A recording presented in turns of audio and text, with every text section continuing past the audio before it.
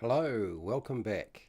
Yes, it's time to fix, remaster, update the Ranger for Dungeons and Dragons 5e, and I'm going to be all about going through that and pulling it apart, ripping it apart, doing whatever I think it needs to be done to get it to a point where I'm happy with it. And so I'm hoping you'll join me for that. This is going to be a long live stream. I do not expect people to hang around there the entire time. Um, just because of the whole process of doing this usually takes me a while to go through the class. I'm going to put up a poll. Feel free to grab some food, some drink, get comfortable, have a chat with me. I will follow along with the comments, and you can see what I'm up to today. Anyway, let's get straight into this. This is why you're here. I am obviously a little tired. It's a bit early. I usually don't live stream at this time of the day, and end of the week for me too, so that always doesn't help. Anyway, let's get started. Hi, welcome to How to RPG. My name is Fred Wheeler, and today I want to talk about Dungeons and Dragons. Okay, not just role-playing games, but Dungeons and Dragons specifically, and it's 5e.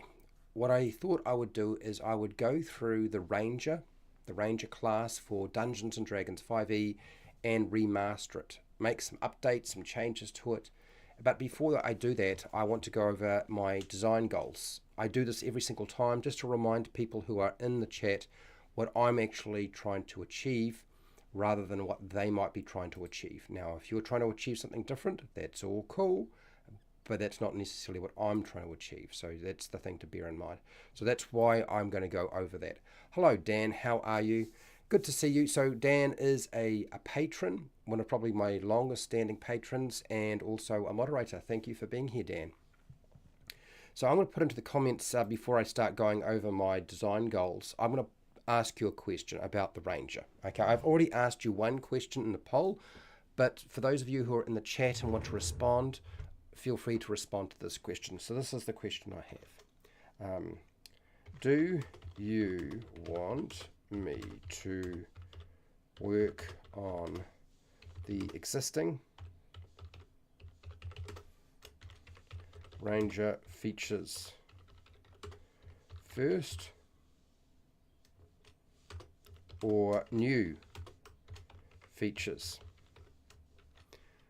Okay, so that's the question. So what I want to try to get from you is, which one would you prefer me to work on first? Do you want me to go through all of the existing Ranger features that the Ranger has right now and make adjustments to them, because that's what I'm planning to do anyway? Or do you want to see me do the new stuff? Now, one of the big problems for me with the Ranger has a whole bunch of things that I think it needs to achieve, but it's also going to be quite difficult. A lot of the new features that I need to put in place for the Ranger cannot look like what I've done in the past because the Ranger is so different. So there's a lot of work. Hello, Big Kid. Big Kid is also a patron and also a moderator. Thank you for being here. I have never seen the fixes to other versions of the Ranger. Right. Well, okay, let's go over my design goals first. So the primary goal for me is I have to design a class, the Ranger class, that I like. Personally, I need to be able to like it. But also it needs to be what my home group wants to play. I'm not building it for necessarily the wider community. It will go up onto Patreon as a first draft, a second draft, or whatever. It will go up onto Patreon for sure. But ultimately, I'm building it for myself and my home group because we're kind of sick of playing somebody else's stuff and it's never hitting all of the marks that we want. So that's what I'm trying to do. I'm not trying to build it for my audience. I'm trying to build it for me and my home group. Okay. And sure, the class has a wide spread of features that cover all the pillars of play. So I need to cover exploration because it's a Ranger, it makes sense. Social interaction, good to have that as well. Combat, world building, a bit difficult with a Ranger world building, but we'll get there. And that miscellaneous X factor. Okay. I need to spread out those features across the levels. I want to make sure that level 10 features and upward do not suck, because a lot of them do in 5e. level 10 features need to have fluff and story quest requirements. It was a big factor for my group that they always be something like that there. I will be ignoring Wizards of the Coast stuff to a large extent, Paizo, Cobalt Press. If they'd made something I wanted to play, I would be playing it already, and they haven't. So that doesn't mean I won't look at some of what they've done, because I've got every version of Dungeons and Dragons in front of me now, just about, not quite, but almost every version. Eliminate the desire to multi-class from the class. So I don't want multi-classing to be a thing in the game for me and my group. So I need to make sure the class is able to do the heavy lifting that it requires. Otherwise, it's not going to be something people want to play in my group. I want to remove the class features that use bonus actions and short rest recharge mechanics. I do not like the short rest. I haven't liked it for a long time, so I want to get rid of that. Ensure the Game Master has the necessary tools to adjudicate the higher levels of play. And remove subclasses and use a different system in its place. The system I have in place has more features than the traditional subclasses. There are more steps, so you get more stuff, but it's not just beat them up. I have a wide range of things that I'm looking at. So that's what I'm trying to do today. I'm going to bring you over to my my screen so you can see it. I'm just going to pull up my phone. Hello, Fred Huber. How are you doing? Fred Huber is also a patron. Thank you for being here. New features, delete the old features, and start over. Well, see, here's the thing: is I don't think all of the features for the Ranger and 5e are bad. Not all of them. I think there are quite a few of them that are actually not too. They're on the right track. So I just think they need to be expanded or adjusted. Okay, some adjustment required. I don't like favoured terrain, survival skills work in all terrains. So, yes, I understand where you're going with this, Fred Huber. I say let's just go with how it should be. Let's just go with how it should be. Okay, all right. So we've got 2 points of view. Let's do the new stuff, start over, and let's just... Okay, Pale Rider, Githyanki Astral Ranger, Animal Companion, Red Dragon. Okay, so I'll make it clear for those of you who are going to ask me this question. It's a Ranger. Yes, there will be an animal companion feature. It will not look like the 5e animal companion feature. Okay? But I will put one in. But it won't be the overpowered bullshit of 3.5, which is why people always liked playing a Ranger, because you've got an animal companion that could also do a whole lot of stuff that made them like literally almost incomparable another player character in many respects. And that's what my experience of 3.5 was. Rangers were bullshit. They were just too good. Agreed on terrain. They should get a boost to any enemy they have seen. Okay, all right. So I see where we're going with it. Let's just look at the existing stuff. Let's just pull apart that. And then I'll go and do the new features. Because the old features are probably going to wind up looking like very new features anyway. Okay, all right, let's just do that. I think that's probably, maybe that's the way to go. We'll see. I will keep a track of the chat and see what people are talking about. Okay, so let's start with this. Let's get my phone up. Come on. No, that's that. Okay, and drink of water. Oh, okay, so we're going to be flipping over. Okay, I got my phone up. Good, it's working. Ferret is a good animal companion. Fight an orc and you have now, and you now track an orc. Okay, so one of the things about the Ranger is it had a whole lot of features traditionally that it doesn't have now. I get where you're coming from here, people. And tracking was a big issue for me too. I totally get it. So let's start with this. There are my goals. Remember, this is my goal. Those are my goals. That's what I'm trying to achieve. So we're going to plug in some stuff here very quickly, I think, just to get me started so I know where we're at. I really hate the idea that Rangers get spells that really... the fact that a Ranger gets access to spells so early on, I think is a load of bollocks, frankly. I've never liked the fact that they did. They would never struck me as being a spellcaster really, and I know that is still a thing even in in older versions of D&D.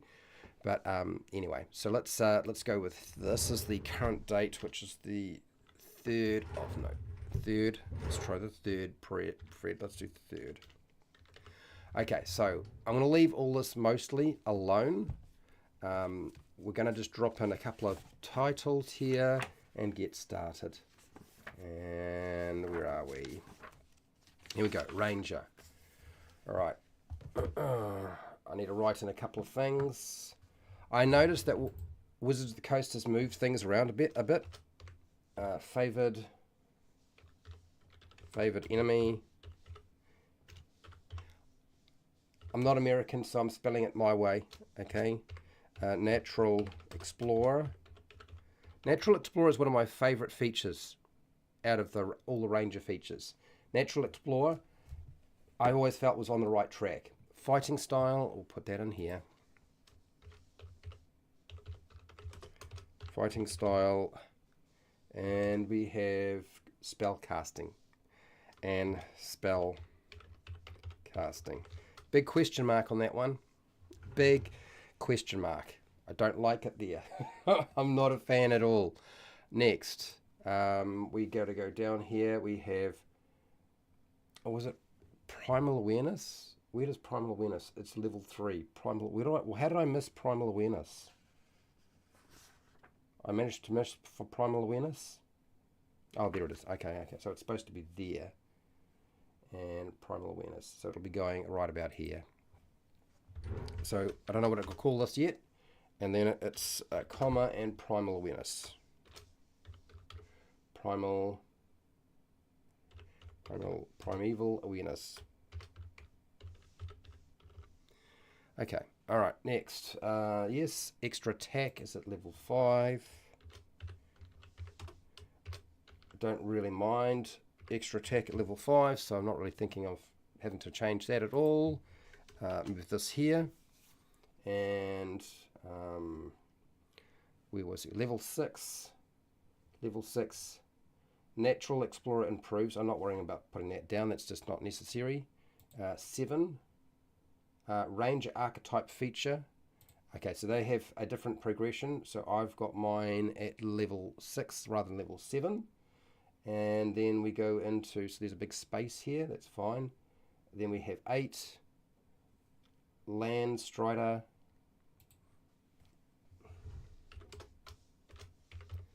Lands Strider. I don't even know if I want to call it Land Strider. Lands Strider. Land Stride. I just call it Land Strider. I think Land Strider is better. We'll call it that instead. Okay, next. Level 9. Big space here right now. Natural Explorer includes hide in plain sight.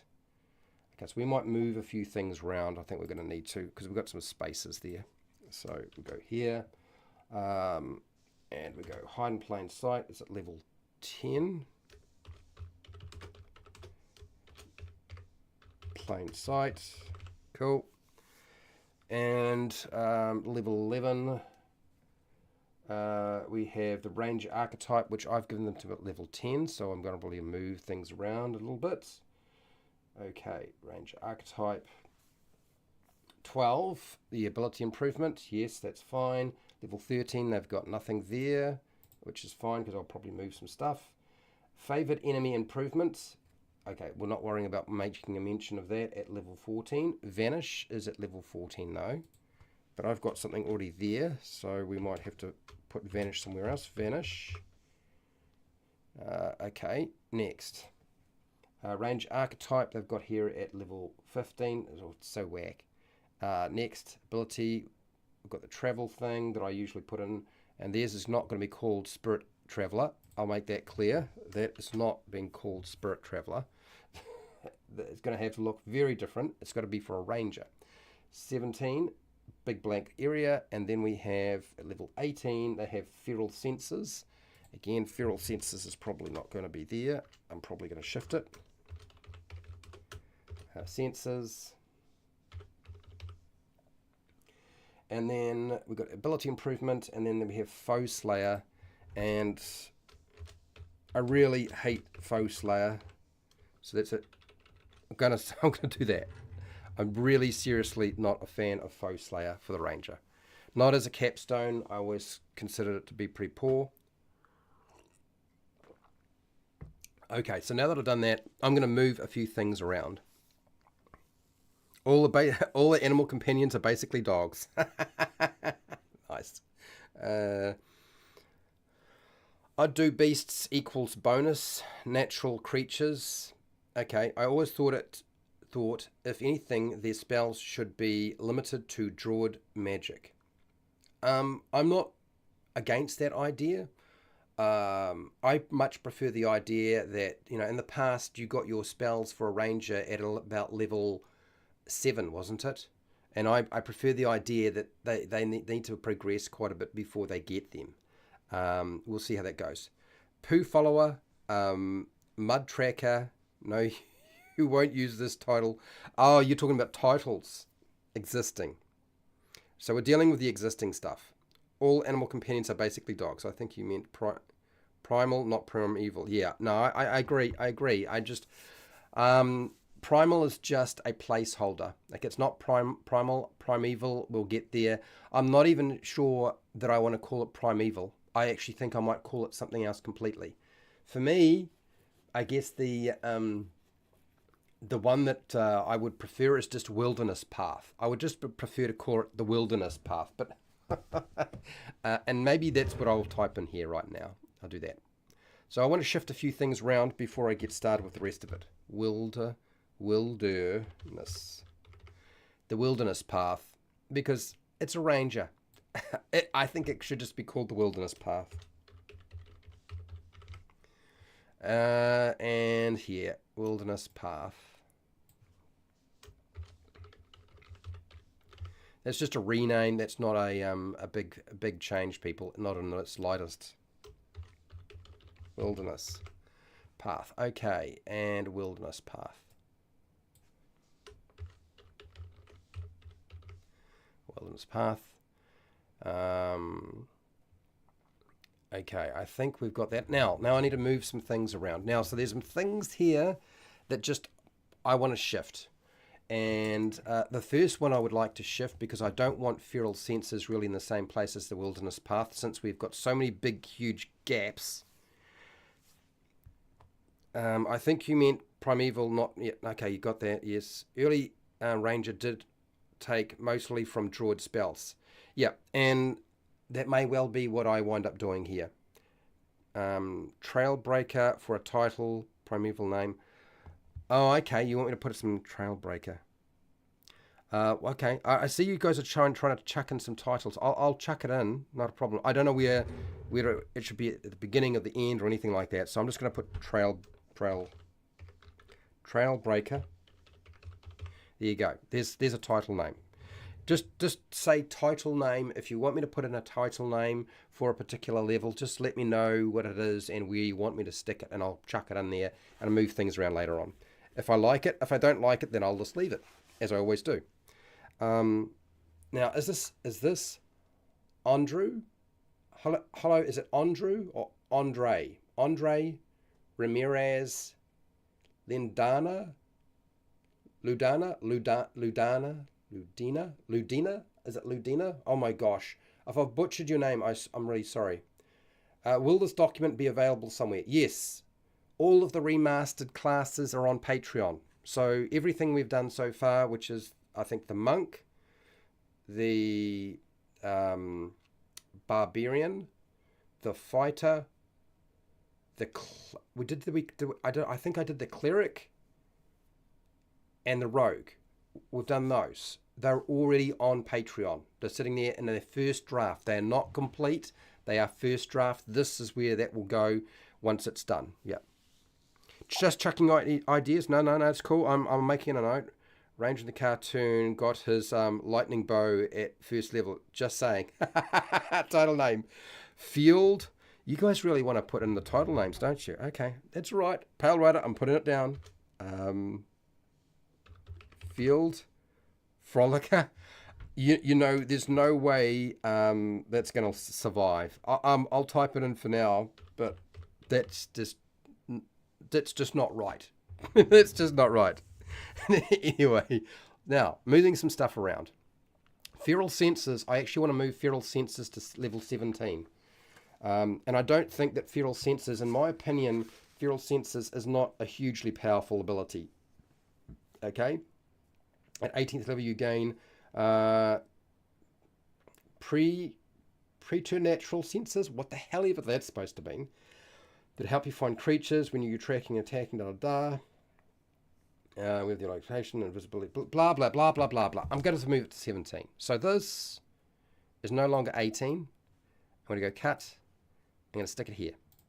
There's a big space here. Let's just put it where there's a space. There might as well. Right, so feral sensors just moved from 18 to 17. So I'm going to find that in here. So most of this document has been pre-done, people. I have done some homework.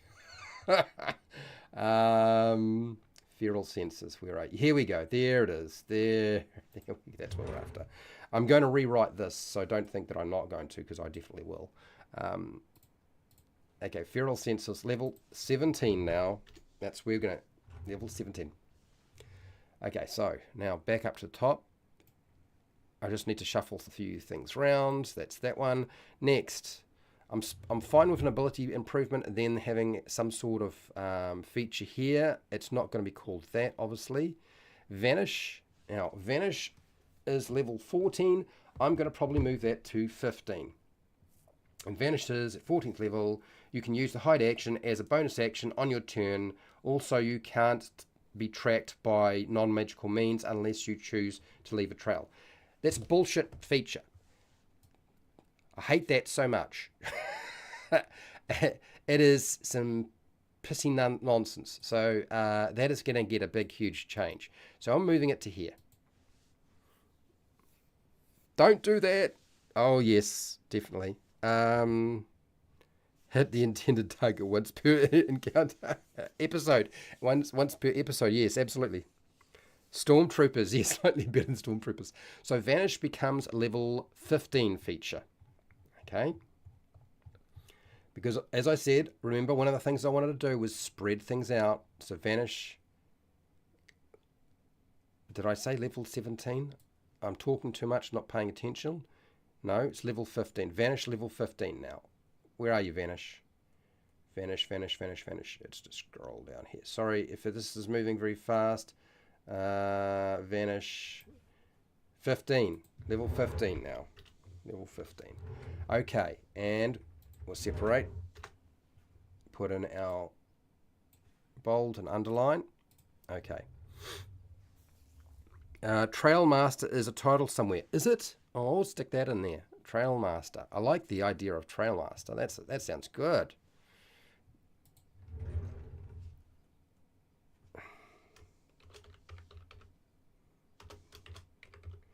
Trail Master. There we go. I'm just chucking them in. Next. We have Wilderness Path. We have Vanish. We have Hide in Plain Sight. We have Landstride.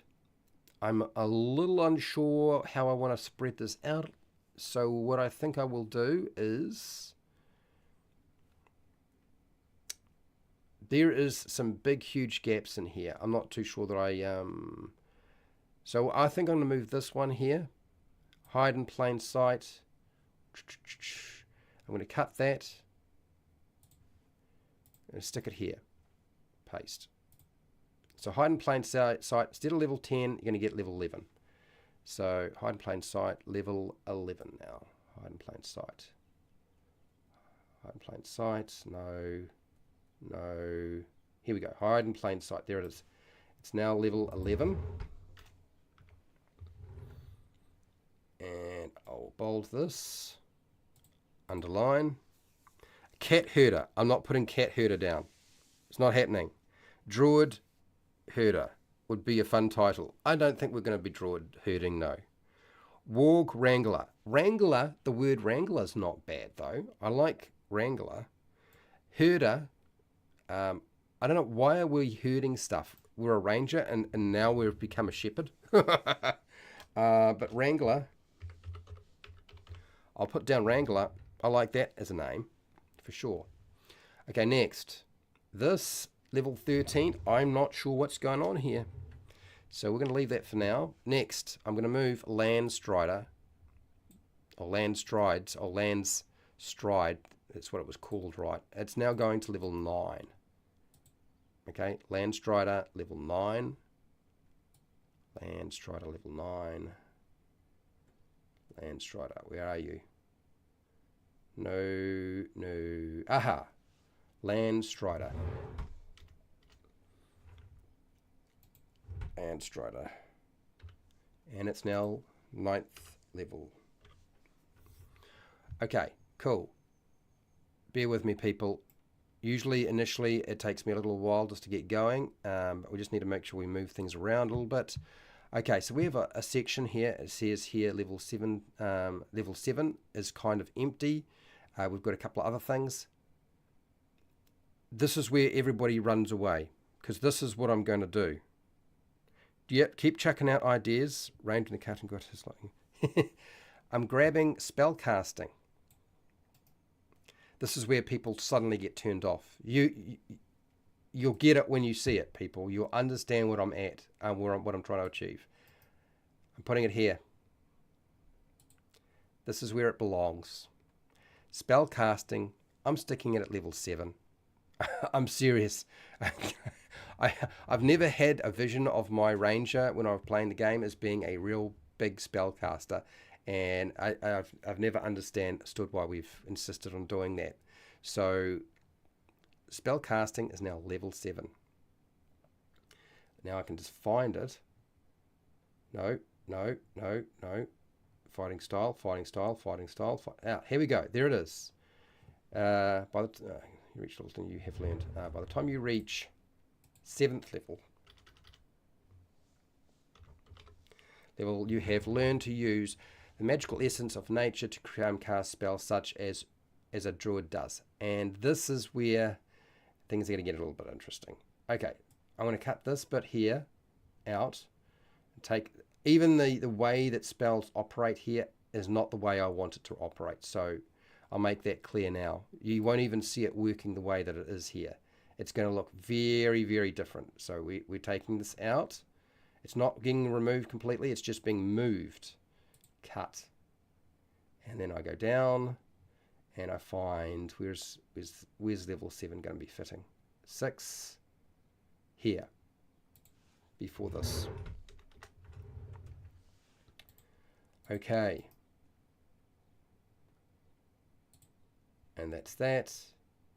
And I need to push this down a little bit. Spell casting, and we go here. Okay, so that's where my head is at with all of this. That's the arrangement. That's the basic arrangement.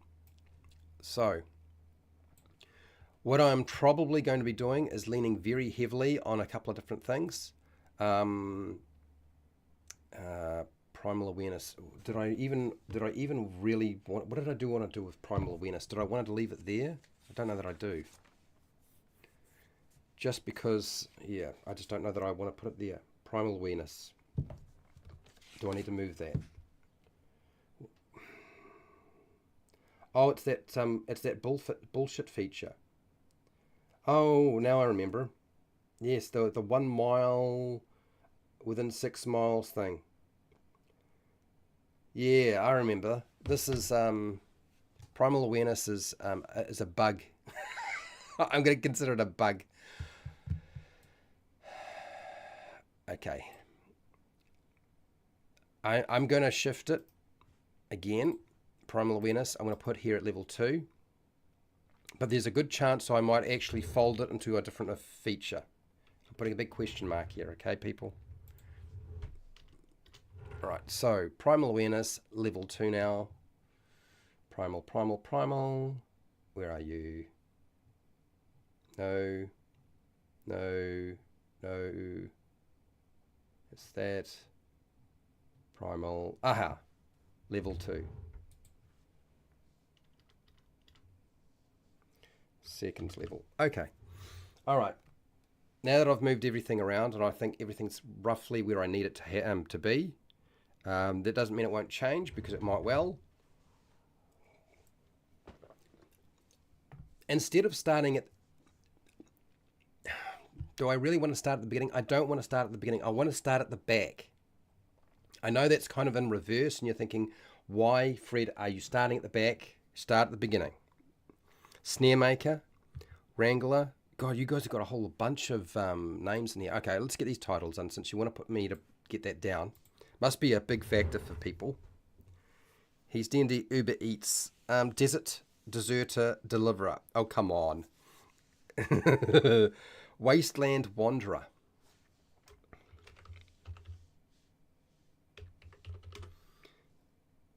Why does it have to be Wasteland? Let's just put down Wanderer. Wanderer's good. Forester, I guess. Well, I can deal with that. Forester. Scout. I like the idea of Scout. Woodsman. I like the idea of Dog Whisperer. Snare maker. Title runner. Title runner? Runner? I don't know, why are we calling it a runner? Woodsman? Woodsman's very appropriate, I have to say. Snare maker. Yeah, we're going to have a lot of fun with that. Okay, so snare maker. So that you might have noticed that you've got a feature I've plopped in here that looks very much like the one I made for the Barbarian. It's not going to be, I'm not using the Barbarian one, okay? But I need to know where to start. That's cat herder, wrangler, snare maker. Okay, all right. Guide, fine. Yes, we can put guide in there. Some are serious, some are just being randomly strange. I kind of figured that might be the case. It's all good. A Corsair? What's a Corsair? I feel like have we given them a no, I'm not going to say it. Sorry. No, I won't say it. Anyway, so these are some of the things that my group had told me I need to make sure the ranger has. So since I've told you what my goals were, I'll tell you what I've got to stick in here. Beast tracker. Hello, Derp. Derp is also a patron. Hello, Shiner81. I've just noticed people's names. I'm just looking at the chat and I'm like trying to keep up. Country245. Wow. We've got a few people here. You guys have come up with some good ideas. Beast tracker. So these are the things my players had stipulated we needed to have. An animal companion. They said they wanted an animal companion that could be used for utility. Higher level, they said, what about maybe combat with an animal companion? I said, I don't know. I'll think about it. But definitely not low level. Definitely not low level. The animal companion is more a utility feature. And that's where my head is at. It always has been. I never understood why we insisted on separating the Beastmaster Ranger from the Ranger. The Beastmaster is the Ranger, as far as I'm concerned. So I don't understand why we try to separate that. Google Corsair, it's not bad. Oh, is it? Corsair? Okay, well, let's Google Corsair. And I'll see what we've come up with here. Can I find my mouse? Oh, there it is. There we go. Corsair. I've got to take the glasses off. Corsair. No, that's not what I wanted. How do I get the A in there? Corsair. No. Corsair. Define. Define it. What is it? The route or direction followed by a ship, aircraft, road, or river. A dish, a set of dishes served together, forming one or of successive parts of a meal. Okay. A liquid moving without obstruction. Flower, pursuing game, following greyhounds, using scent. A Corsair. I don't think so. I don't think so. Anyway, let me go over. Course a horse. He's not a horse though, is he? How do we get beast tracker? At least the word tracker, I'm pretty sure we had tracker in here, if you're wondering. No, we don't have tracker. I don't know if we have to say beast tracker, but just tracker. We'll put tracker. Tracker's down there. Derp, you got tracker in there. All right, cool. Right, back to where I was trying to actually explain what I have to get into here, which is, frankly, no easy task. I'll tell you that now. Animal companion, utility, maybe combat, but no guaranteed, certainly not at low level. Ranger should have a mount. And traditionally, the Ranger could get a Pegasus. So we're going to give the Ranger a Pegasus at some point. Okay, autocorrect the search. Google does mess up sometimes. Standard skills, I'm giving them nature, animal handling, and survival. And then you select 2 more because I'm decoupling the skills from backgrounds. Favorite enemy for me is mostly fine. I have very little problems with it. There's just one little thing that I would like to add in there that has always really been a factor for the Ranger. Natural Explorer gets a whole bunch of stuff. I'm giving them a shite load of favoured terrains, and as you level up, you will get more favoured terrains. I think that works better. So, you know, you're going to get, because it makes no sense that they can't go, you know, basically select 4 at level 1 is what I'm going to say. Coast, forest, grasslands, mountain, swamp, desert, Arctic. And then at level 6, you get to pick 2 more.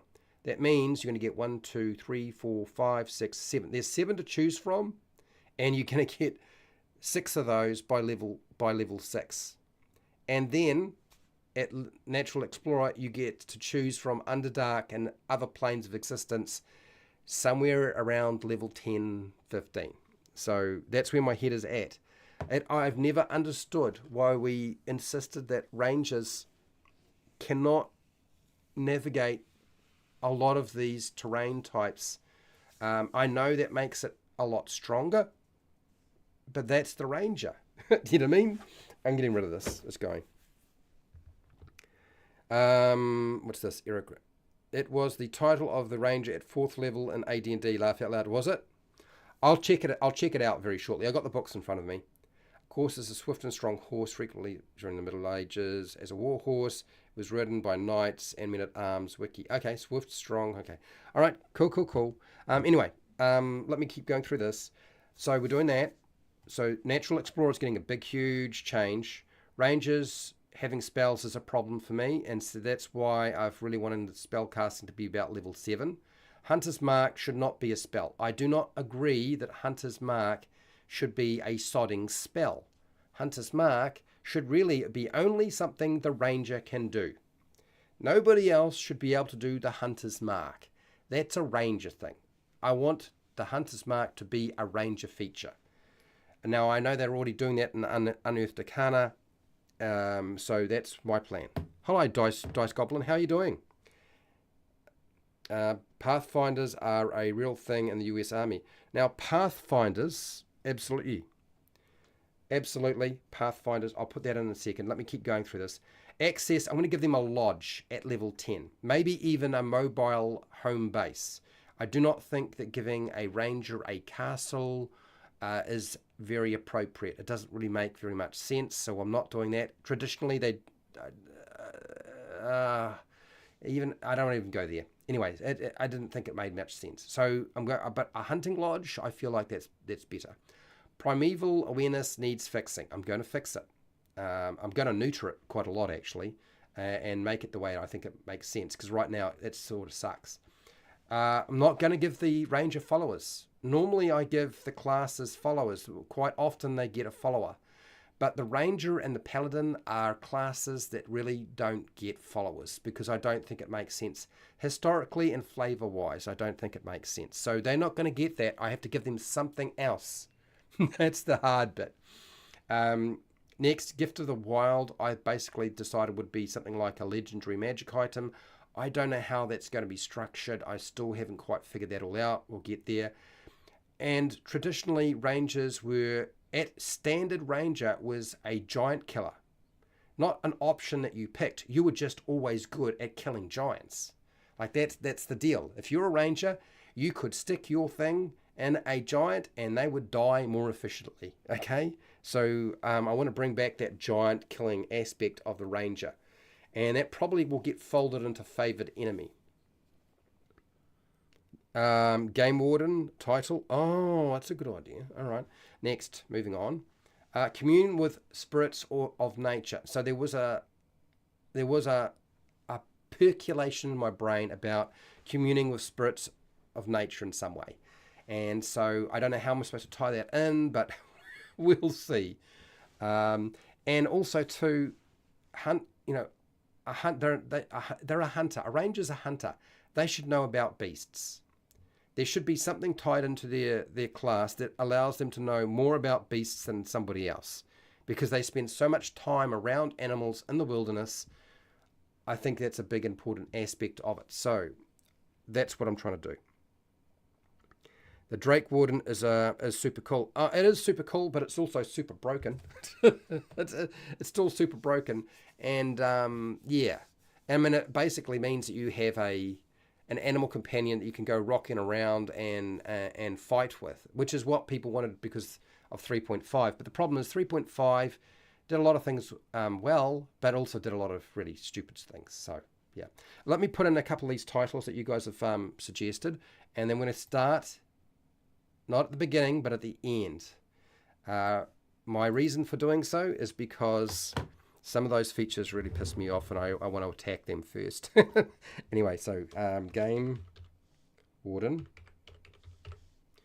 Game Warden. Where's a Game Warden? Let's do Game Warden. No. Game Warden. Game Warden. Game Warden. All right, we'll see where we go. Game Warden, come back to that. Somebody else typed in another word. What was it? Where is... Oh, Pathfinder. Pathfinder. Good name. Cool. Love it. Awesome. Commune with spirits in nature seems more like a druid thing to me. Derp, I know what you're thinking, but give me a chance, because I agree that a druid should have something like that. But for me, I've watched way too much of the Beastmaster movies. Okay, so that's part of where my head's at. Okay, I really like the urban and underday terrains. Hello, Arcane. Is this Arcane? Arcane DGR. Hello, how are you doing? A ranger could have an apprentice, absolutely. Ranger followers that leaves only once they reach level 1. Well, Pale Raider, I agree that they could definitely have an apprentice, but a big, huge group of followers, probably not. Levels of bow bonuses are as they gain level, mostly increase range, long range. I see what you're going with this. I haven't really thought about that. Again, I'm not trying to make the ranger really good at combat. I know that people say that's the weakest part of the ranger. I'm just trying to duplicate what I think my group is trying to achieve. Do you know what I mean? Underdark. That's cool. So let's go into this first ability, which for me is the level 20 capstone, which sucks balls. Let's get real. Foe Slayer at level 20 sucks balls. It really does. It's awful as a feature. I don't know what they were thinking. I know what they were thinking. They were thinking at level 4, let's just add in a feature that has to do with this. Anyway, so first off, I want to actually pull something from the Barbarian that I had already put in here. I've been doing this with all of the level 20 capstones. For those of you who are wondering, it's quite common for me to do this, and I'm going to continue to do it. Your character can select an epic boon. I will redo all the epic boons because the epic boons in 5e are bollocks. And this is is it 12? Yes, it is. Okay, so that's right. That's cool. Let's do that. Paste this. Formatting. Okay, so that's good. So your character can select an epic boon. First thing I'm adding. At 20th level, you become an unparalleled hunter of your enemies. Whatever. Once on each of your turns, okay, you can add your wisdom modifier to an attack roll or the damage roll of an attack you make against one of your favored enemies. The problem is for me is like it's so situational. It's a level 20 feature that's so situational unless you are fighting your favored enemies. Now the idea being, right, you might have more than one favored enemy. I get it. But I don't like the feature. I really don't think it works. You can choose to use this feature before or after the roll, but before any effects of the roll are applied. So the bit that I have a problem with is all of this. I don't like any of that. Okay, the other bits, they can stay. But this bit, I don't think so. Have I figured out how to solve this problem? No, I have not. Not even remotely.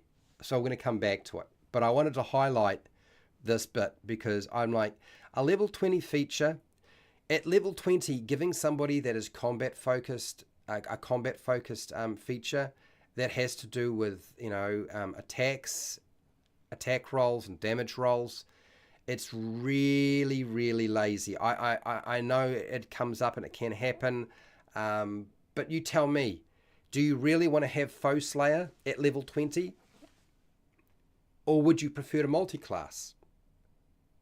And I've always found that people prefer to multi-class rather than strive to get to Foe Slayer. Most people are never going to play to level 20 anyway. So, yeah.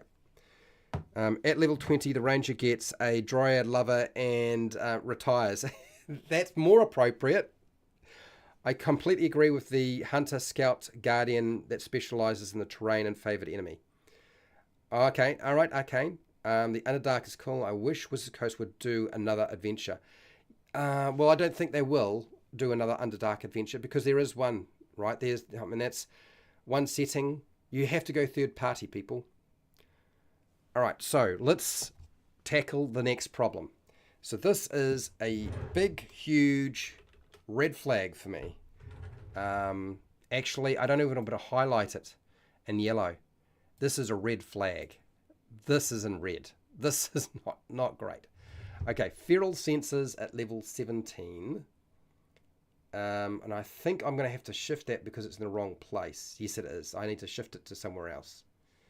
It needs to go down here because I shifted it from where it was. So feral senses, we're going to grab this. Do not like the way this feature works. It's a level 17 feature, so it needs to be appropriate for level 17. And that's 16, that's 18, so it goes in here. And paste. All right, cool. At level 7, at 17th level, you gain preternatural.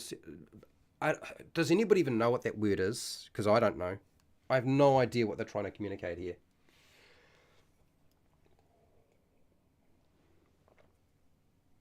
Okay, so basically it's about trying to help you fight creatures you can't see. When you attack a creature you can't see, your inability to see it doesn't impose disadvantage on your attack rolls against it. Okay. Wonderful. You are also aware of the location of invisible creatures within 30 feet of you, provided that the creature isn't hiding from you and you aren't blind or deafened. Here's the problem. If something, here's the problem with that last sentence. You are also aware of the location of any invisible creature within 30 feet of you. Okay, that's fine. Great. So, okay, that means within 30 feet, I know where invisible creatures are. So I can go up to them and attack them. Wonderful. Great. Awesome. That's actually pretty good for level 17. It is a combat feature, but, still kind of interesting, I guess. But this is where it falls apart, provided the creature isn't hidden. Now here's the problem. There's hiding and there's hidden. Hiding means you can't be seen, okay? And Dungeons and Dragons. Hidden means you can't be heard and you can't be seen. And most of the time, people are going to get confused by hide, which is you can't be seen, and hidden, which is you can't be seen and you can't be heard. So almost immediately that first part of that sentence is completely fucked up, because nobody's going to know how the hell to adjudicate this. And it's going to wind up with players and game masters having some sort of horrible fight. And I've found this to be the case for myself. It's really awkward. Okay? And provided you're not blind or deafened, you can actually figure out where they are. Now, I have no problem with you can't be blind or deafened. You know, that makes sense. So you're using your sight and your hearing, but we're going to put in something else. Because it's actually really hard. I have had to learn how to fight in the dark. They used to train us when I was doing my martial arts training to be, leading up to black belt. They used to put us in a darkened room where you could not see a thing, a whole lot of people, and you were punching and kicking each other. Lots of injuries occurred. Usually we were hitting and punching furniture rather than each other, but trying to actually find each other and punch people and kick each other is really difficult. So fighting in the dark, I know how hard it is. So being able to listen is one thing. You can't see anything because you can't rely on your sight, so that's no good to you. So being blind, it would not matter if you were fucking blind. If you're dealing with an invisible creature, you can't see it anyway. It's the most ridiculous feature under the sun. So I really despise this. So there's some stuff that needs to be removed from here, because it makes no sense whatsoever. Let's assume that our ranger has got superior senses at level 17, which means they're using their hearing and their smell to figure out the location of something. Now, figuring out where the location of somebody is when you're using your ears is really difficult. It is not something that you can just naturally do. Even with training, it's super hard. And even then, there's a lot of missing. I can tell you that now. Now, trying to use your sense of smell to actually detect something, that's usually beyond a human. That's not the kind of level of control of our sense of smell that a human has. So we're talking about something else completely. But I am aware that there are people who have trained for many years and who are much more skilled than I ever became that are capable of doing this. But they do not use their eyes. So we have to eliminate that nonsense from there. Let me just update this and see what we're going to give them. Echolocation. Not going to give them echolocation. Beyond normal. Yeah. It's still a shite word. By level 20, the feature is bogus. They don't need the attack bonus, or their damage will make the bonus insignificant. Yes, this is one of the problems I keep trying to point out to people. It doesn't make any sense. If you want more Underdark, look up old AD&D 2E modules, which you can find for free download. Yes, you certainly can. Like Spider Sense for Spider-Man. That's arcane. Now you're on it. Let's assume that our Spider-Man is kind of like a ranger monk, okay? And we're going to port over that concept to invisible creatures, because that makes more sense. Pretty much we let players know the square of the invisible in combat anyway, so well, here's the thing. The way that Jeremy adjudicates invisibility is completely bullshit. It is the worst explanation I've ever heard, because I know how difficult it is to figure out where somebody is when they're invisible.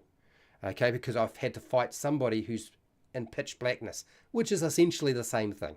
Okay, what's worse is you don't even know where you were standing. You don't know what's in your environment. So at least you've got It's a slightly easier if somebody's invisible compared to being fighting in the dark. Just made me think of Sheldon Echo locating in the theatre.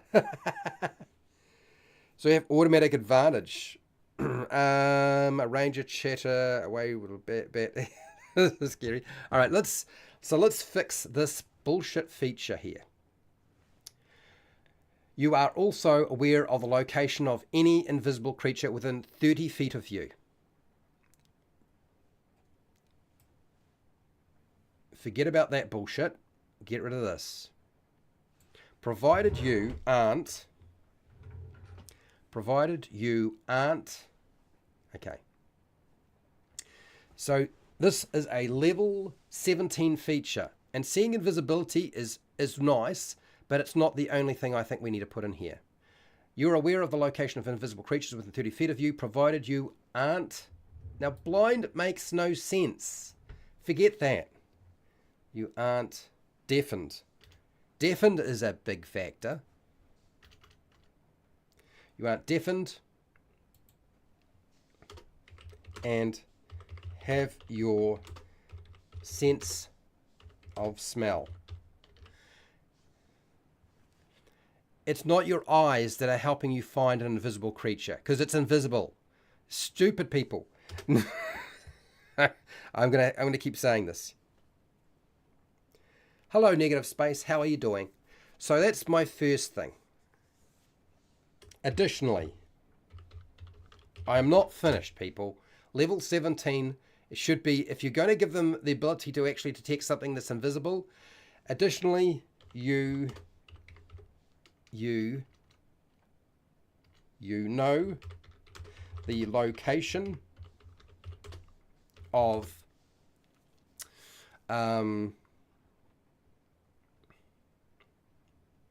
additionally, you know the location. Okay. Additionally, you know the location of another creature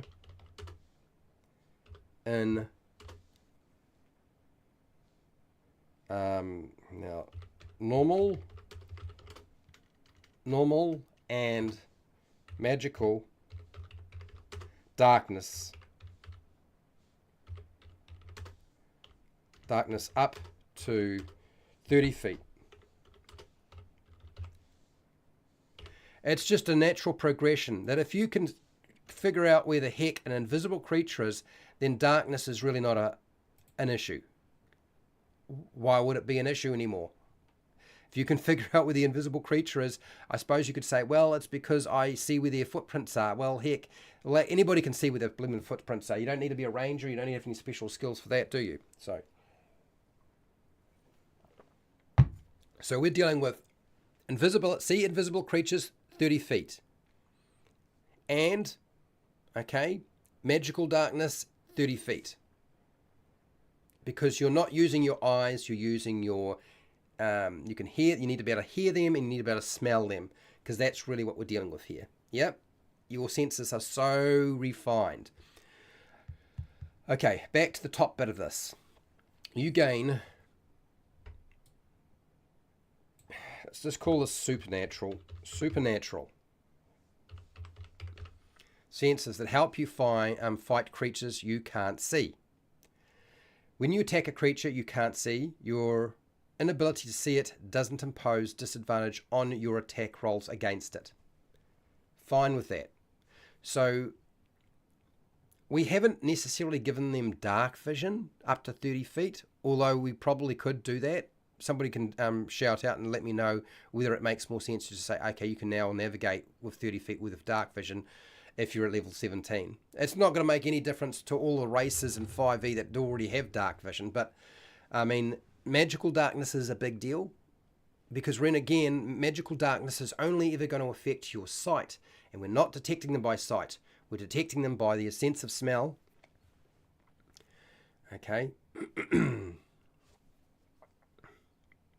And so I'm going to just update this chat here, see, because it keeps falling behind on my phone. I apologize, people. Instinctual senses. Arcane and instinctual senses. That's a better word. I think I like that a lot more.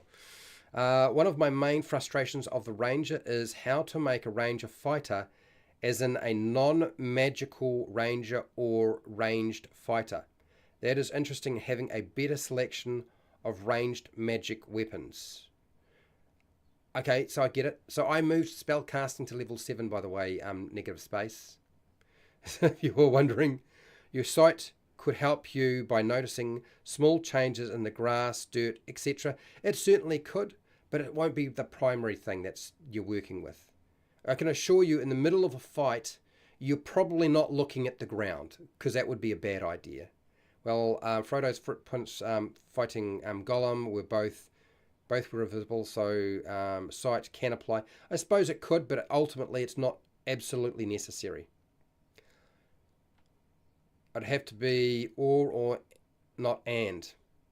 Oh, don't need both. Just yes, that's right. That's good point. Good point. Good point. Let's do that.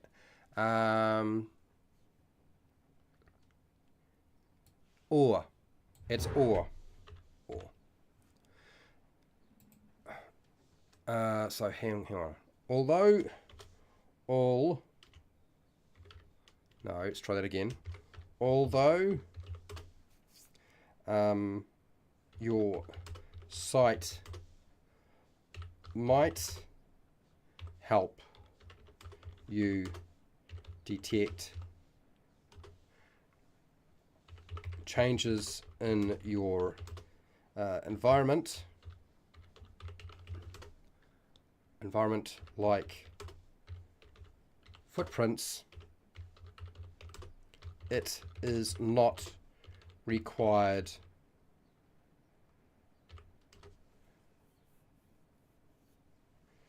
to detect invisible creatures or navigate in darkness.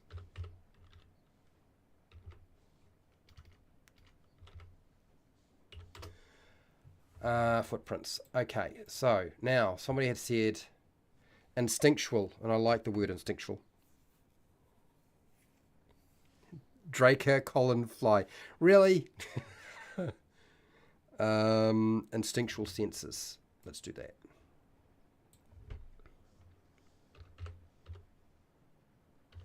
Instinctual senses.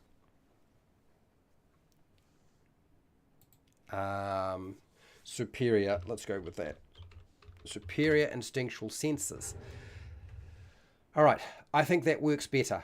As a level 17 feature, that seems far more suitable. Although your sight, your vision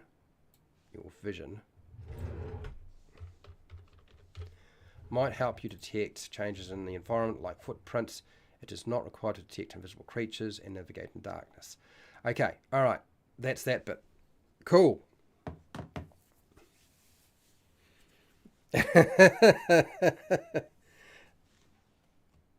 Now, I'm just going to move this around a little bit and have another drink of water. Or top of the hour, I should be taking a break. But Vanish, I feel like Vanish is one of those things that I can fix fairly quickly.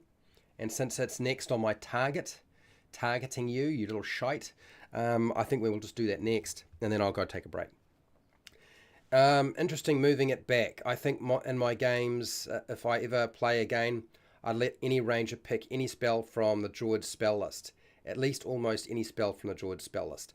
Yeah, I think that's fair. That makes a lot of sense. We sense temperature changes and or displacement nature. Imagine training this over time. Hang on, you've just said something here, Arcane. I know some people can do that. I've never been able to do it myself. Air displacement, temperature changes. You're talking about some fairly advanced skills there. I don't know that I despise that idea at all. Do I want to add that in? You're aware of You are also aware of the location of any invisible creature within the 50, provided you aren't deafened or have your sense of smell. So smell. I'm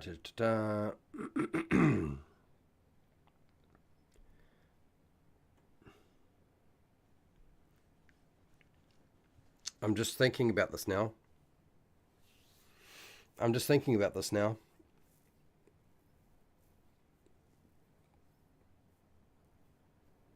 Being able to see heat. There are some really obscure accounts where people have been able to see heat. It's not very common, and usually they're hoaxes, but I have heard. I don't know if it's actually a real thing or not, though. I've got no idea.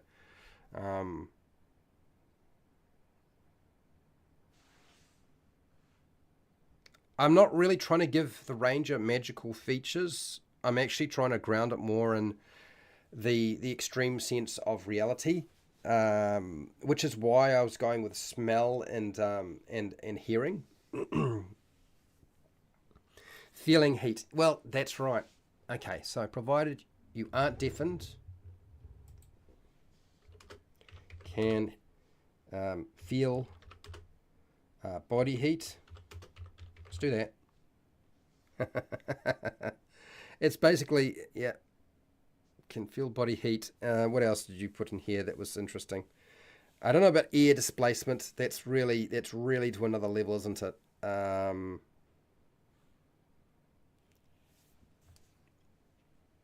Okay, let's leave that. Let's move on. Let's do vanish. I want to do vanish and then I want to take a break.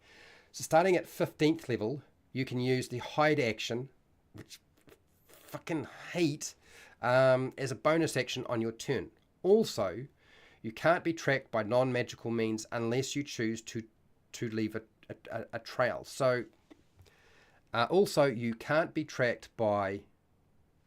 Now, it says non-magical means unless you choose to leave a trail. This is where one of my beefs are. Because I could swear in the past it read some other way. And so I just want to go grab the... I'm grabbing this book, Advanced Dungeons and Dragons First Ed Edition, but I don't think it's in here. This is the problem. I don't think it's in here. Ranger. Ranger is on page 24. Let's have a look at Ranger, page 24. Go, don't fall apart. Don't fall apart. Okay, here we go. Ranger, Ranger, Ranger, Ranger. Magic user, Ranger. Here we go. I found it. This is what I was after. Yeah, you would. I feel like it would be, even for somebody who's really sensitive, air, but heat. We've got infravision in Dungeons and Dragons, so it's kind of like giving them infravision. So this is one of the things that pisses me off with this this hiding stuff. Okay, so Rangers are a subclass of the fighter who are adept at woodcraft, tracking, scouting, and infiltration and spying. All Rangers must be of good alignment. I don't care about that. Although you can be lawful, chaotic, or neutral, otherwise a Ranger must have strength or not of not less than 13, intelligence of not less than 13, wisdom of not less than 14, and a 14 or greater constitution. Don't care about any of that either. If the Ranger has the ability scores of greater than 15 in strength, intelligence, and wisdom, he or she gains the benefit of adding a 10% to experience points, blah, blah, blah, blah, awarded by the referee. Okay, next. Moving along here. Where is it? No. Okay, here we go. Unlike other fighter types, Rangers have 8-sided dice, so they get a D8 in the old game. I believe that's a little bit different. Nowadays, I think they get a... do they get a D10? I think it's a D10. I think it was a D10. I think they upgraded the Ranger and gave them a D10. Yes, they did. So that's fine. I don't care whether it's an 8 or a 10, frankly. They're in the front line quite often, so that's all good with me. Keep going.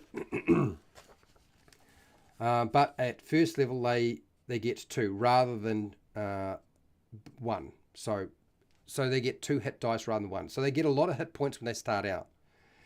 It should also be noted that rangers get 11 hit dice rather than 9 of the other fighter types. Again, this is too confusing. In addition to considerable prowess in fighting, a ranger have druidic and magical spell capacities when they attain higher level. Thus, they are very formidable opponents, for they have their other abilities as they, that they benefit from. Bloody, bloody, blah.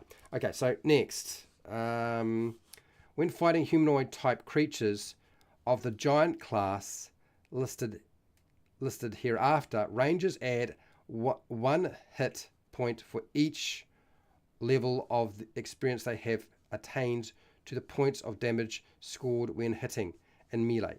Giant class creatures are bugbears, ettins, giants, gnolls, goblins, hobgoblins, kobolds, ogres, ogre mage, orcs, and trolls. Example, a 5th level ranger hits a bugbear in melee combat, and the damage done to the opponent will be according to the ranger's weapon type, modified by strength, and +5 for his or her experience level, because of the opponent is a bugbear giant class. So that's too confusing.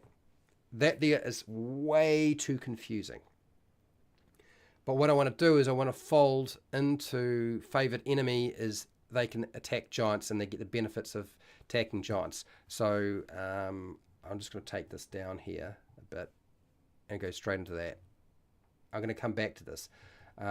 Because I'm reading through here, I don't want to have to read through it more than once. Favorite enemy. Beginning at first level, you have significant experience tracking, studying, tracking, hunting, and even talking to certain types of enemies. Choose a type of favored enemy. Bloody, bloody, bloody, blah. Celestial giant, da da da. Additionally, you can select 2 races or humanoids such as gnolls or orcs as favored enemies. Okay, here we go. Okay, so choose a type of favorite enemy. Da, da, da, da.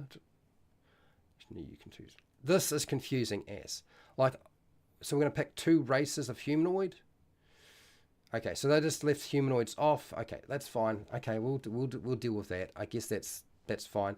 But I want to add in something here. I'm taking giants off the favored enemy list.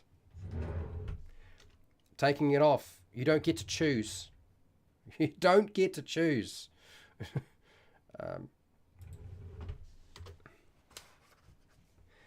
You are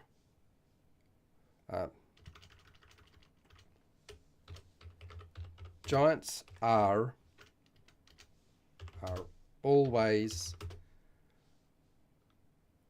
a favored enemy.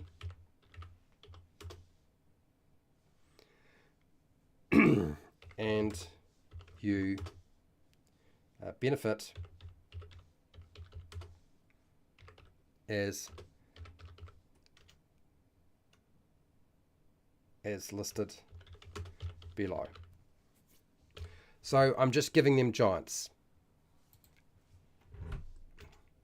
So this here, okay, you have advantage on wisdom survival checks to track your favorite enemy. That's fine. We'll get this here. We'll drop this down.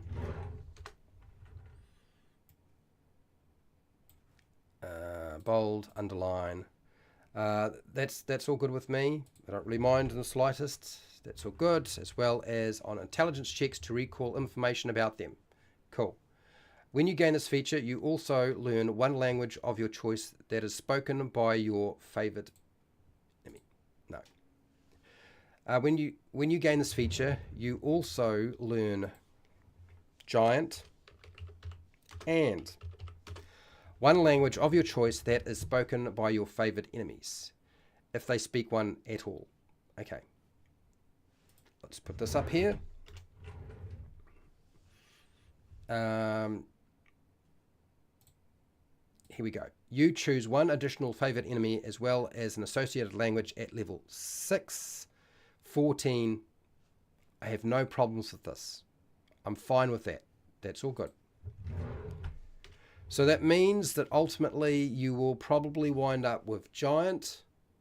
Then you'll get one, another one at level 1 when you pick one. So maybe you pick Aberrations or something like that. And then at level 6 you're going to get another one. So maybe you pick up Dragon. And level 14 you get another one. So you're going to probably have about 4 favored enemies at level 14. If you played a level 14, that is. If you have Humanoid, you're going to wind up with 5 if you decide to select Humanoid, because you get to choose 2, right? So that's how I would like it to read. That makes more sense to me, okay? And so we will break up, you have advantage,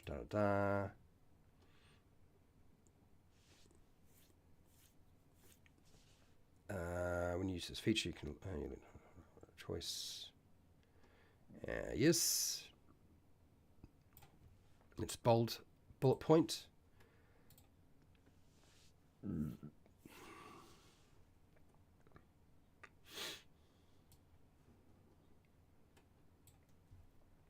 go here, cut this, just adjust this around a little bit. Paste. Okay. All right. I think that reads better. That's more what I was after in the first place. Yeah. Also, you gain level, and also you gain levels. Your choice should also. Well, as you gain levels, your choice should reflect the types of monsters you've encountered in your adventures, and that's I have no problem with that either. That's fine. Hello, how's it going, Jasper, AK, and Buried Axe? Sorry I didn't respond straight away. I was doing a lot of thinking. And it looks like I've just finished with the favorite enemy. That was quick. I was trying to actually do the Vanish and reading through the AD&D stuff. But let's go back to Vanish. I need to go and take a break though, don't I? Okay, so we're coming back to that in a second. Title Captain Planet. That is, I don't think Captain Planet's going to go down well.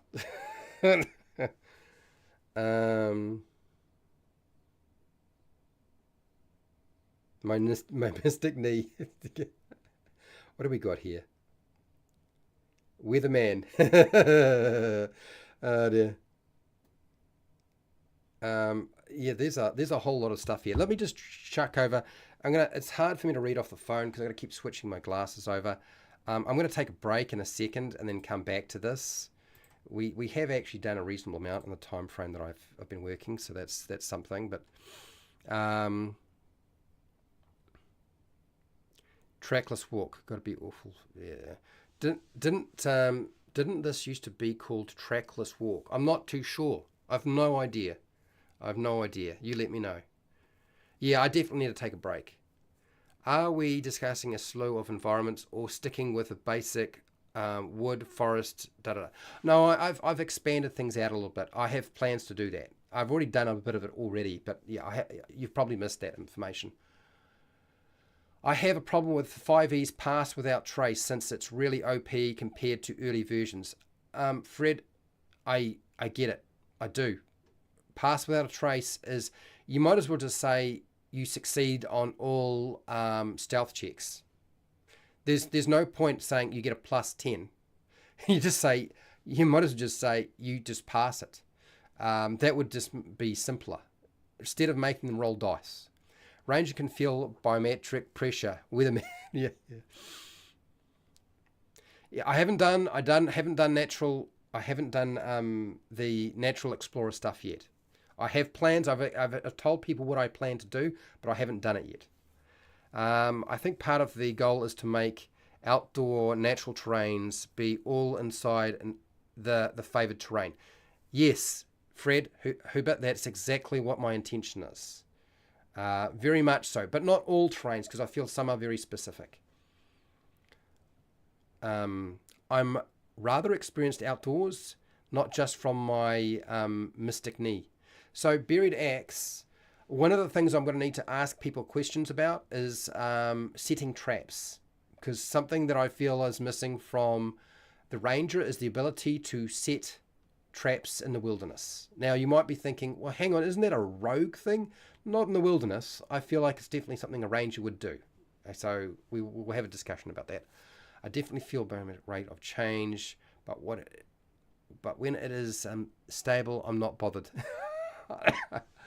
You're always contradicted by the forecast of the weather. Nice, good.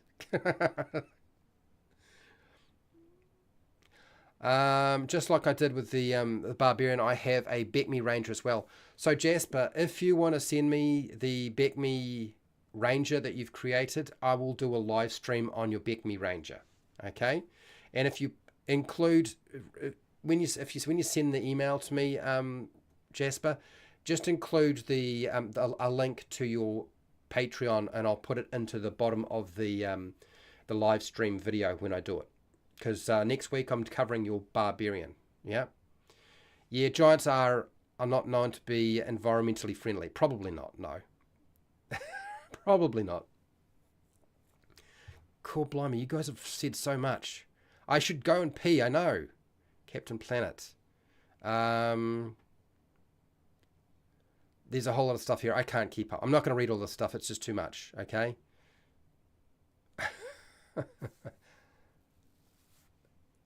If you can't. Yeah, okay, all right. You're not looking for tracks. No kidney damage on the live stream. Well, that's exactly what I'm hoping to avoid. Uh,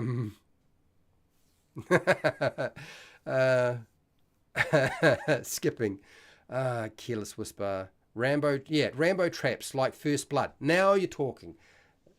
Pale Rider, what sort of traps would a ranger be able to set? That is an important question, because I feel like my ranger should be like Rambo. I've been trying to think about how to rebalance some of these spells when would work. Maybe pass. Yeah, I don't know. I don't know about. I don't want to even think about spells right now. It's bad enough thinking about classes. Food traps are quite different from nuance traps. Food traps. Messing with the players. What? How do we get there? How do we get to that? Jasper, if you go to the About section of my YouTube channel, my business email is my personal email. Okay? So just go to the About section, and in the About section, my email is there. You can't access it on your phone. You need to go to a desktop computer, because it won't show up on a phone. So Jasper, just desktop computer, go to the About section of my YouTube channel. It is not a secret. My email is completely, yeah. P-Tracks. I'm going to wind up doing P-Tracks very shortly if I'm not careful. Definitely giving the Rangers some Rambo skills. Absolutely. I've been thinking of maybe lowering the bonus. I see. Okay, all right. So I'm going to give you a question, and I'm going to come back and I'm going to put down here hashtag how do we fix the vanish feature, because I don't like the vanish feature. Haven't liked it for a while, and it's definitely, feels like a chopping block thing for me, but maybe we can save it. Anyway, back in about 5 minutes.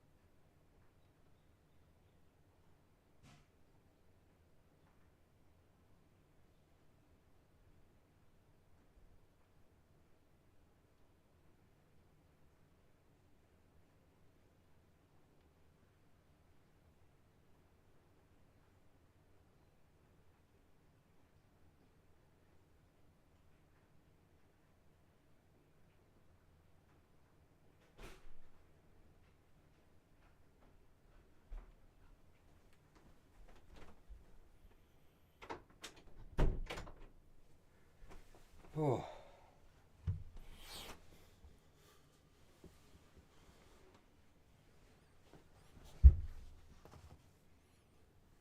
Okay, I'm heading back in. Let's see if you guys have come up with a solution for Vanish, because I don't like it. Creative, and also would hopefully allow them to make interesting ways to engage in encounters. Yeah, in my game, I'm going to make traps an out-of-game ability, and that's what my intention was always supposed to be. Negative space is for the ranger. I want them to be able to make traps, but it would not be in combat. It would be out of combat. Setting up an ambush is one thing, but also hunting for food. You know, it makes so much more sense. It just obscures the trail.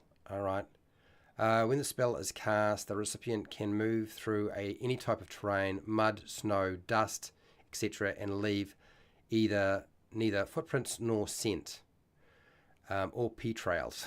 Okay. Some traps aren't for mobilizing, like set a trap around my camp that are merely noisemakers. Exactly, Buried Axe. That's exactly what I was thinking. Some which are attracted to animals, so that it does leave tracks. Maybe misdirection, tin can, strings, spells. Yes, better than an alarm spell. Exactly, because you can only cast the alarm spell once anyway. Many are misdirection, step off the rock. Yes, okay, all right, got that. you guys are taking the piss now, aren't you? I can see it. I can tell. I can tell. All right, let's transition back over to our problem, which is Vanish. I don't like Vanish. Here is Vanish. This mess of a feature, which just reads terribly. Hard to figure out what you're going to do with, and even if, is it worth it? Level 15, and I get to use the hide action as a bonus action. Shit, didn't the rogue get that at level 2? This is a level 2 feature at level 15. Also, you can't be tracked by non-magical means unless you choose to leave a trail. That feature there, that aspect of it, okay, that's a little bit better, but it just says non-magical means. I hate the first part of it because one, it's got the bonus action, and I can't stand the bonus action. But two, I've never found that hiding in combat is really, I mean, other than to get advantage and to eliminate you as a target, that's really the only reason to hide in combat. I've never found hiding in combat, other than the way that they've structured in 5e, I've always found it to be completely just nonsense. It is such a terrible way to structure your game. It's like, I can go and hide in the middle of a fight, even though they can see me walking behind a tree or behind a wall or into the, it's just, I've got some cover, so now they don't know I'm there. Oh, come on. We know that you know them there, you just can't see them because they're standing behind something. Do we need a rule for that? I mean, do we have to have the hide action for that thing? Soltron at 42. Man, it's been a while. Hello, how are you? How you doing? Vanish is some weird roll up of passive trace, but put in combat possible situations. Invisibility is about all you can do for that. Yeah, but we've already got that. This is why Vanish for me is a problem. I feel like it's duplication. Yeah. No. I don't want to do greater invisibility. I don't want them to become invisible. That would be that's not the ranger, is it? A string, pressure plates, activated stuff, haunted houses. Okay, so I'm going to keep reading through AD&D, first ed edition, the Ranger. So I've got AD&D, first ed edition, and let's see if we can find, because I know there's a section on their ability to move without leaving tracks. I know there was a mention of it. So let's keep reading through it, see if I can find it. Because, frankly, I'd say, except for that bit, all of this is red flag nonsense for me. Utter red flag nonsense. So let's read through these tiny print in AD&D and see if I can find what I'm looking for. I've already gone over the fact that we now have giants as a favoured enemy, along with selecting some. Cool. Ranger surprise. Opponents 50% of the time, that's a D6 score 1 through to 3, are themselves surprised only 16 and 2/3% of the time. D6 roll 1. So I'm assuming what they're trying to do here is they're trying to give the ranger an ability to surprise the enemy. Now I know that my players were mentioning something about this, that they wanted the ranger to be able to have surprise, not avoid surprise so much, but have surprise. And okay, yeah, surprise more often. I feel like that's probably better not to be a percentage, but just the fact that they have certain skills that sort of lend themselves to that would be a smarter way of going. So we're going to keep moving with this. So we got past the surprise. Tracking. Here we go. Tracking section. Section 3. Tracking is possible both outdoors and underground in dungeons and like settings. Underground, the ranger must have observed the creature to be tracked within 3 turns, which is a turn in this game is 10 minutes. So 30 minutes is required of commencing of the tracking. And the ranger must begin tracking at a place where the creature was observed. So then it goes into some very complicated rules around this, which we cannot put into 5e. There's no way it can be done without going insane. I'll tell you that right now. So there needs to be some alterations. I'm just marking my spot here. Creature's action, going along normal passage or room, 65% chance to track.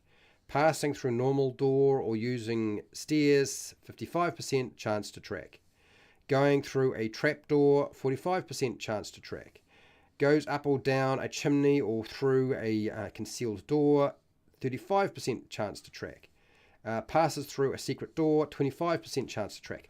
None of this is going to work for us. It's just not going to work at all. Here we go. Moving on a little bit though. Outdoors, there is a base 90% chance of a ranger being able to follow a creature modified as follows. So in other words, they have a better than 50% chance. They have, most of the time, they're going to be able to track something. Yep. Each creature above 1 in the party being tracked, that is a 2% increase in your chance. For every 24 hours which have elapsed between making the track and tracking is a minus 10% chance. And for each hour of preparation, a minus 25% chance to that. None of this we could port over to 5e. It would be hugely difficult to adjudicate. I have no intentions of doing that, people. At 8th level, rangers gain limited druid spell abilities, and additional spells are added through to level 17. So this is why I've aimed for level 7. Okay, so that's why I've already done that. At 9th level, rangers gain limited spell casting abilities, blah blah blah, druid spells. Rangers cannot read druid or magic user spells from magic scrolls in any event. So so it basically, it's just saying that you can't read druidic if you're a ranger. No, I'm not going to use percentages. It needs to be a simple system, and I know there's a way of doing it. I'm sure of it. Shoot Barb. There's no auto go first.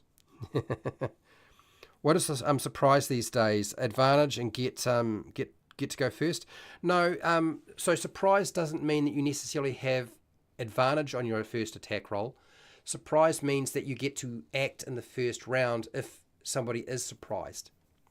So if you are not surprised, then you get to act in the first round. If you are surprised, you don't get to act in the first round. That's really all surprise does. Okay, does that make sense? An easy way to set that up is to simply say that your ranger can't be surprised and sort of apply the alert feat, or one aspect of the alert feat. I think that's the easiest way to do that. That makes kind of a lot more sense. But we'll come back to that. Applies to surprise creatures and essentially cannot do much. Yes, yes, yes. Cool, cool. Bang. All right.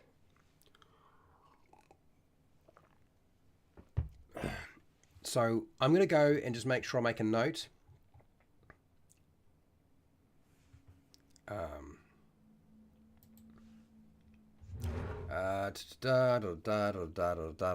Okay, so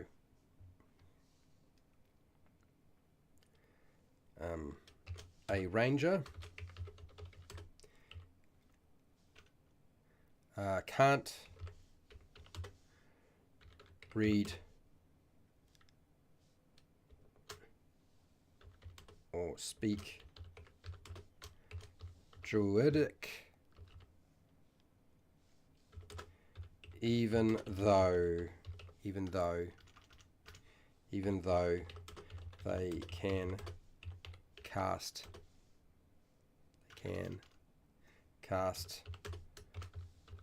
Druid spells. Druid, come on, Druid.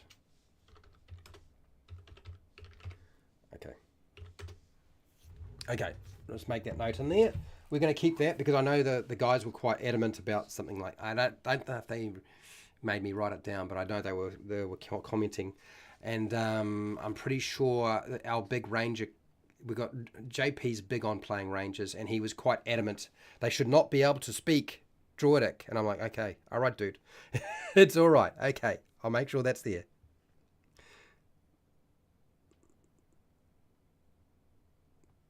Hashtag. No, not Druidic, perhaps. However, trail makers are codified, barely changed over the centuries of America. Not far from confusing condition. Yeah, look, surprise, I've had to do so many videos on that topic anyway. Let's not go there yet. So going through here, coming back to the next thing. Anyway, at 10th level, Ranger Lord.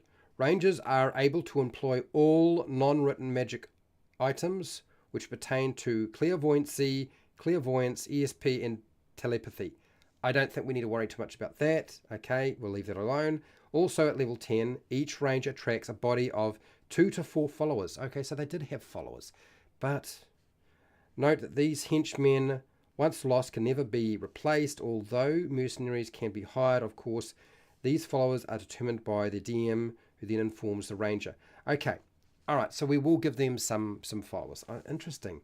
Why were they insistent? Why was JP insistent that they didn't? I just didn't read this section and check on what he had said. Maybe it's just he's just getting old. JP remembers just about everything. Anyway, okay, keep going. The following restrictions and stringents apply. Structures apply. Any change to non-good alignment immediately strips the ranger of all benefits. Forget about that. And the character becomes a fighter with 8-sided dice, blah, blah, blah. Rangers may not hire men-at-arms, servants, aides, or henchmen until they attain 8th or higher level.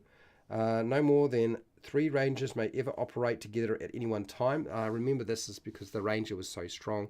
Rangers may own only these goods and treasures which they can carry on their person or or place on their mount. All excess must be donated to a worthy communal or institutional cause.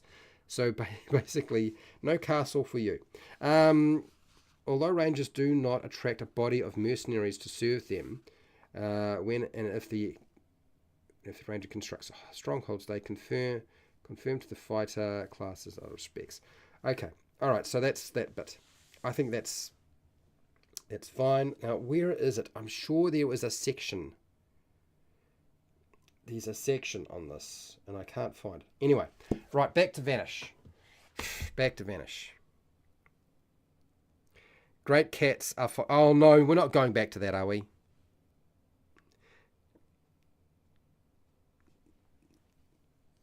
No, I don't like the... One of the problems, I think, that selecting Druidic for a ranger is a secondary language, I don't think that's...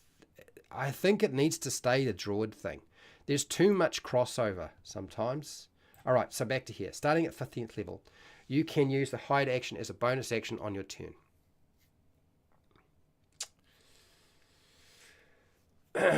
Okay. I'm really not fond of it, but I know it does play into 5e and using the hide action. It won't really apply to my game, so we need to give them something better.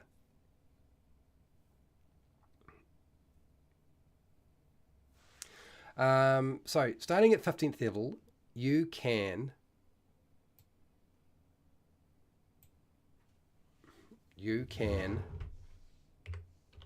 attempt to hide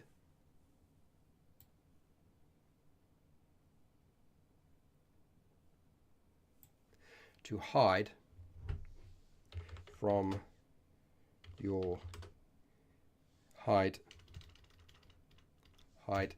as part of your movement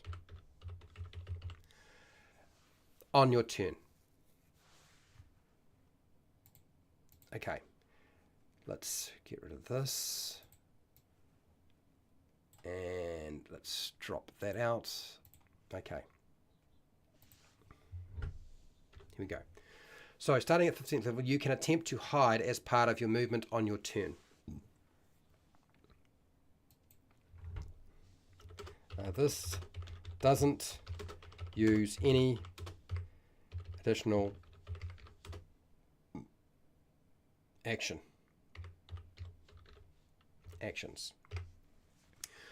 Okay. Also, you can't be tracked by non-magical means. Now, I don't know that I want to just have non-magical. If anything, I'm kind of tempted to say that you can't be tracked by a lot of other things as well, but we'll see. Great cats. Never liked that if you don't act like a DM wants, they can destroy your PC by changing its class rule. Use the staveless flanker ruins from the Druid. I'm not sure what that's all about, Buried Axe. Hello, how you doing? Carell, Ranger sign. Like Native American trail signs, leave messengers, directions on rocks and vegetation. Only druids and rangers can see these, but druids cannot tell what they say. Sure, let the ranger ride a cat. He-Man. Again, I'm going to structure it very similar to what I've done before. You'll see what I do. Yeah, druids, rangers, and barbarians need to be separate. You know, He-Man is a barbarian, absolutely. You know, I've already done the barbarian. You know what my fix was for that.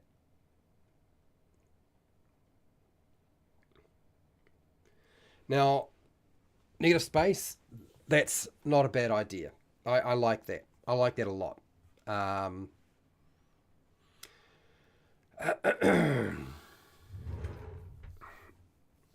Okay, so in the wilderness, you can use grass, mud,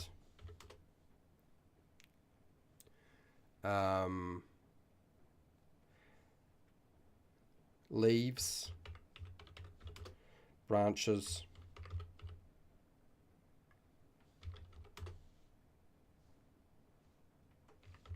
and other types of foliage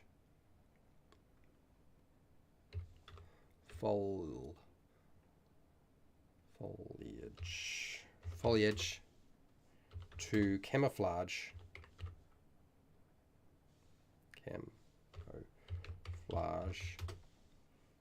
yourself.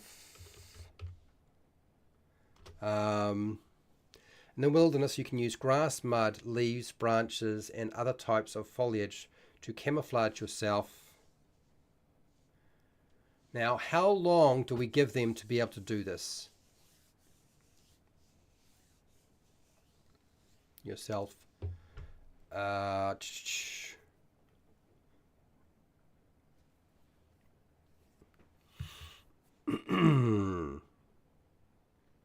a good question. That's a good question. In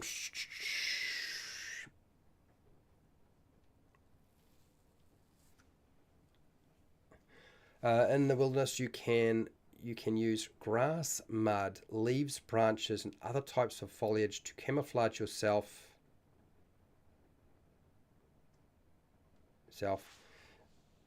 So you can't be detected, provided you have a certain time frame yourself.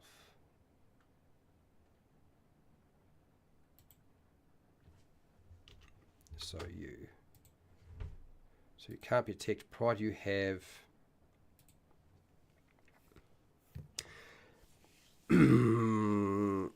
what? 4d4 rounds, provided you have 1 minute to prepare.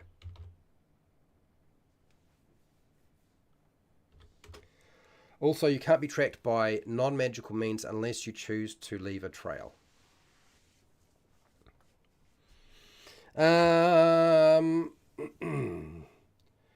So, really what we've just done, what have I just done here? What I've done here is, in the wilderness, you can use grass, mud, leaves, branches, and other types of foliage to camouflage yourself so you can't be detected, provided you have 1 minute to prepare. So that's I can hide myself from somebody else, and there's no dice roll because I don't like dice rolls. So try not to put dice rolls in the chat, people, because I probably will ignore them. Also, you can't be tracked by non-magical means unless you choose to leave a trail. Magic is probably always going to be something that they can get past this, but non-magical means, that's fine. This is better, but it's not brilliant. It's a level 5 feature and Vanish. What else does Vanish tell me that we need to do? What else does Vanish tell me that we need to try and do?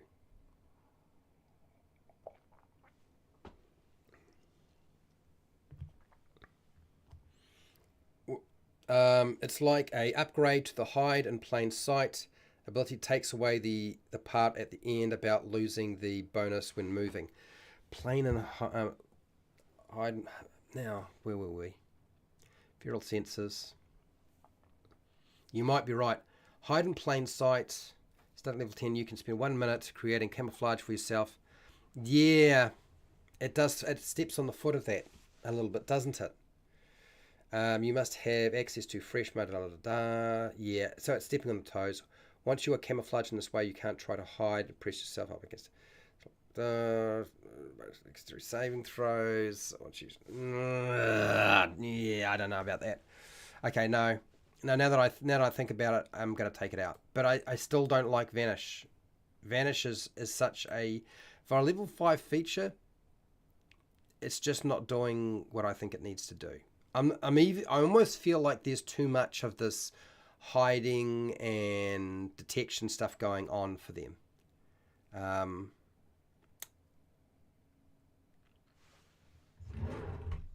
Okay, so this is Vanish. I'm going to mark this in red for now because I'm not really sold on this idea, and I'm not too sure how to fix it. I'm going to come back to it.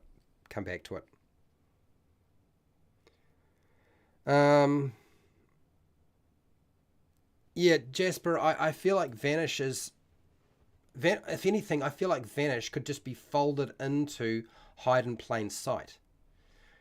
Or just make Plain Sight part of Hide in Plain Sight. I mean, literally, that's where my head is at. Is like, there should be something else here at level 15. Because this doesn't even feel like it's a level 15 feature. Level 11...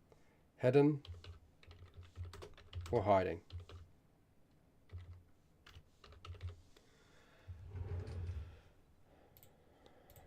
Hidden or hiding. Okay.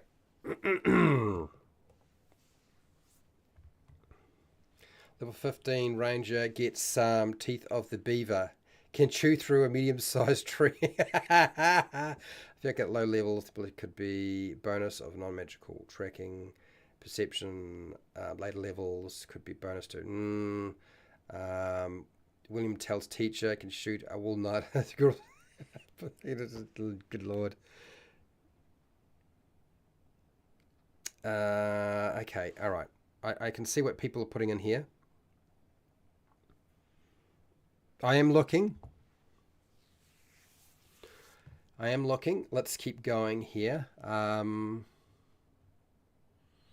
still don't like the way this is structured.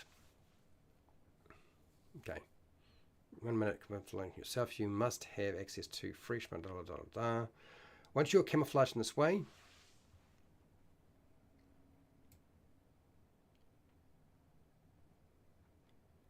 you can try to press yourself up against a solid surface such as a tree and can't be detected. I'm skipping. I'm taking out the plus 10 bonus to dexterity. I'm just going to say you can't be detected. If you're going to camouflage yourself for 1 minute, let's just make you not detected. Remain there without moving or taking actions. Once you move or take an action, you are detected by your enemy and no longer hidden or hiding. Okay.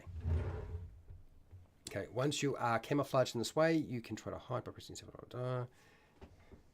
wall and can't be detected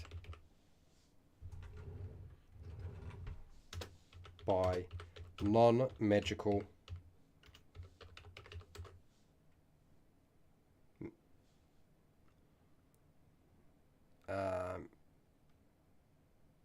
features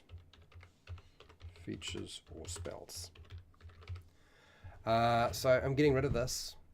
I'm getting rid of that. Some of you are going to dislike this. I can see it now, but I'm getting rid of it. Going to give them a feature like this. Just give it to them. I mean, seriously. Okay. All right, I'm reasonably happy with that. Let's keep going. Spell casting, I'm going to come back to that because that's going to be really complicated and I have to port stuff over from somewhere else. Fred Hippo, I love the idea of Ranger having a ability with a bow. Okay, all right. All right, so spell casting, come back to that. Extra attack, I'm actually perfectly fine with that. Really, I don't. Extra attack never really bothered me that much, so let's go bold, underline. They can stay. Beginning at 5th level, you can attack twice instead of once whenever you take the attack action on your turn. Okay. Next, the ability score improvements. This is where we're going to go. That's going to go underline. I believe none of that changes. I think that's all correct. I don't think I'm changing any of that. I'm fine with the ability scores working that way, or if you're using the feat system, then use feats and stick them in. Yeah, that's all good. Leave that. Primal awareness. You little bugger. Let's deal with you. Primal awareness, not one of my super favorite features. Primeval awareness. Primeval awareness. I'm not even sure it should be called primeval awareness. So beginning at, let's just underline it. So this is the one I'm working on right now. Bold underline.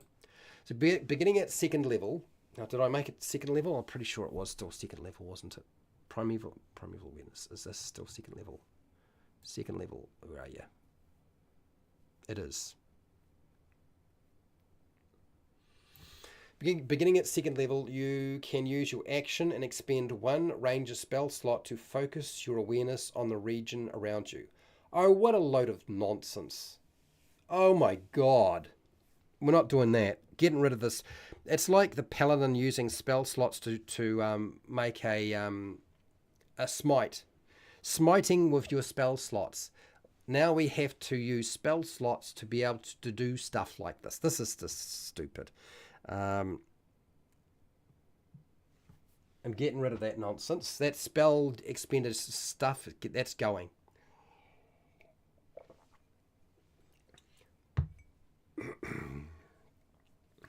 Primeval awareness. Ugh, and it's never been any good. Every time people have tried to use it in my game, it's always turned out to be a complete giant pain in the butt. So let's have a look. You can use your action to expend. No. You can.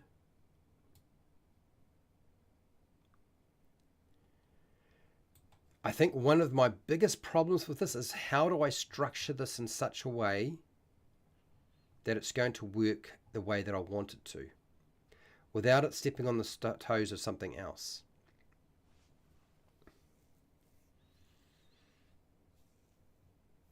This is where my problem lies, is I am not entirely sure how I want to structure this.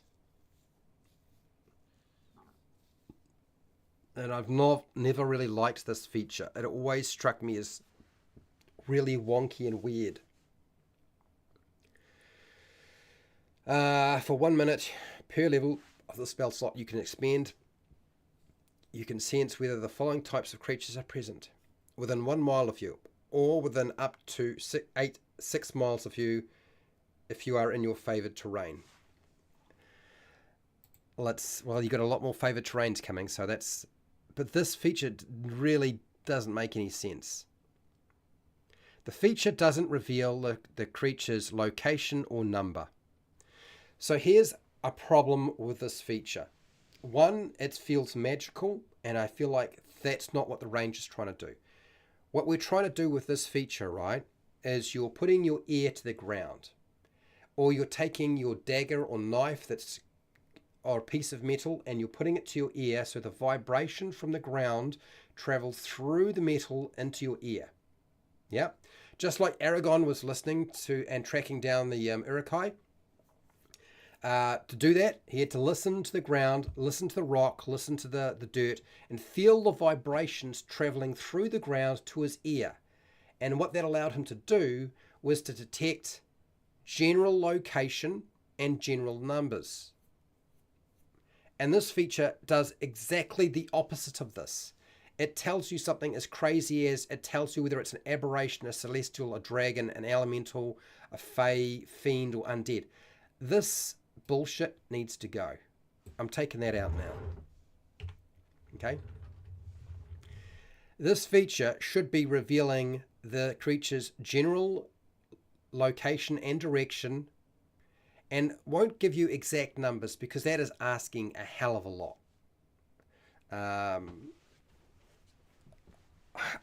Yeah. I don't think it should be a spell.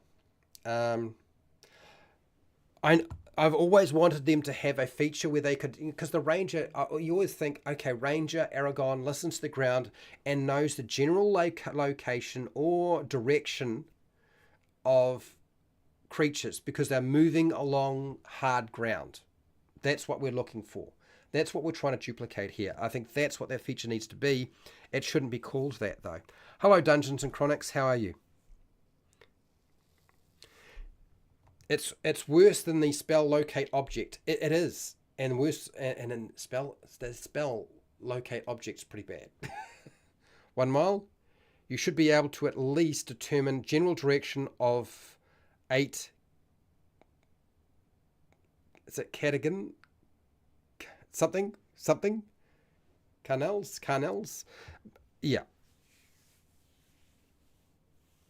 He ran me over 5 minutes ago. The Indian listening to the ground, brown horseman and striped shirt with green hat. Okay, all right. So we're going to call this something else. We're going to call this tracking awareness. Screw this bullshit here. Tracking awareness.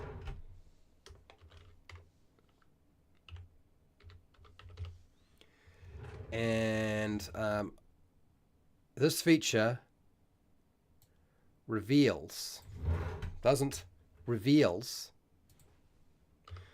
the creature's location,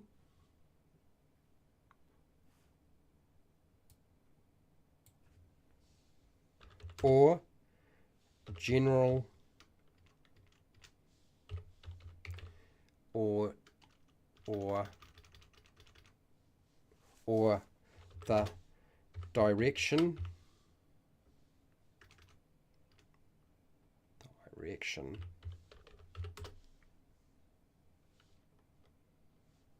they are moving in. Okay, this feature reveals the creature's location or the direction they are moving in at the game master's discretion. It'll be one of these.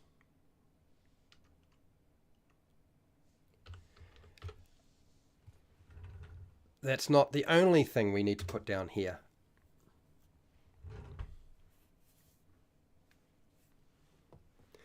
How are you doing? Doesn't model it after the Aragon, implying that it only works with really large animals or large groups. This is another aspect of it, Jasper, that I think we need to put in here. 1 mile is really far. 1 mile is really far when not in a car. It is, but I feel like 1 mile is a reasonable distance. I think 1 mile is a reasonable distance. X times a day? No, we're not going to do it X times a day. I'm getting rid of that nonsense too. They can use, if you can use it now, you can always use it. There's not going to be the whole idea is the ranger should be able to track stuff down, right? That's the whole point of something like this. This is really what it was always supposed to do. It's never done it any good because it's always been kind of just silly. So let's take away the silly aspect of it. Equals 6 minutes running for a person in decent shape. Yeah, and a strong runner would do it in 4 minutes because there's the 4 minute mile, right? So yeah, and a ranger is going to be better than we were at school. So let's get real. They can run for a long time. Should get a moose. The ranger should get a moose. But would this really be a second level ability? I do think that it would be. I think it would be a second level ability. I don't think it should be something that they have to wait that long, because it's going to be general. I think if anything, it shouldn't be location. This feature reveals the creature's location. No, it shouldn't reveal the location. The creature's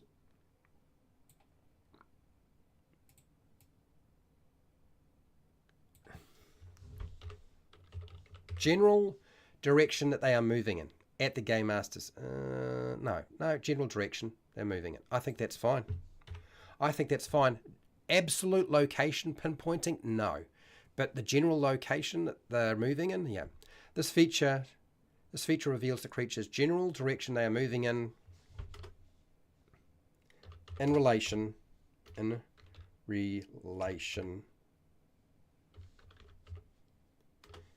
to the ranger. So you're able to at least figure out which way to go. Now, it's not finished here. I've still got to do something else with it. You're going to fight about mooses and cats. Go for it. Beginning at second level, you can use... No, you can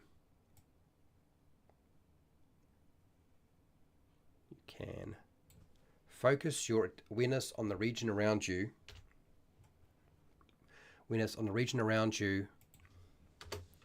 By listening to the vibrations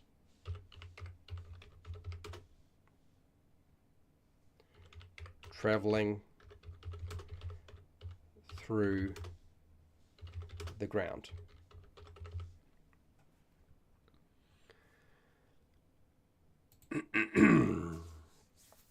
This only works with a single creature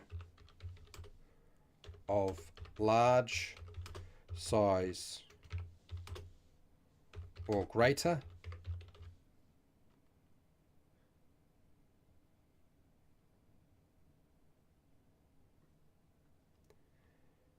and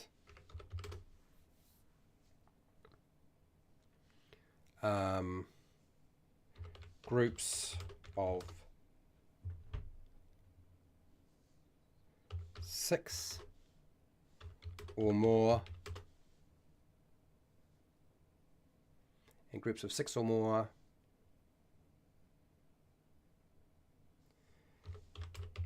humanoid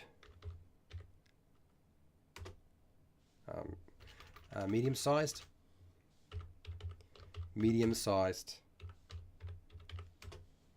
creatures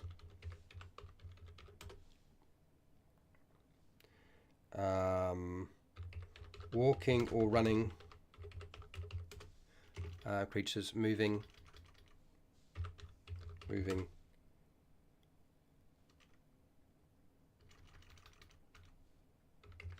walking or running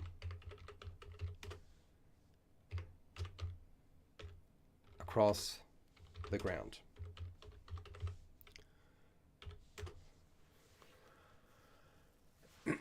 For 1 minute per level of the spell slot you expend, you can sense where the following creatures are present. Okay, no. Get rid of this for 1 minute. Okay, you can sense whether the following types of creatures are present within 1 mile of you, or within up to 6 miles if you are in your favored terrain. They have a lot of favored terrains, though, don't they? They have a lot of favored terrains. You can sense whether the following creatures, types of creatures, are present within 1 mile of you or within 6 miles of you if you are in your favored terrain and you have a bunch of them. This feature reveals the creature's general direction they are moving in, traveling in. This reveals the creature's general direction they are traveling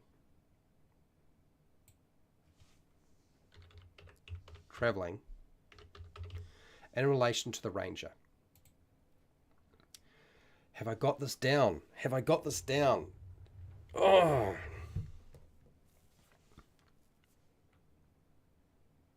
Hashtag. Just those giants. Oh dear.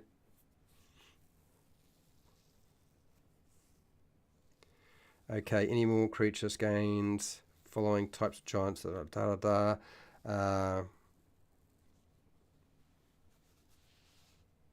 Capstone ability. Mosquitoes never bite you when they approach you.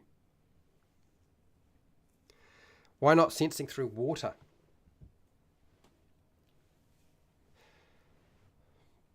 Is water a good conduit for vibration? Is water really a very good conduit for vibration? I feel like it's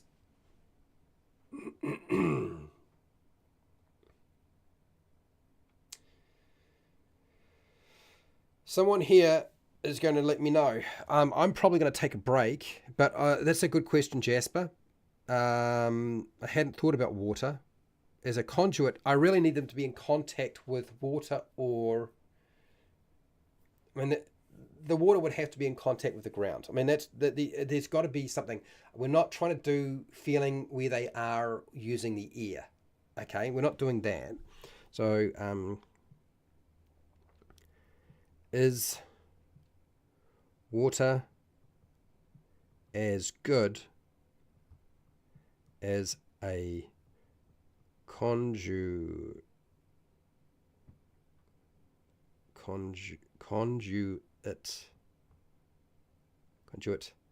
as the ground? I'm curious.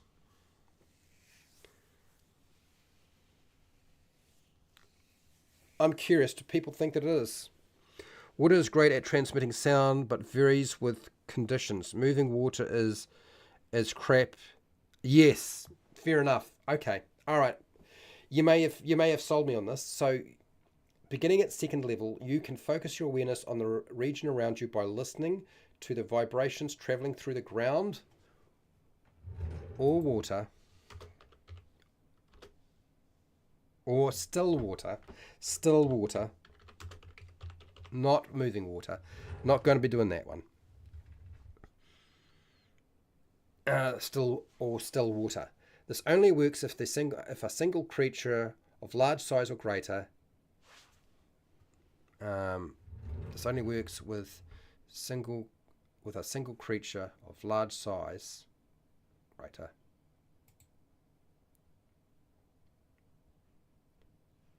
How do I word this? I'm going to wind up with too many ors and it's going to get confusing. This only works with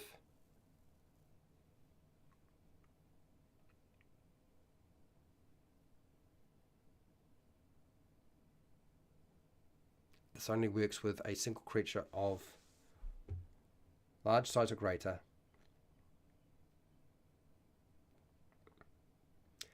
and groups of 6 or more medium-sized creatures walking, running. Okay.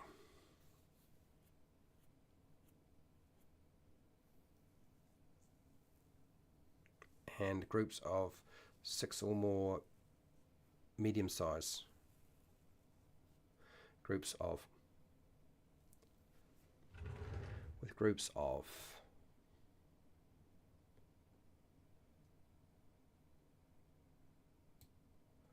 okay, here we go, let's do this. And groups of more than 5 medium-sized creatures walking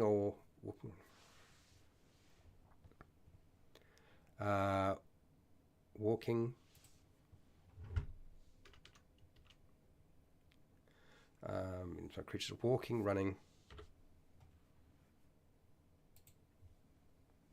walking, running,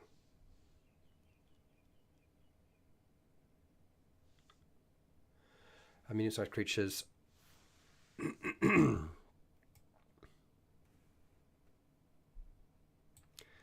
okay, this only works with a single creature of large size or greater and groups of more than 5 medium-sized creatures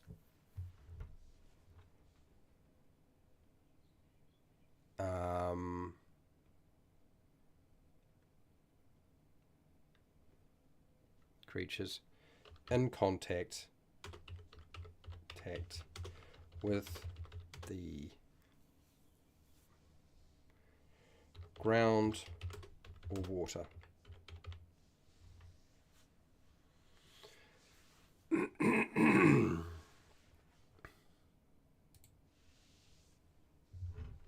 The creature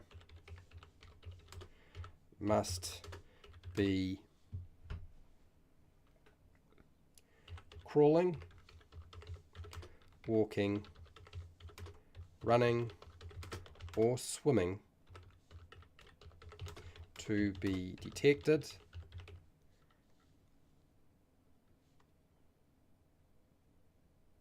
The creature must be crawling, walking, running, or swimming to be detected.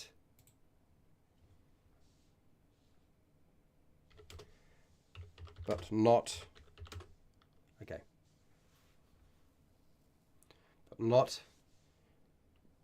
but is not detected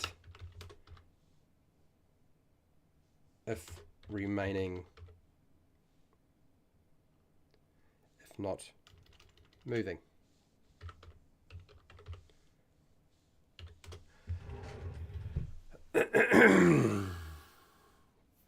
Okay, you can sense whether the following creatures are within. Okay, you can sense whether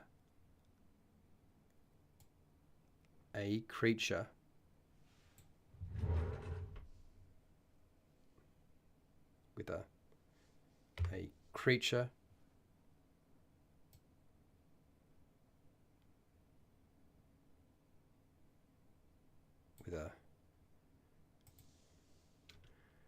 creatures. There are creature. where whether one or more creatures are present within 1 mile of you or within 6 miles of your favorite terrain. Core Blommy. Talk about being a bit more difficult than I thought it would be to pull apart.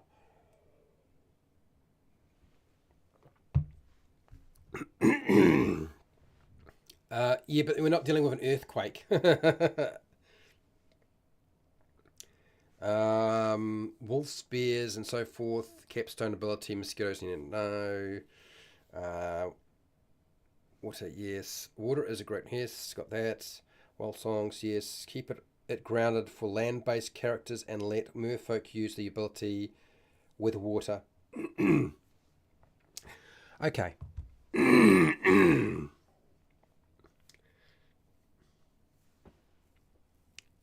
That there's not a bad idea either too. Actually, Pale Rider.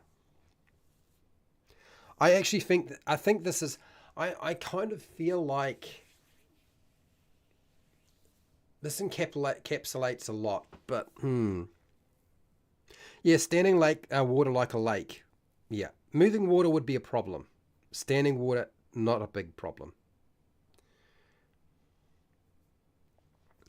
You still breed the creature listed. Say no, no, you don't get the in it. I have no desire to include in this feature that you know what creature type it is. The fact that there is a creature a certain distance away, that's different. I honestly, I feel like tracking awareness, this is one of those tracking awarenesses where it's about sound, listening through a conduit, and I don't like the idea of including things where, you can figure out what type of creature it is by just what? Magic. Go get a spell.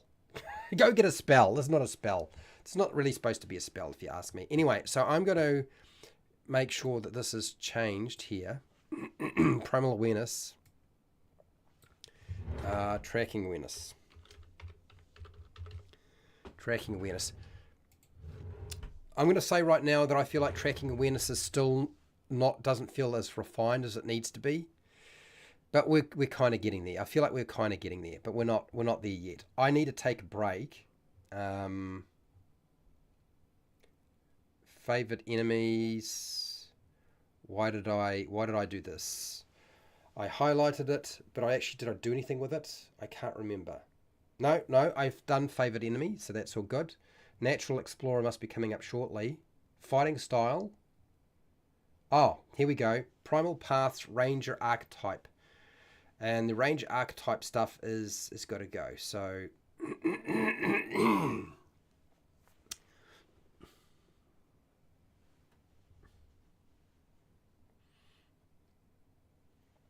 Primal Path, Ranger archetype, that's got to go. So we get rid of this. Yeah, I need to go take a break. Go use the toilet. Drinking a lot of water. It doesn't help. Okay.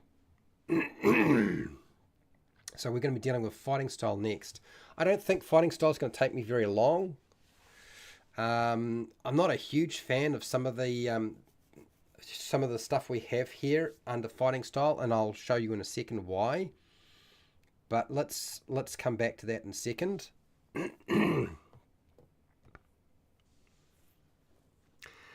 Then they kill exploration, which is the last thing in that is just ranger.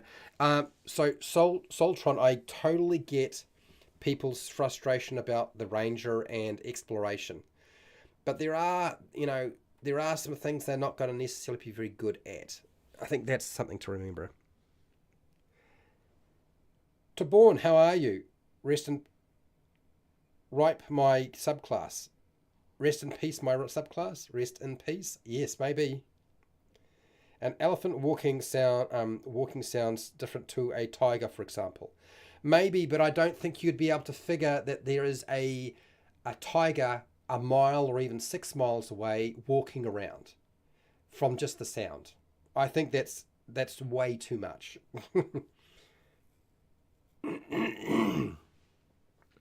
So how do we fix the how do we fix fighting styles?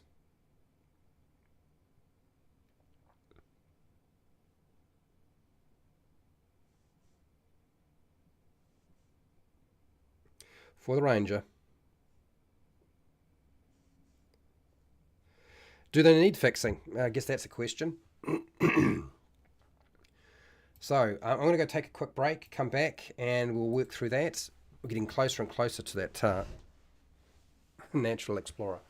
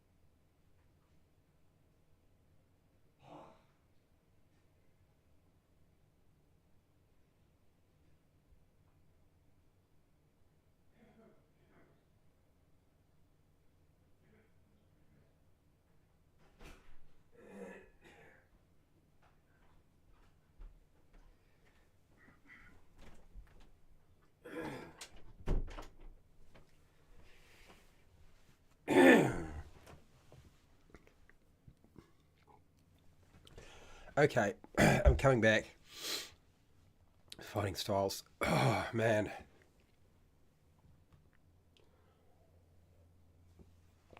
Fighting styles are one of those things.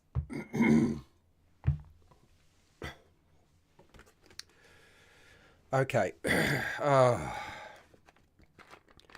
You know, the more I think about that tracking awareness and even primal awareness, I still can't stand it.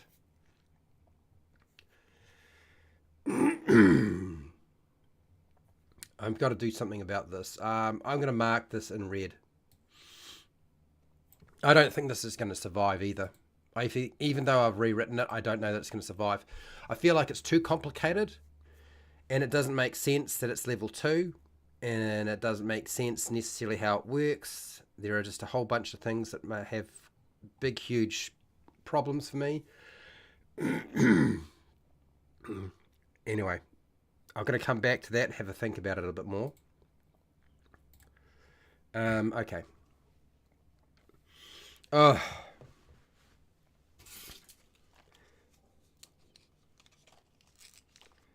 you don't think it needs fixing? I think it does, because I've had this discussion with a few of my friends before. But maybe it's not fixing, or maybe it's just a few things added. Maybe that's really what we're talking about here. How are they broken? Using the fighters ones for ease, or make your own. To Borneo, as long as the creatures don't have a listed ability for sneaking, stealth, or even a bonus to dexterity. I don't even think that makes any.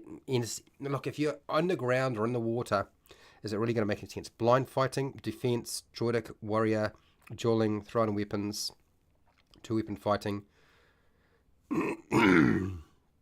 catch a thief, sense for him for military service. I'm not sure what we're talking about here. I'm lost. You completely lost me.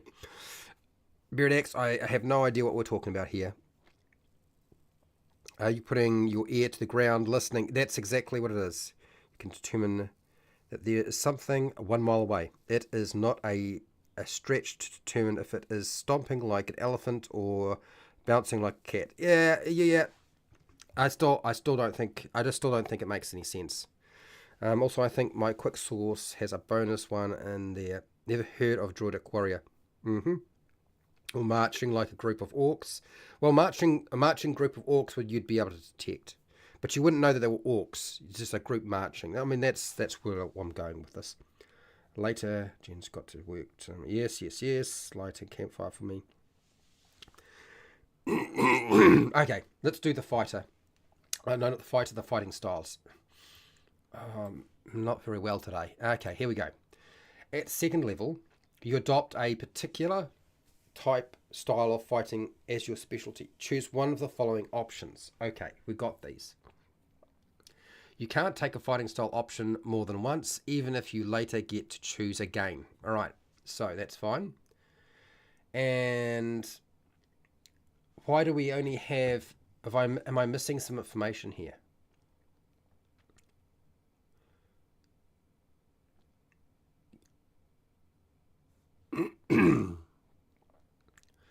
There's something wrong here. I'm a little lost. What have I done?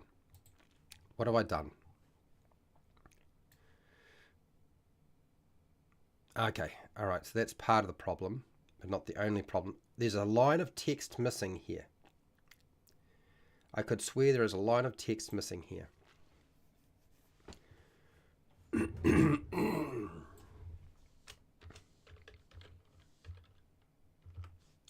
Wilderness path. Let's undo that. Take this off. That should be gone. So thirds, 3, 6, 10, 14, 18.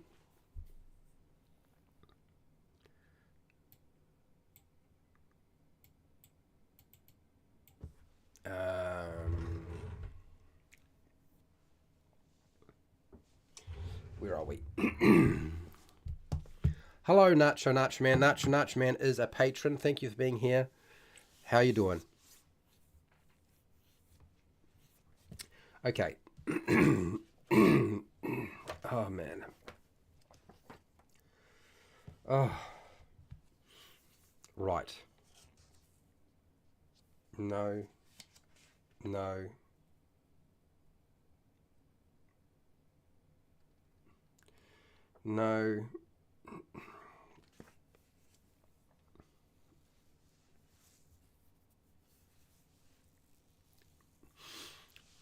What have I done here that's wrong? Okay, this is part of the problem.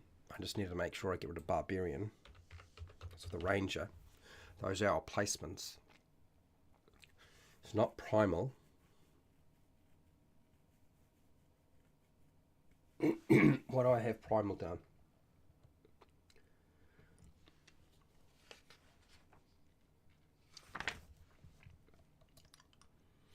No.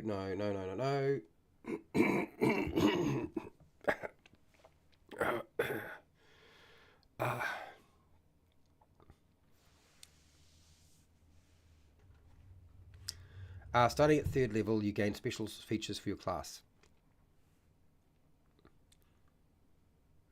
Or replace it with a completely different subclass. Okay. I'm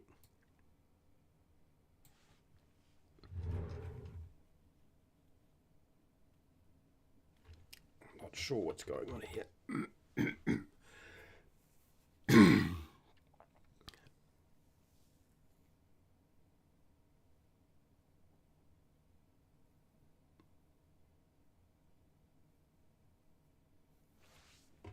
Okay, the Ranger type archetype allows you to choose what is provided in the Ranger class or replace it with a completely different subclass. 3rd, 6th, 10th, 14th, and 18th. I think that's clear what that's trying to say. I think that's clear what it's trying to say. Okay. Oh. Hello, Milton. How are you doing? Oh, man. I'm having trouble. Okay, fighting styles. Got distracted again. Fighting styles. Here we go. So there is a line of text that's missing.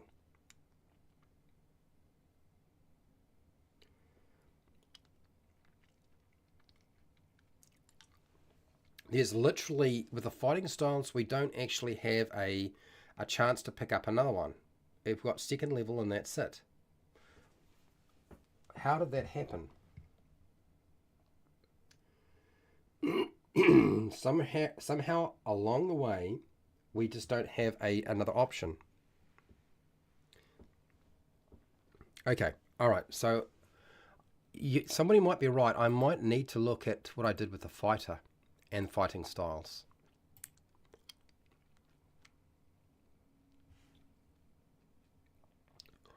Where are we? Fighter. Here we go. And I did something with the fighter where I gave them more than one fighting style. And it's not that. Here we go. At fighter class level 12, you can select one additional fighting style. So I gave them another one at level 12. Why did I do level 12? And I had this. Oh, that's right.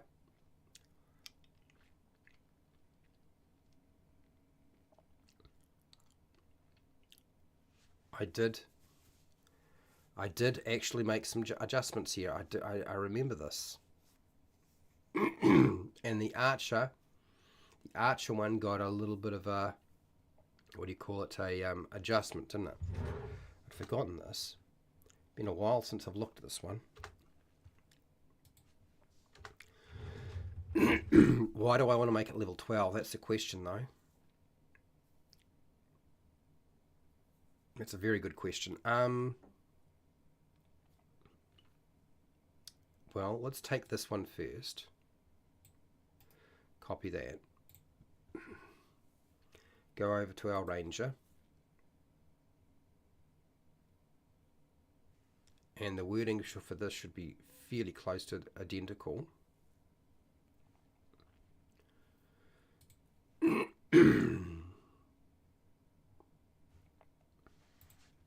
pull this up. Put this in. Paste it.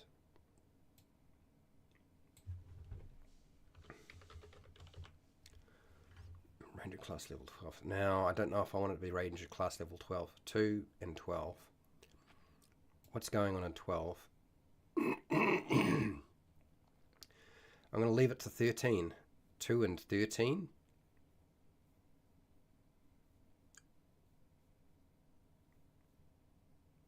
Tempting.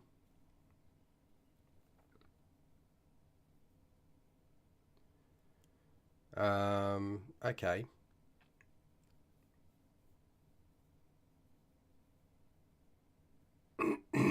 Let's just push it to 13. I think that's going to be fine. Yep, let's do that. Oh man. 13. One additional fighting style. Okay, cool, got it. You kind of tipsy, are you? I'm just unwell.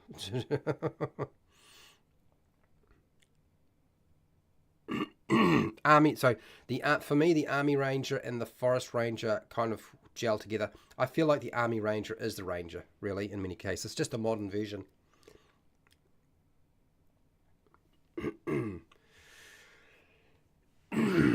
Okay.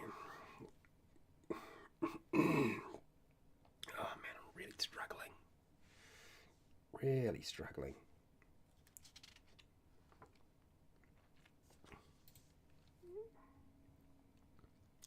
Okay, so this is supposed to be something else. I formatted this differently, haven't I? That is a 16 and bold, but not underlined. So I'll do that. 16 bold, but not underlined. There. Okay, and then these ones come in. I'm changing the archery to a 1 because the archery fighting style is the best fighting style out of all of them. It always is. Why would you not take it? It would be ridiculous. It's the only choice. It's essentially the only choice. You always feel like you're somewhere else. It's too good a bonus. A +2 bonus to attack rolls with a ranged weapon is just nuts. So I'm making it a +1. And then the defense, while you are wearing armor, you gain a +1 bonus to armor class. I have no problem with that. And I don't think I did it before either. I had marked down no fluff. I haven't done the fluff, have I? Dueling. I don't think there was any problem with dueling either. When you're wielding a weapon, melee weapon in one hand and no other weapons, you gain a +2 bonus to damage rolls with your weapon. I think I hadn't changed the dueling either. No, I hadn't. Okay, great weapon. I don't think there's great weapon fighting in this one. 2 weapon fighting is a factor. And I believe somebody had added and suggested there are a couple of things I should be adding as well. We'll come back to that. 2 weapon fighting. I'm not a fan of 2 weapon fighting being something that anybody can do in 5e because I know fully well just how difficult it is to fight with 2 weapons. It is really, really difficult. It is a skill you have to learn. You can't just pick up a short sword, another short sword, and away you go. Okay? You would suck. You would really, really suck. When you engage in 2 weapon fighting, you add your ability modifier to your damage to the damage roll of your second attack. Again, okay. Second attack. Yes. So unless you get rid of, I mean, honestly, okay, I'll leave that. Now, I need to add something else in here. There are a couple of, now, was it 2 Born? 2 Born might have mentioned this before. Has to feed what? Oh, has to feed something? I can't see it. The heart's in the way. To feed their pee? Feed their pee? Okay, you go feed your thing. I'm going to keep going though. Sorry, I'm not stopping. Now, let me just scroll back here and see if I can find this. There's so many comments in here. There's some fighting styles that are missing. Here we go. Soltron. It was Soltron 42 who mentioned them. Blind fighting. We've got defense. Druidic warrior. No. Dueling. Throw-in weapon fighting. Throw-in weapon fighting. 2 weapon fighting. I make sense. I don't know about throw-in weapon fighting. For a ranger.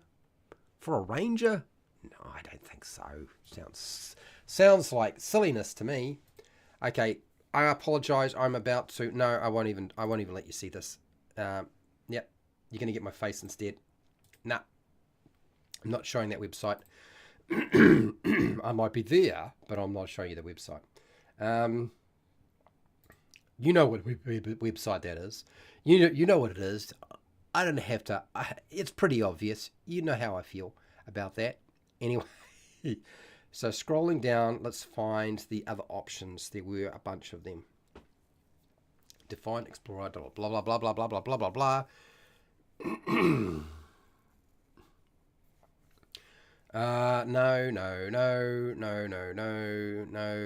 No.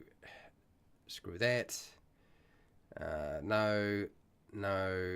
Aha, here we go. Fighting, blind fighting. Pardon me, blind fighting. Blind fighting, Droidic Warrior, screw that. Thrown weapon one,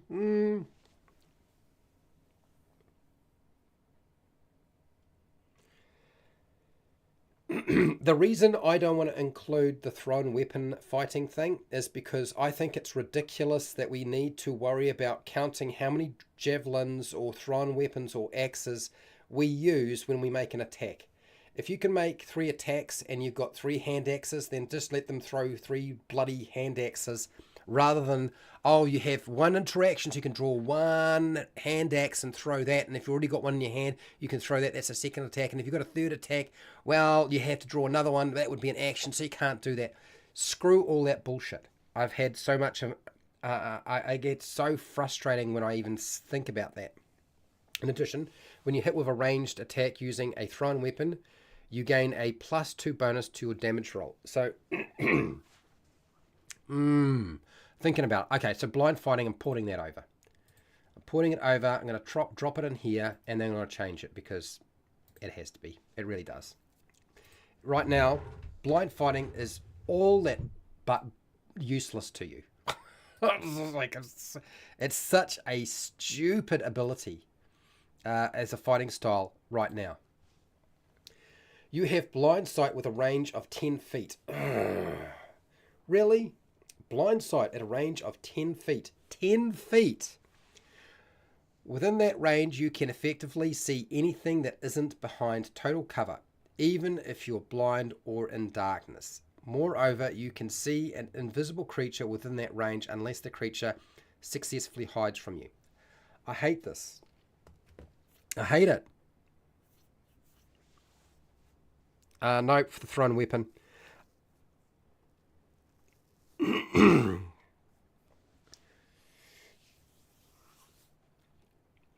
I'm looking at this and I'm like, blind fighting, blind fighting, blind fighting, blind fighting.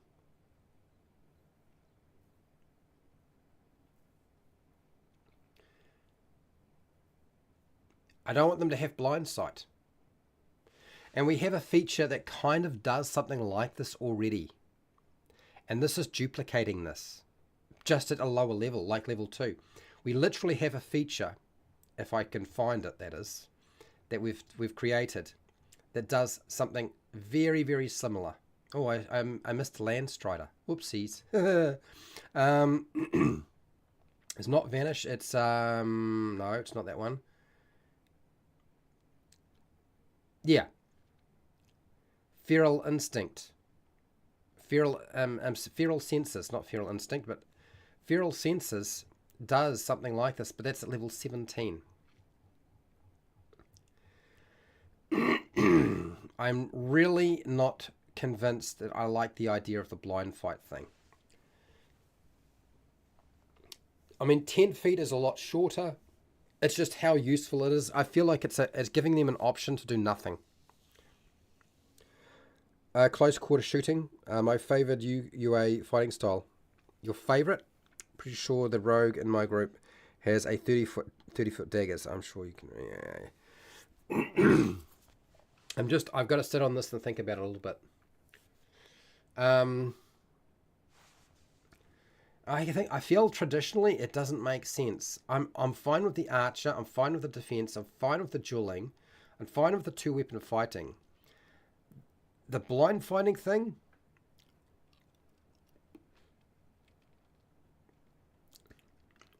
the problem with 10 feet, it's such a short distance and it's so situational. Blind fighting is so situational. You might say, well, hang on, Fred, that's not true. A lot of fights take place in the dark, and if you don't have dark vision, you can't see them. And yes, that's true. I get it. But again, I feel like it's too situational to be a feature that should have any real strength to it. And I don't want to make it 30 feet of blind fighting because we've already got something that's doing that much later on. And that's very, very strong.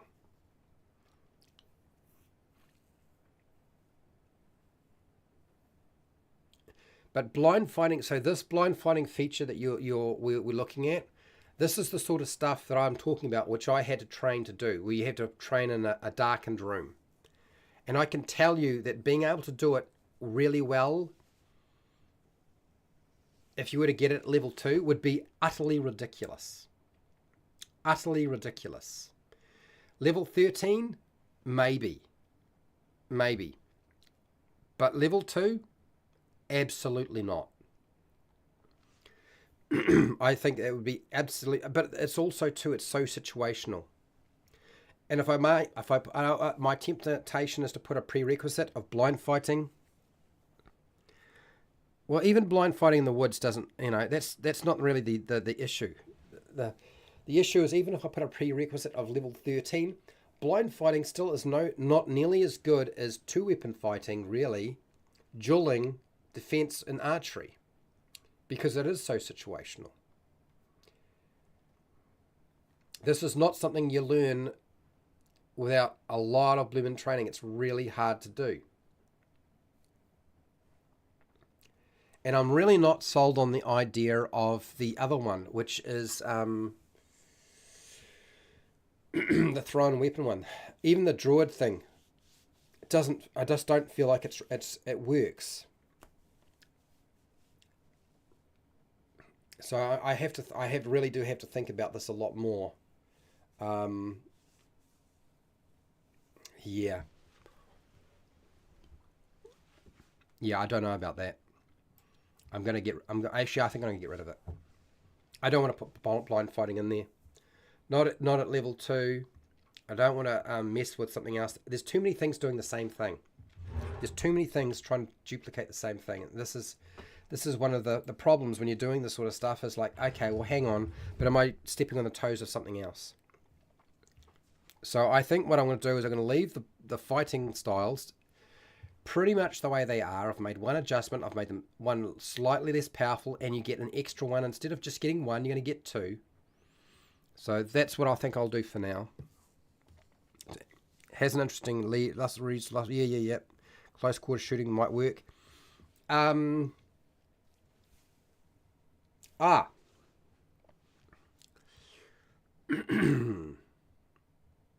Close quarter shooting. To broaden that, there's some weight to that. I'm just trying to think about it, because in 5e, if you are in melee with a ranged weapon, you have disadvantage on the attack. But if you look at BECME, they say you automatically miss. You can't shoot up close with a ranged weapon. And really, I would say the only exception to that should really be a pistol. Because if you're too close with a rifle, unless the thing is literally sticking into their stomach or into their face, you're probably not going to be able to get it and line it up. Pistol is designed to be very, very close. But this is also the risk factor, right? If you get trained, and I don't think a ranger would necessarily be trained to deal with pistols. We're not dealing with a pistol, really. We're dealing with crossbows and bows and slings. So, yeah. Okay, so I'm gonna leave that for now. I'm gonna think about it a bit more. There are a few things that are really causing me some trouble today, much to my surprise. No, not really. Kind of figured that might happen. Landstrider, we need to sort out Landstrider, because that Landstrider thing is still sitting there and I haven't done anything with it. Level 9.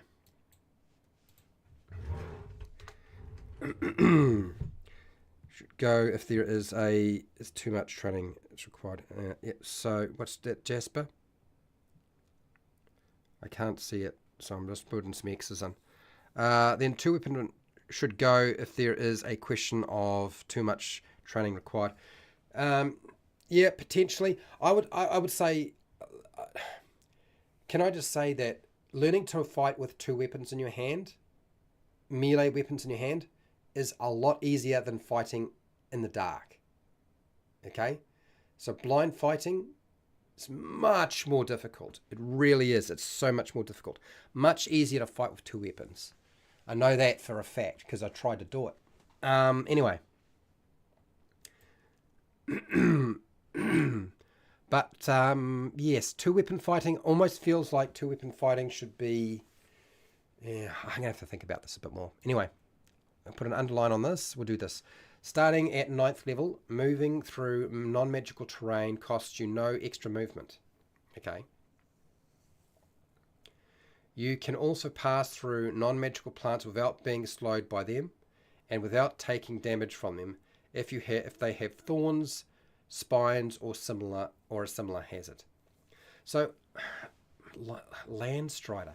What is Landstrider trying to do? I feel like it's a duplication of something else. In addition, you have advantage on saving throws against plants that are magically created or manipulated to impede movement, such these created by entangled spell.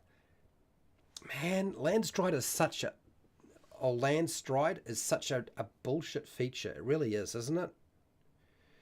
There are so many features that the Ranger has that are just like, what are we trying to do? I'm just curious as to what... This is the Unearthed Arcana they put out, the latest one for the Ranger. Have they done anything with this that changed things up that actually was kind of a good idea?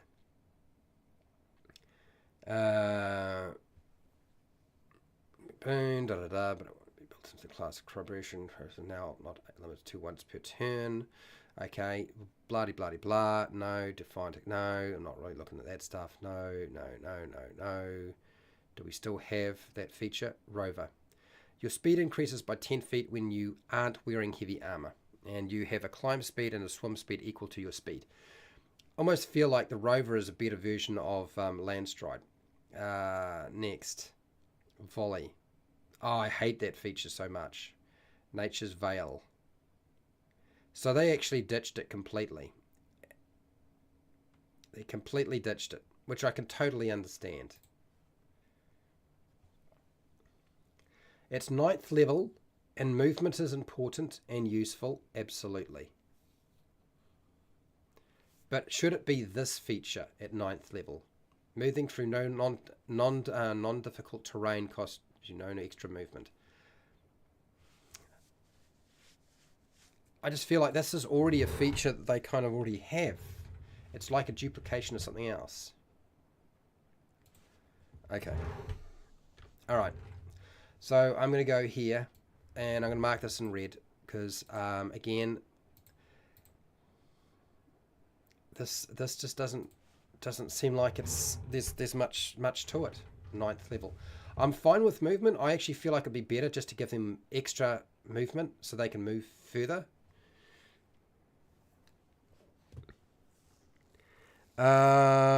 Second level should be a moon sight. Gives a limited see in the dark ability, outdoors use.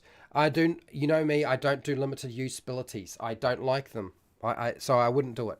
Though I like the Landstride feature for giving a character the ability to move unimpeded through rough terrain. Yeah, I'm concerned that Landstrider is not enough. It's 9th level, yes.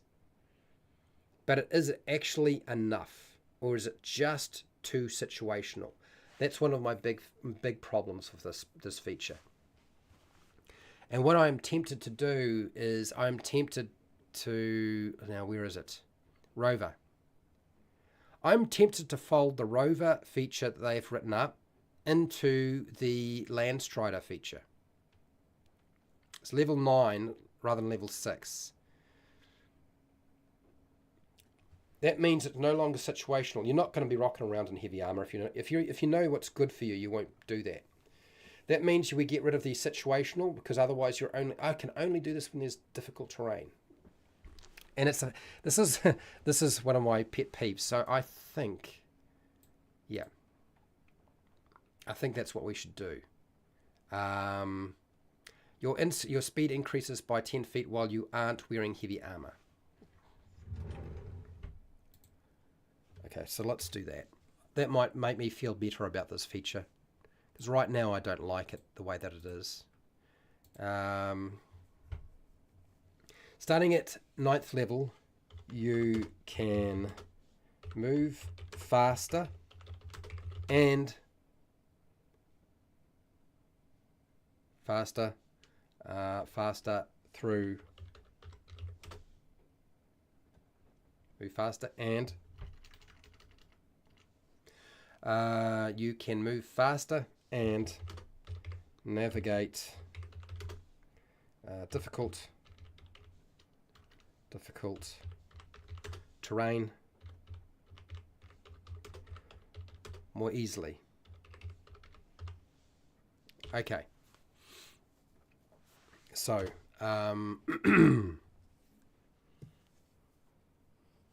limited as in range, always in effect. Oh, I see what you say.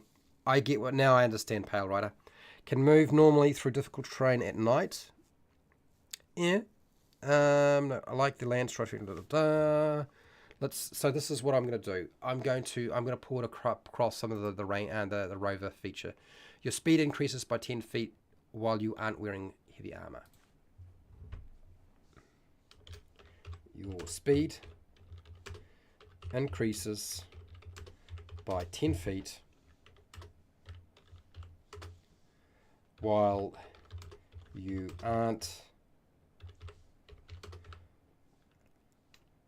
wearing heavy armor. Now you might be saying, Fred, why are you giving them so much? Something like this, a monk gets much earlier than level 9. And you were giving this to a ranger at level 9. When is a monk able to do something like this? Much sooner than that. So I don't see it being overpowered. I don't think it's a big deal. It actually kind of makes sense to them. You have a climb and a swim speed equal to your speed. Yes. You have a climb. Did I write this down properly? You have a climb speed and swim speed. Okay. You have a climb speed. Climb speed.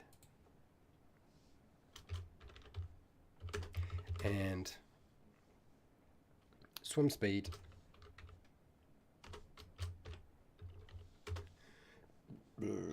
equal to your speed.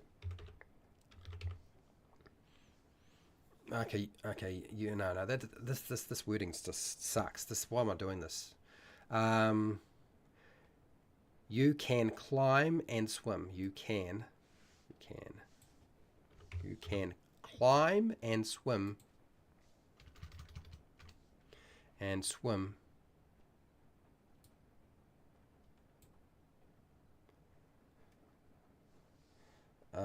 More quickly.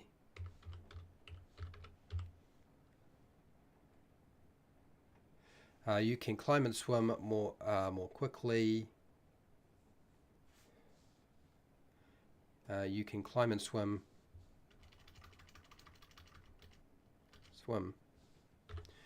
equal to your speed. That's what we need to have there. Let's go here and you. So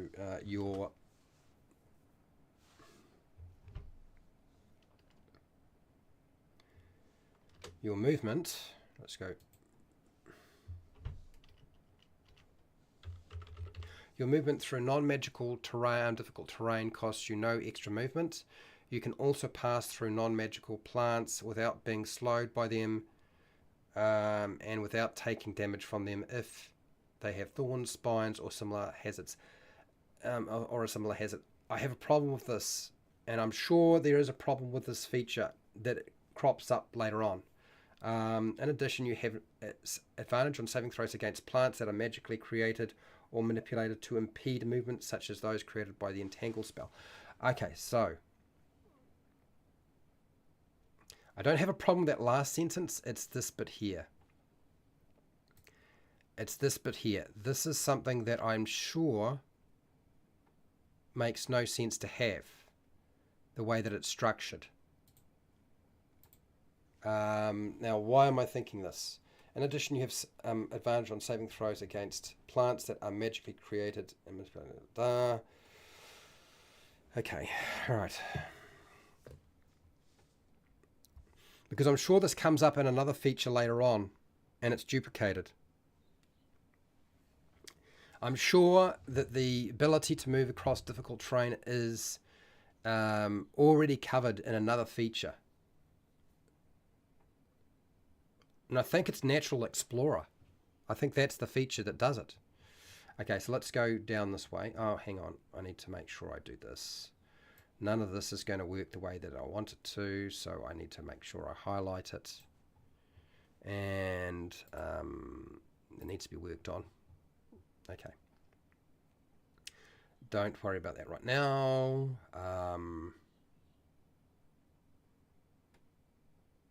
Yes. We're coming back to that. I still think there's a problem there. Man, there's a lot more problems with the range than I thought there would be. Okay. Survivor is from the Barbarian that I created. We're not using this, but I need to make this as this is my starting point, basically. Okay, Natural Explorer. Oh, am I ready to deal with Natural Explorer? No, I'm not. I think I'm going to deal with one of the other ones because they're easy. We are 3 hours in, and okay, all right. So let's deal with this bit here. This is easy for me to deal with, so let's deal with it now. I'm not worried about the hit dice being 10. I have no problem with the calculation. All that sort of stuff is fine as far as I'm concerned. So I'm not going to mess with it. Where are we? Barbarian. I'm pretty sure I had. Okay, that's a 16. Okay, and we've done our formatting that way. Okay, all right, that's fine. So bold. 16. I believe this is supposed to be bold as well. It is. Okay, all right. Let's do that. Put this on now. First level, it can stay the same. I don't think that needs to change. I don't have a problem with that either. You are in the front line and you have armor, so that's not so bad. Light armor, medium armor. Okay, so this is going to go armor, armor, armor, shields. Fine with this. And then we're going to put the proficiencies go here and bold and size that to 16. Okay. The armor, don't have a problem with. Weapons, but they get to use basically all weapons, so that's fine. Tools, that's an interesting idea. I wonder if they should have a tool proficiency. Now that I think about it, should there be a tool proficiency? There was a cool ability in Back-Me Gazetta allowing you to travel through treetops at regular movement rate, run along the higher limbs and jump from tree to tree. Not sure what it would fit. I think we kind of covered it. But I kind of get what you're saying. You're going Tarzan-like, aren't you? I suppose you could say Tarzan is more a barbarian than a ranger, but I guess Tarzan is like ranger barbarian. I'm just wondering, is there a tool that you think a ranger should have? That's it. I want to ask that question right now. Hashtag. Is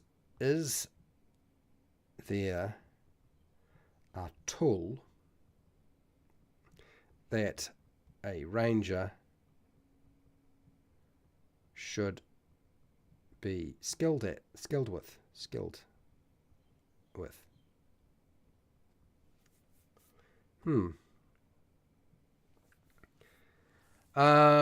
Sunstar, how are you doing? Hello, how are you? Yeah, okay. So tools, not too sure about that one. Strength, dexterity, saving throws, I'm not worried about that. Let's leave that the way it is. Tools. Let's put a question mark there. A compass. But here's the thing. I don't think that a ranger needs a compass. I mean, even if they were trained with the use of a compass, I don't think a ranger needs a compass. I think that's the difference between the likes of a barbarian and a fighter, whereas a fighter would have a compass and be trained to use a compass, and that's how they would navigate. A barbarian would be able to probably navigate a little bit better than a fighter because they're out in the wilderness so much. But a ranger, that is their thing. They just don't need a compass. That's where my head is going with this. That's why I don't want to put down compass.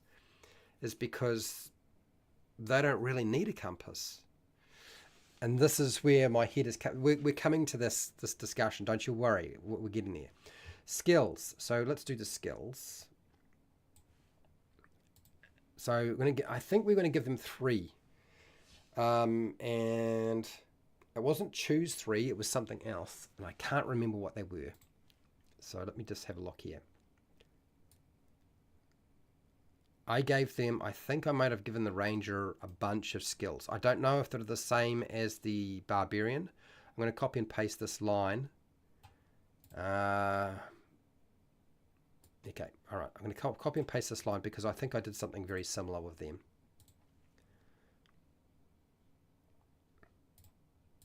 Let's get rid of this. Let's drop this down here.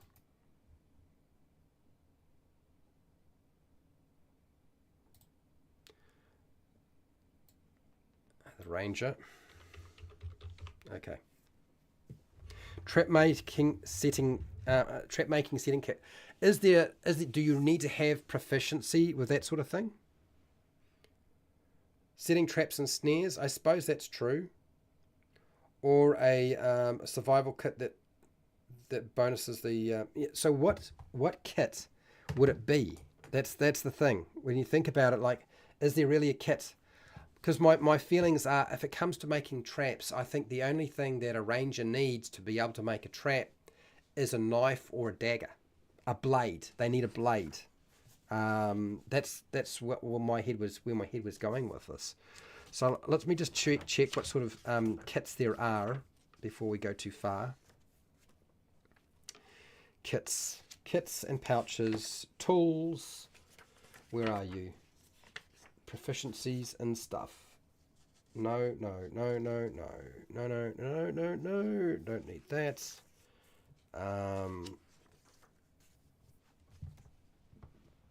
Okay, here are the tools. Alchemist supplies, no. Brewer's supplies, no. Calligrapher's supplies, no. Carpenter's supplies, no. Cartographer's tools. I suppose out of everybody, the ranger would be the one that is the map maker in your group, right?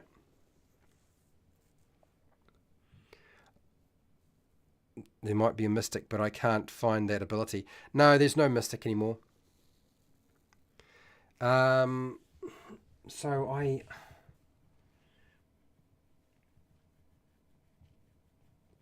again, I'm not convinced. The only tool I can think of that maybe it makes sense for them to have is the cartographer's tools. But even then, I have to say, I just don't know that it's absolutely necessary.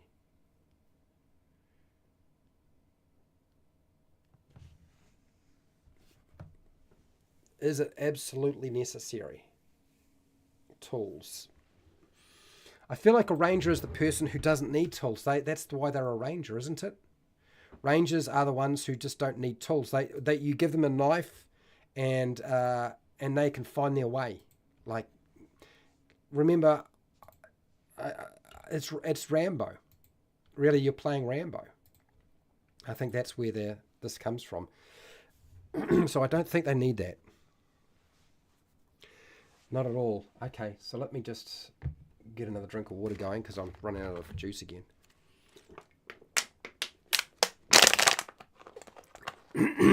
Right, let's get rid of that.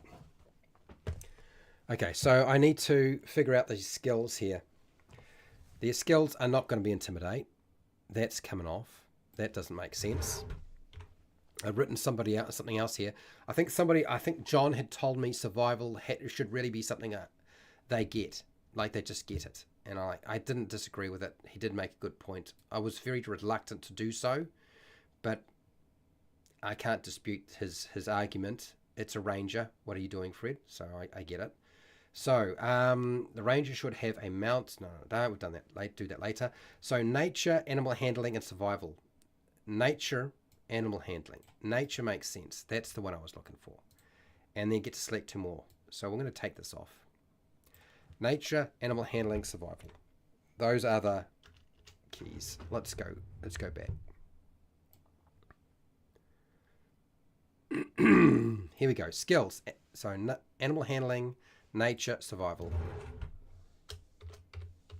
So you're going to get 3 skills: animal handling, nature, survival. Then you choose 2 skills from the ones you don't already have.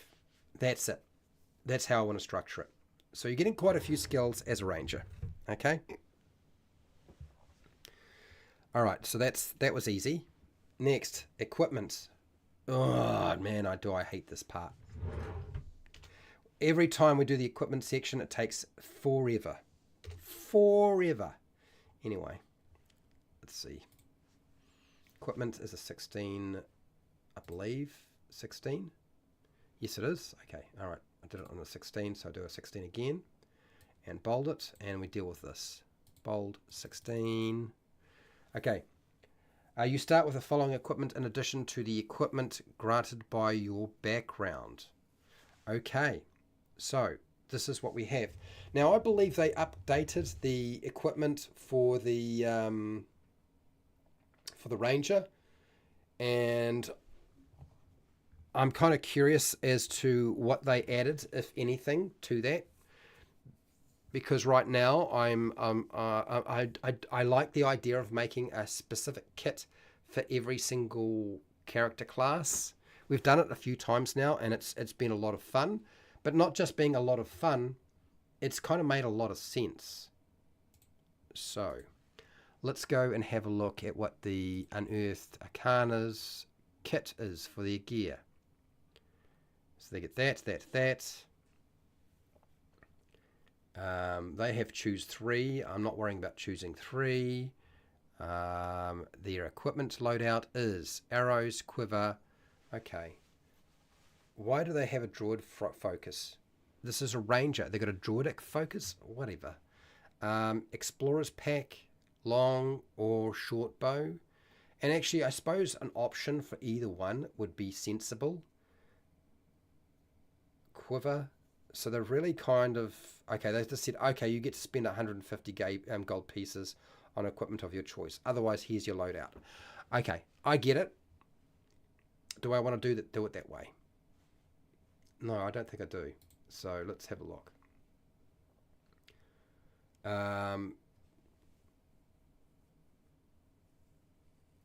So let's go.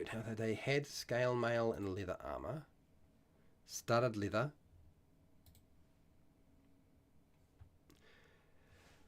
Why do we have to stipulate quite so strictly what it is?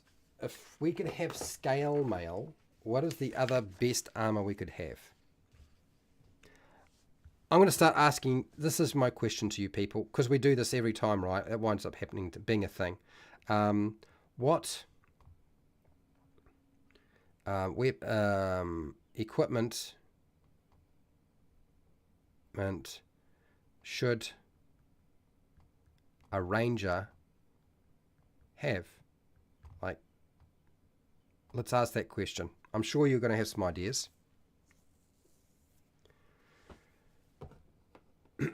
So if I'm looking at armor, and apparently scale mail is the best one, I'm assuming. Studded, scale mail. Scale mail is the better of all the options to a certain degree. So half plate is really expensive.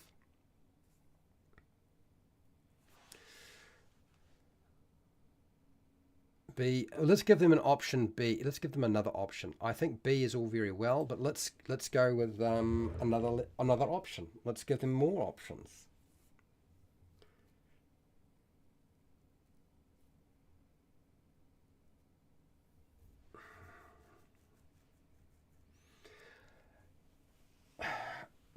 Why can't we just say they can have light or medium armor, whatever you like, but not the breastplate and not the half plate? Let's just do that.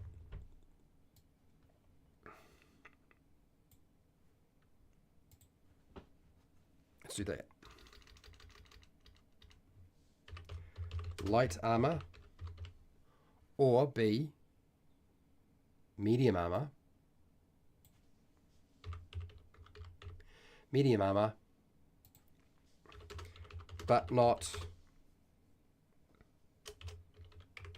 breastplate or half plate. You'll have to go and buy that, people. Half plate. I think that's probably where it needs to sit. Like that, it can have that range. You get to choose. You're probably always going to go with the scale mail anyway, but unless, there are some restrictions on taking medium-sized armor, there are benefits and drawbacks to everything. So let's just do that. Yeah. Scale does have disadvantages, but you could pick up chain shirts, you could pick up hide.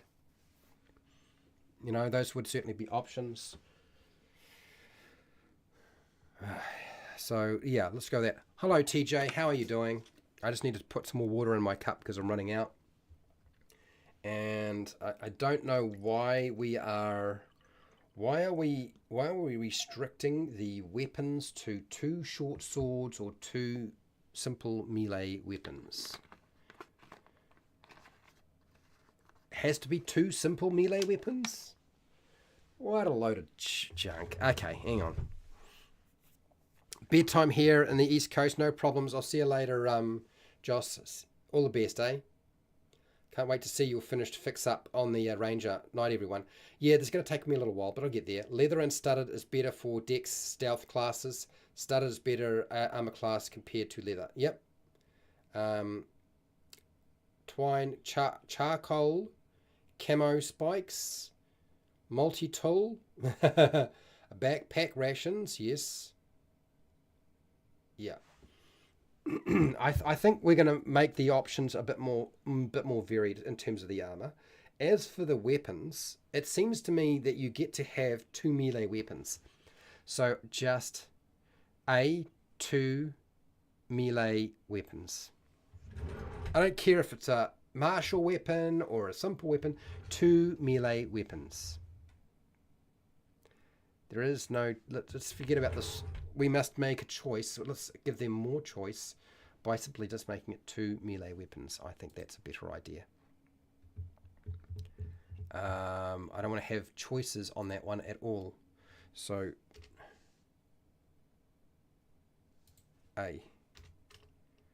2 melee weapons. Full stop. We're going to do their kit in a second.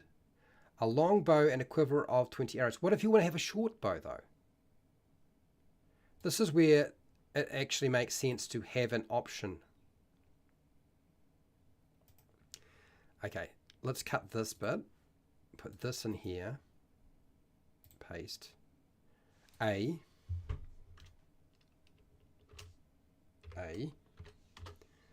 Short bow. Or B, a long bow. Okay. And a quiver of 20 arrows. Sweet. Got it. That's better. Let's do that. Bugbear, leather armor. Brigington armor, quiet and very protective.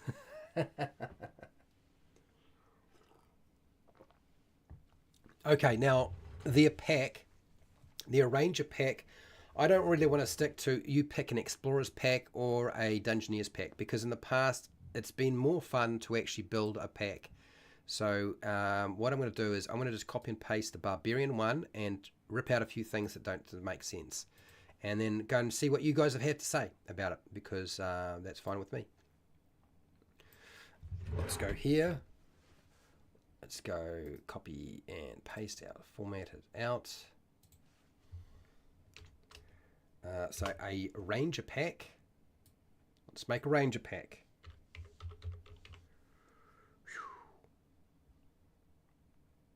Yeah, short or long. I don't think it needs to be strictly, oh, you've got to take the long one.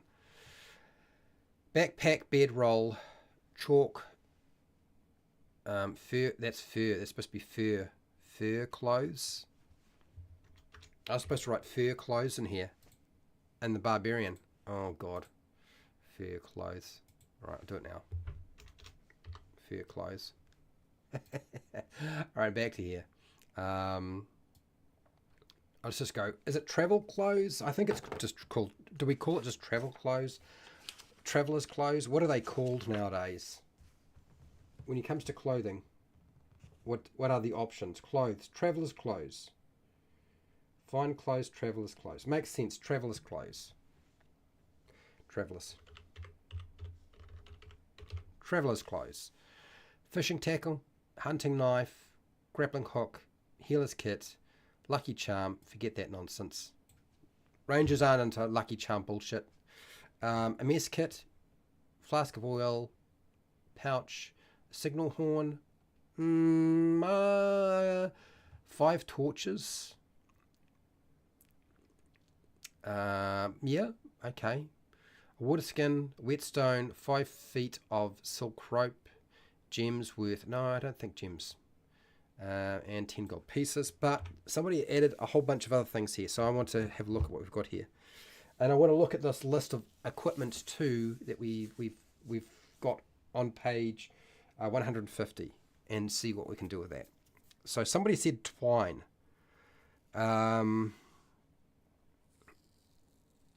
What if you have a crossbow? I don't think traditionally that a ranger necessarily had a crossbow. Is the cost of a longbow and a crossbow so very different that we need to concern ourselves? A light crossbow is 25 gold pieces. Where is it? Heavy crossbow is 50. A hand crossbow is 75.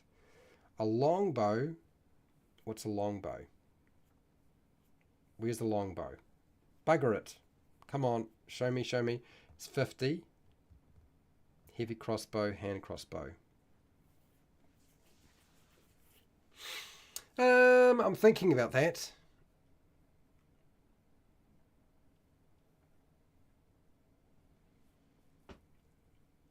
Okay, well,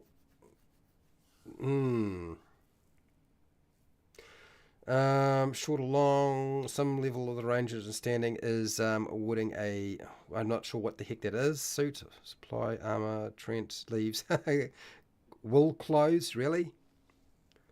On the Druidic focus, I think they are just now allowing a focus to be used for the ranger. Before now you had to use a component pouch, blah, blah, blah, blah. Signal horn, harmonica, whistle. Yeah, signal horn or whistle. I'm fine with it being either one. That could be either one. Now I'm just looking. Just give me a second while I get my head around this. Or bolts.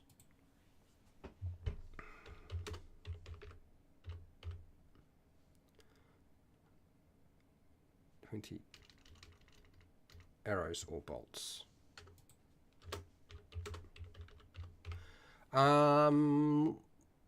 Okay. Let's give them another choice. Oh, come on, you've got to be kidding me. It's going to do this to me. Doesn't want me to go this way. Oh, stop doing that. Fine. I'm not trying to do copyright.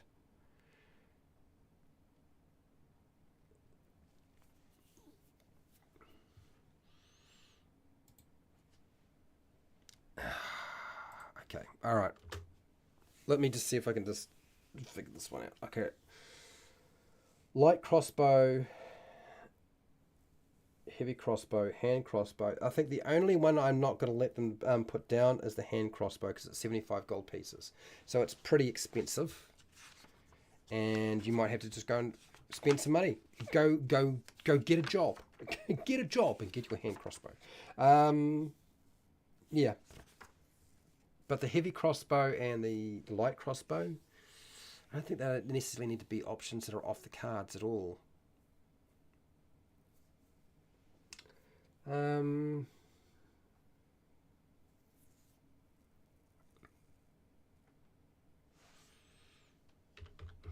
Light crossbow.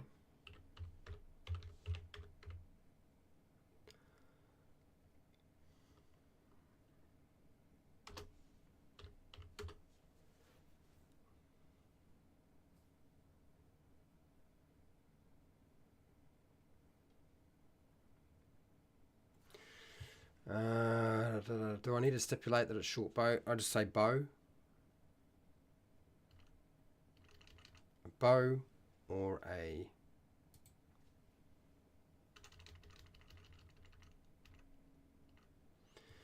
I mean, really, what's the benefits of a hand crossbow? It's a D6 damage. Ammunition, light, loading. I suppose that's part of it. Two-handed loading. Heavy crossbow. Oh, bugger it. Or crossbow. Bugger it.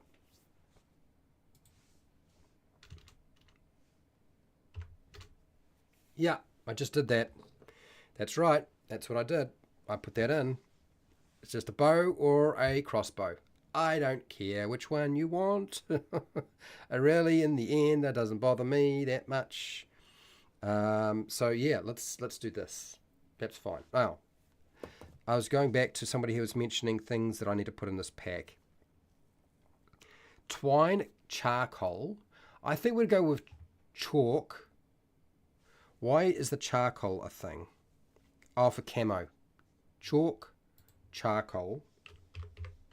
It's light. It's easy to carry. I don't think it's a problem to have both. Spikes, multi-tool backpack rations. They don't need rations. They can hunt for food. They're good. They don't need to do that. Why would they need to take rations? They're going to eat off the land. Something will fly by. They'll shoot it and then they'll just cook it up. There's a rabbit. Bang! It's done. Got an arrow or a bolt through it. So I don't think they need to have rations at all.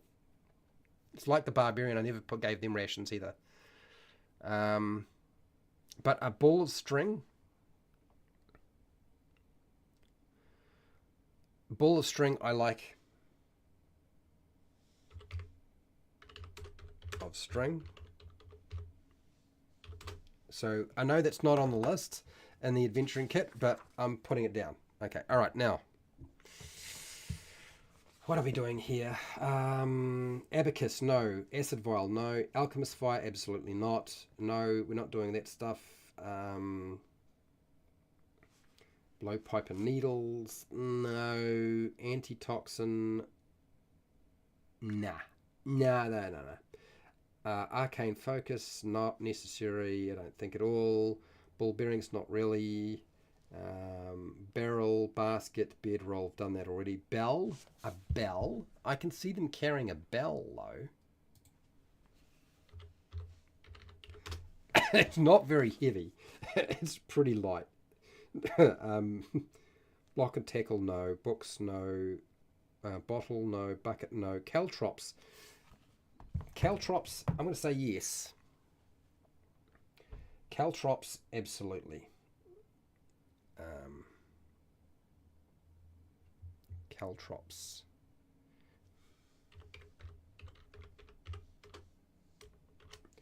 Caltrops, bag of 20. We'll give that to them. And then a candle. Do they really need a candle? A candle or torches? I think they're going to go with the torches. Crossbow, bolt, case, no. Map scroll, no. Chain, chalk, done that. Chest, no. Climber's kit. Did I give them a grappling hook and some rope? I did. That's good enough. Common clothes, don't worry about the clothes. I've done the clothes. Crowbar. Are they the ones who are going to be carrying a crowbar around? I don't think they necessarily are, so we'll leave that alone. Fishing tackle. Got it. I think that makes sense. Flask. Bell is offered for fey creatures. Maybe, but it's to set up an alarm system usually. I think hammer, sledgehammer, healer's kit. We've got that already. No holy water. Hourglass, hunting trap. They don't need a hunting trap. They make their own. Ink, jug, ladder. Absolutely not. Lamp. No. Lantern. No. Too heavy. Lantern. Too heavy. Lock. No. Magnifying glass, no. Manacles, not really. Mess kit, we've got that. Steel mirror. Why would you have a steel mirror? I'll just leave it. I know what I would use a steel mirror for, but I'm just thinking, would a ranger have that?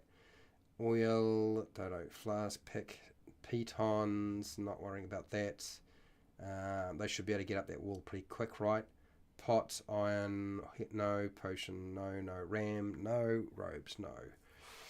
Sacks, nah. Sealing wax, no. Shovel, no, not really. I don't think so.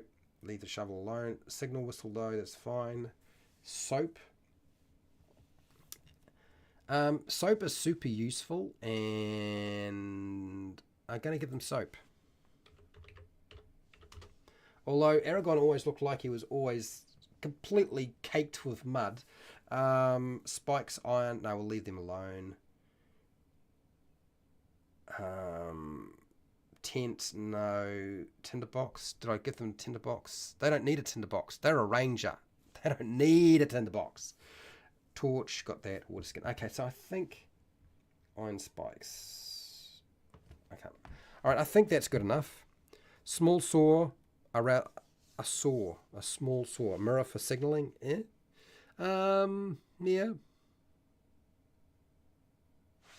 Okay.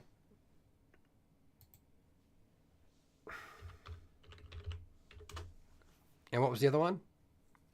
A small saw. Yeah. They should also have a knife. They better have a hunter's knife, a hunting knife, or some sort of knife or a dagger. I think that's appropriate for their character as well. So what do we got here? Hunting knife is already there. So we need a small saw. Small saw. Or I almost feel like it would be a machete. Really, it would be a machete, wouldn't it? Would it not be a machete rather than a small saw? I think it would be a machete. Come on. You know it's true. Machete. How do I spell that? Machete. Machete. Machetes. Machete. Okay. I think machete is what we add. Copy. M for machete. Where are you? M. Aha. Paste. Machete. A saw. I think a machete is more hunting knife. I suppose a saw. Am I really that worried about this one? Small saw, machete, small saw. These are the small things that I think about. Small saw. Okay, all right. Small saw it is. It's done. Okay, so I think our equipment loadout is fine. We did favorite enemy. I'm pretty sure I already covered all of this and I made some adjustments here because I did this earlier, didn't I? And what do we got here? Beginning at first level, you have significant experience studying, tracking, and hunting, and even taking the talking nears. Yes, choose the title. Yes, so you choose something, and you get giants. So you have advantage of favorite enemy as well. Yes, yes, you get a language. You choose one additional favorite enemy as well as an associated language at level 6 and 14. So again, as you gain levels, your choices should reflect the top. Yes, we've got that. Natural Explorer. I've left it to last, but here it is, for those of you who are still here. This one is going to get bold underline. So, you are particularly familiar with one type of natural terrain. Bollocks. I'm going to say it now. Bollocks. Bollocks to that. You are particularly familiar with different types of terrain, with different types of natural environments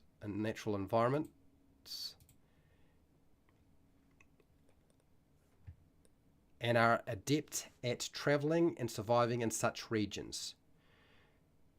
Now, this is where my problem lies, is how to structure it so that it's going to work the way I wanted it to.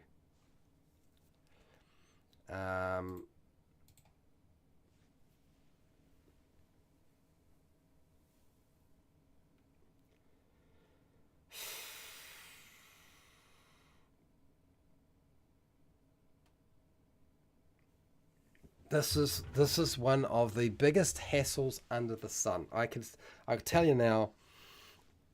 I've been thinking about it a lot and how I need to structure it. I know my buddies gave me some sort of guidance around this, how they would like it to see it.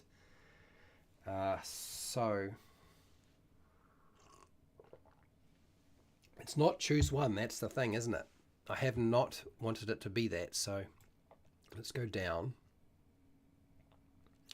Down, down, down, down, down.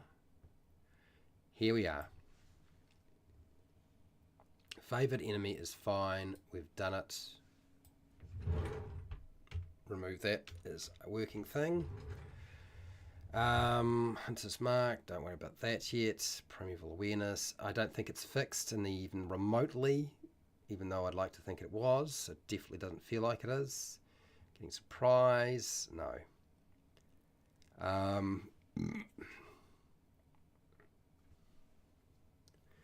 Natural Explorer.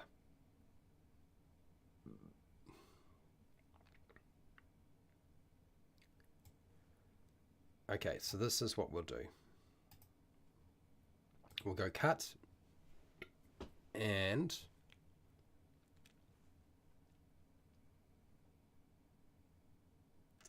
we'll go back up here. How do I structure this? Here's my notes. Here's my notes. Okay. Without the formatting. Get rid of this nonsense. Okay, so how did I want to structure this? Based off the notes. You are particularly familiar with different types of natural environments and are adept at traveling and surviving in such regions.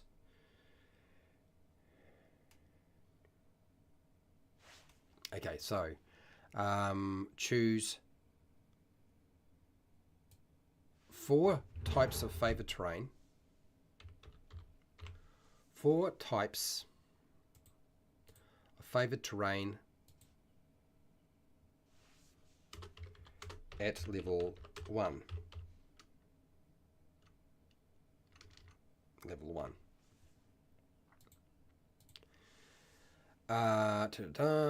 Okay, choose 4 types of favored terrain at level 1. Now, which ones did I want them to have access to at level 1?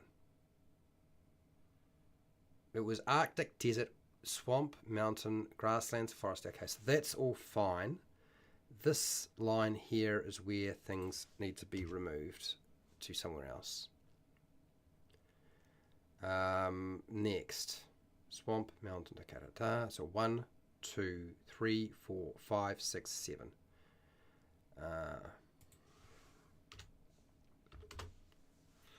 7.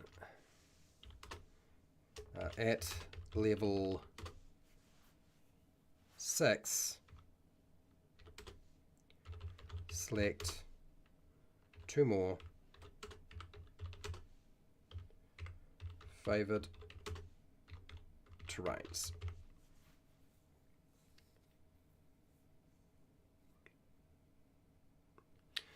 Why was I thinking this way? I'm just trying to think now back to what I was doing. It's 1, 2, 3, 4.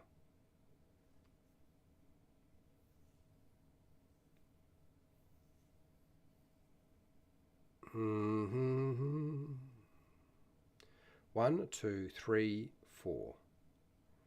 This might be a bit strong. Select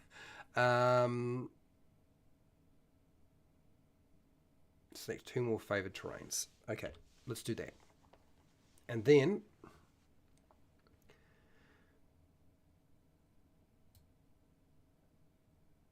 so additionally,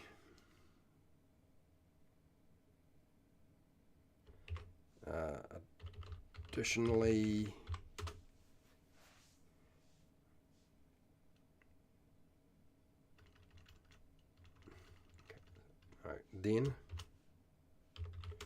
at level. Now the level that I want to make it is important. What level is it I'm wanting to do this? How do you reconcile these ranges notes? Ranges have spells as a problem. Da, da, da.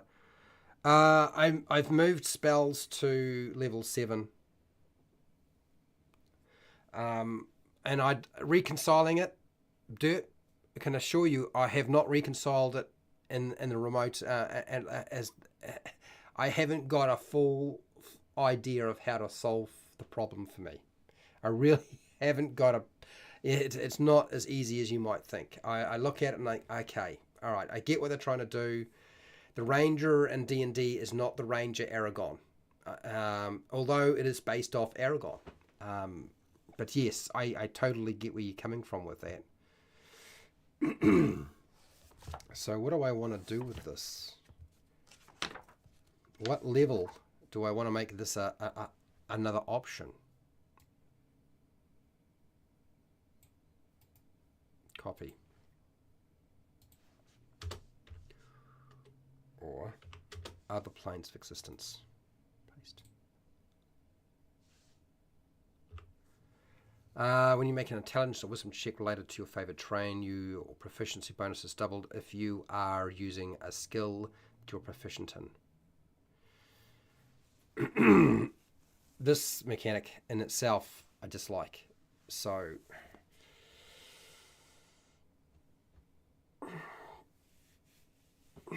okay, all right, so this is bugger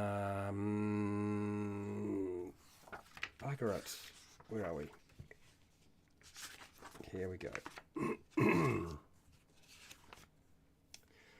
Looking through this, let's have a look.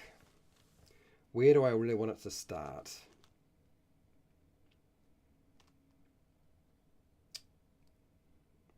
It's probably about there. Then at level 13, it's probably about there, in between that level 10 range and when you should be going multiverse traveling in the first place. I'm going to do that. Then at level 13, 13, select one more favored terrain from the ones not already selected,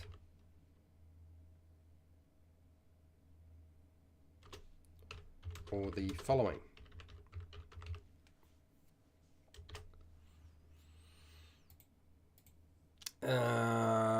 Then at level 13, select one more favored terrain from the ones not already selected of the following: the Underdark or other planes of existence.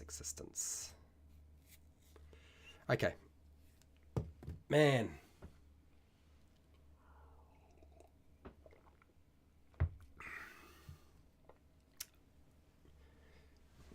Okay, let me just have another think about this. Is 4 too much at level 1? I think we can pretty much say that favored terrain at level 1, if you're a ranger, it makes sense that you be able to navigate grasslands and forest. Those are pretty standard terrain types. And mountain. And if we were looking at something else, I'd say even potentially swamp or coastline. So 4 is actually probably makes sense. I'm actually kind of fine with that. Then at level 13, select one more favored terrain from the ones not already selected of the following: the Underdark or other planes of existence. Okay, all right. Okay, so here we go. Let's itemize everything that you get.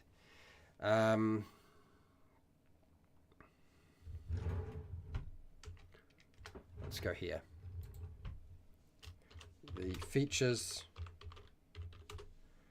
listed below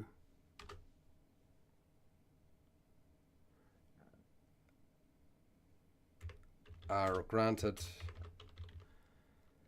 Below apply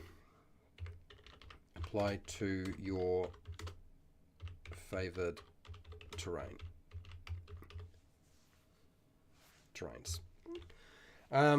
Okay. Well,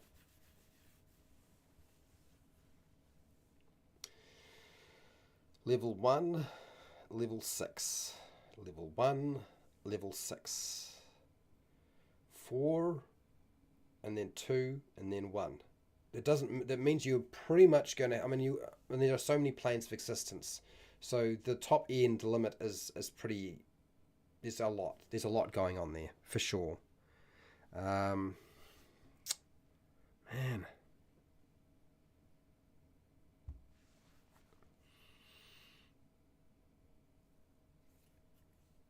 Now we've got to break up what these features are.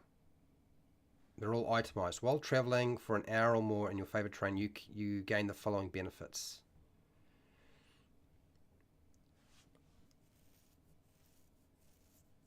Okay.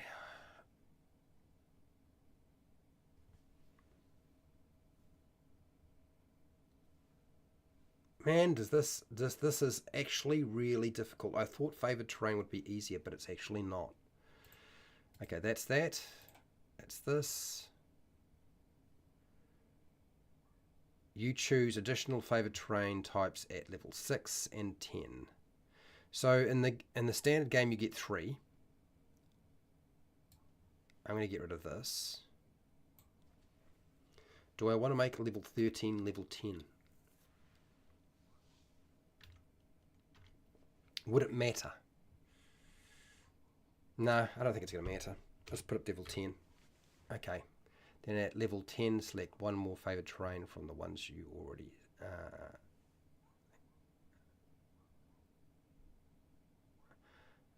from the ones that you've not already selected, or the following. Okay, alright, so let's do this. Now, as for traveling for an hour, while traveling for an hour or more in your favorite train, you gain the following benefits. No, this is not what I want to do. This is actually a problem for me, so we're going to leave a lot of that. What we need to do instead is, when making an intelligence wisdom check related to your favorite terrain, you have advantage. I don't want to double proficiency, really. I feel like advantage is a good enough feature to be just used for that. I think it makes it's. I mean, I guess yeah. Let's double the proficiency bonus, but there's a reason to have advantage and disadvantage in the game in the first place, right? So why not just use the damn thing?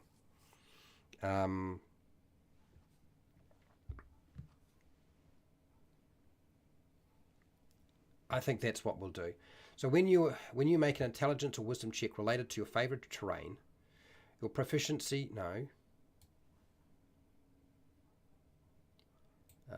you okay, when you make a intelligence or wisdom check related to your favorite terrain, your proficiency bonus is doubled if you are using a skill that you are proficient in. I don't think that matters, because you I don't really think that needs to matter. When you make an intelligence or wisdom check related to your favorite terrain, you have advantage on ability or skill checks. That's it. I just want to give them advantage. They've already got survival and nature as skills. Let's just do that. Okay. Okay.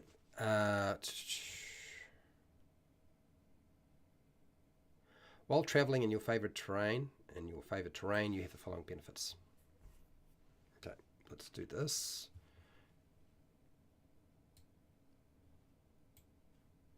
Let's grab that, cut this out, drop it down. Okay, while traveling in your favorite terrain, you gain the following benefits. Let's just grab that bit. Cut, paste it, bring this up, bullet point. Okay, cool. Next.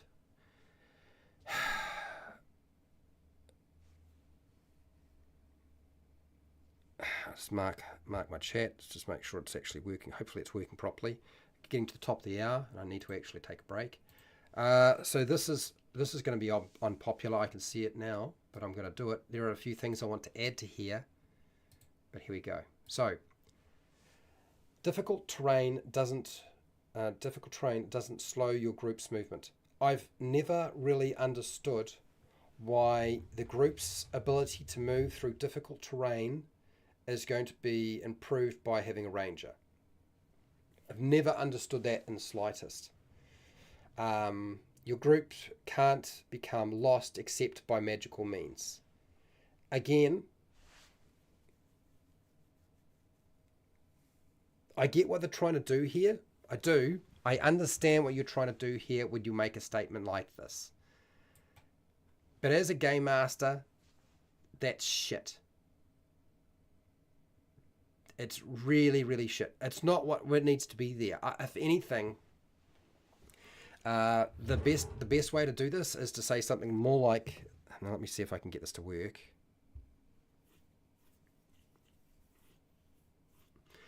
What it really needs to say is, you can navigate by the stars and sun's position,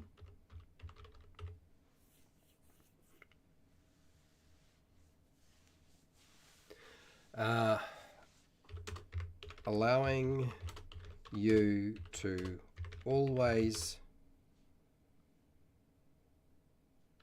know what direction you are traveling.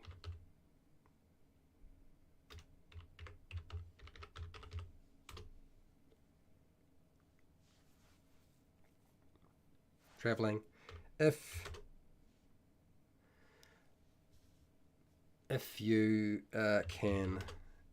can see the stars or sun.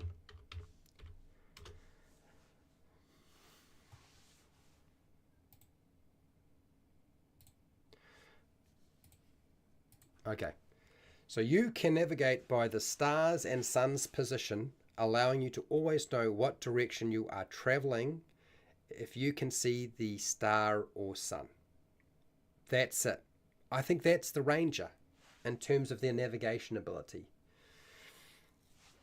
That's their level of skill. But if it was overcast and it was a sunny day, you wouldn't necessarily know which way you were going. If it's night and the stars are out, but it's overcast and you can't see the stars' positions, by the stars, constellations, and the sun's position,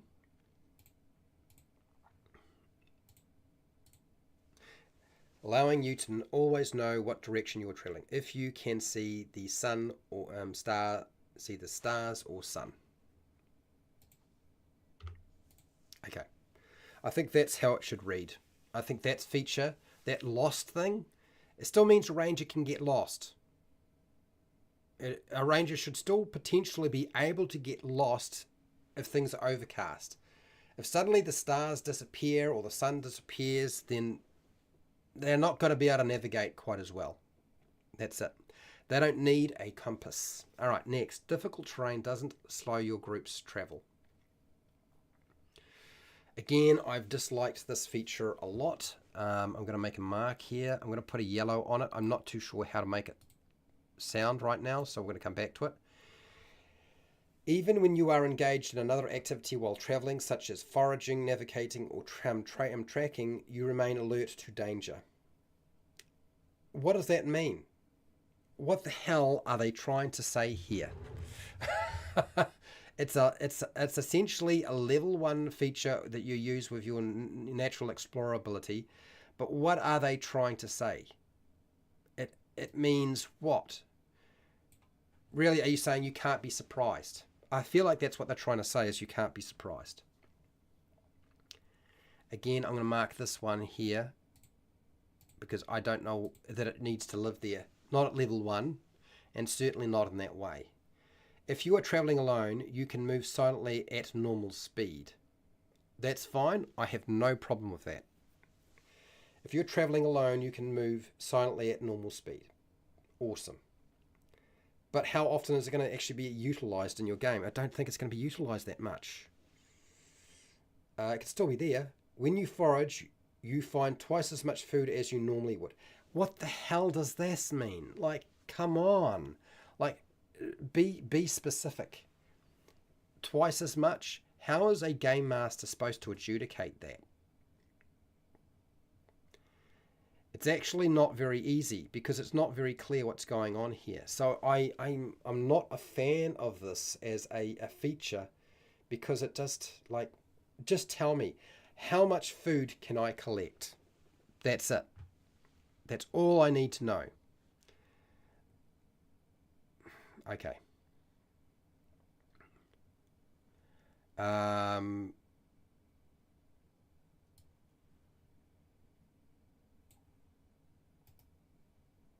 Copy.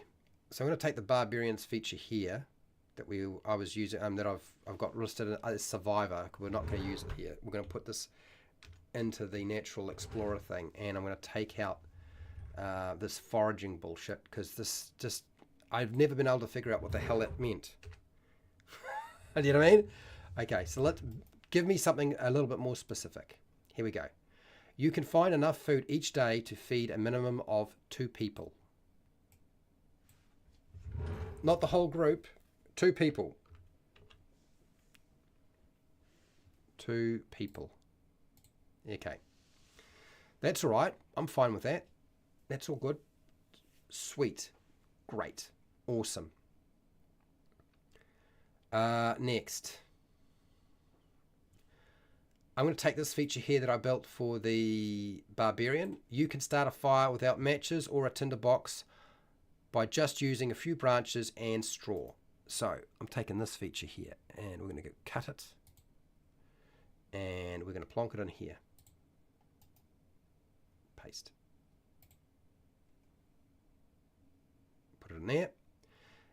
Forget about this. You're not being eaten raw meat. That's for the barbarian. You're going to stay with that. Okay. You get advantage on survival wisdom checks to hunt animals for food.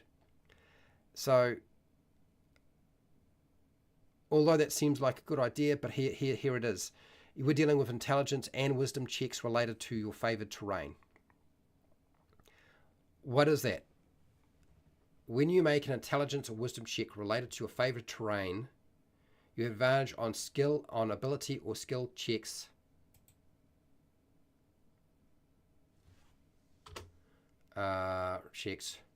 related to knowing,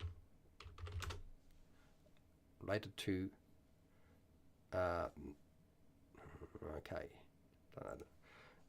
related to knowledge.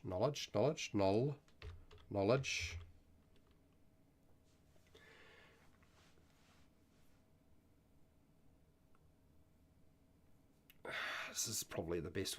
What's the best way? When you make an intelligence or wisdom check related to knowledge, about your knowledge knowledge about your favoured terrain, you have advantage on ability or skill checks. Okay, that's better. I think that's going to work a little. That's a lot. The wording's a bit better now. Okay, cool. Next, so this here doesn't relate. I'm taking that one out. Animals can be skinned and made into clothes while you are in the wilderness. No, I feel like that is a barbarian thing. So we'll take that away. Fish can be caught with your hands rather than using a fishing tackle. No, we'll leave that alone as well. Take that out. Camouflage is easier. No, that's not related as well. So we can take that away. Camouflage is easier. We've already got a camouflage ability, so let's remove that. You have learned to use natural plants resources applied to make first aid kits. I'm tempted to port this idea across. This is where you could spend 2 hours to make a healer's kit. I'm not actually against that as an idea. Does a ranger really need to be doing that sort of thing? Is that a ranger thing? Is that what Aragon? Aragon knew how to use herbs and so forth. You can spend an hour to harvest bone, hide. No, that's definitely not a ranger thing. So we'll take this away. Not using that one. And then this one here. I feel like this is something that a ranger would potentially be able to do in their favoured terrain. So I'm going to go cut. And let's drop this in here. And paste. You have learned to use natural plants and resources to apply first aid to injuries in the wilderness. You can make your own healer's kit within 10 uses, provided you spend 2 hours to collect the necessary ingredients in a general wilderness environment. That's it. And then this, we're going to take this away. Get rid of that. That's better. Okay. All right. I need to take a break and can come back to this. So difficult terrain doesn't slow your group's travel. I really hate that. And the other thing, which is a level 1 feature as well, again, I don't think that this is appropriate for this. It doesn't make a lot of sense to me. I think Natural Explorer is good, but is it that good? Is it that good? And where do I want to put the hunting trap stuff? Like, I want them to be able to make their own traps. But is it level 1 that I do it? Or is it later on? Is it going to make sense to do it later on? I don't know. Okay. All right, I'm going to take a quick break, come back, use the toilet, have a think about this, and then figure out how to adjust those 2 lines or what I'm replacing them with, because right now I don't really like them the way they are.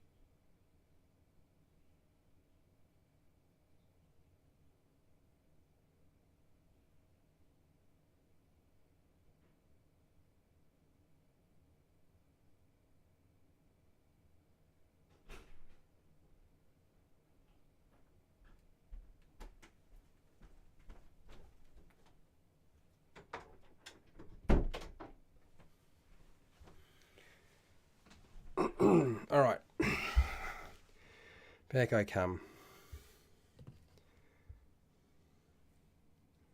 It's been a few hours, getting a sore throat again. All right, this is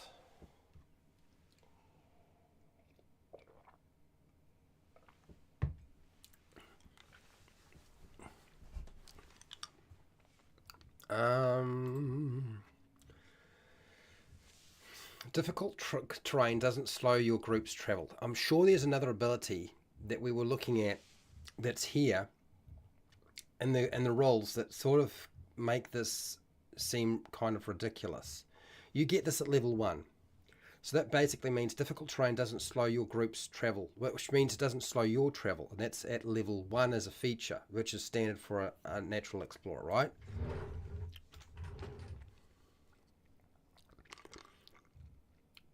Yeah, spell casting is a lot further on. But this feature right here is the one that concerns me. And if I scroll through here, will I find what I'm looking for? No, don't want that. It's not tribal warrior, it will be something else. This doesn't apply, we'll deal with that some other day.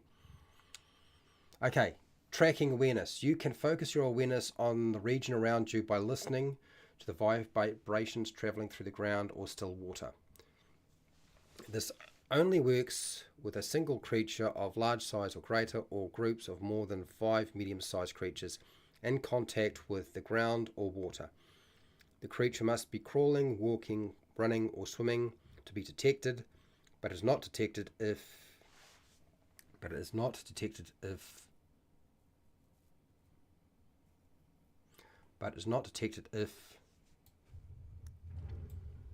stationary. You can sense whether one or more creatures are present within 1 mile of you.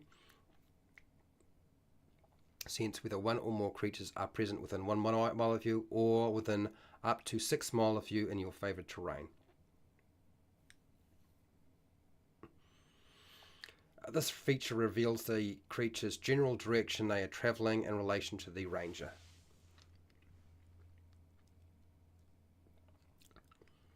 Okay.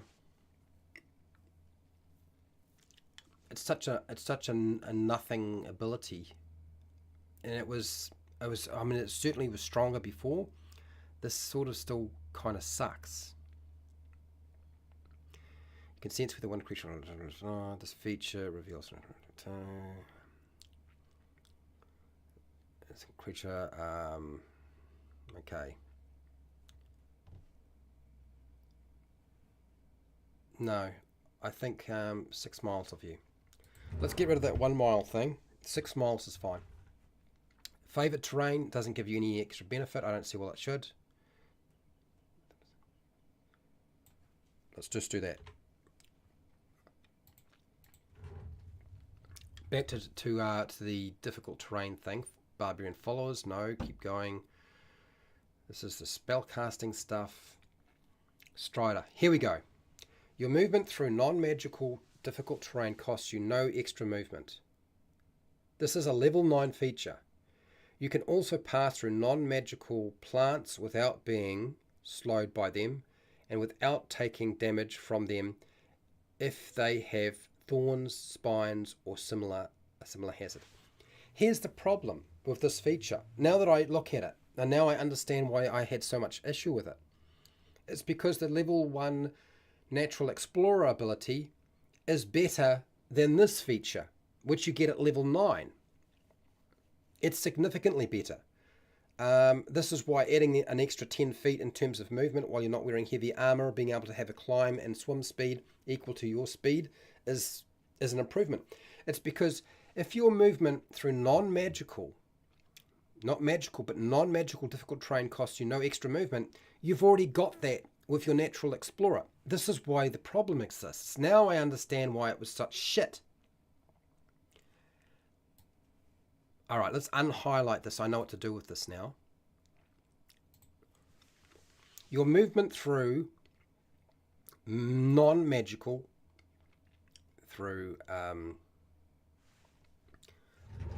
let's just get rid of this shit. Let's get rid of that.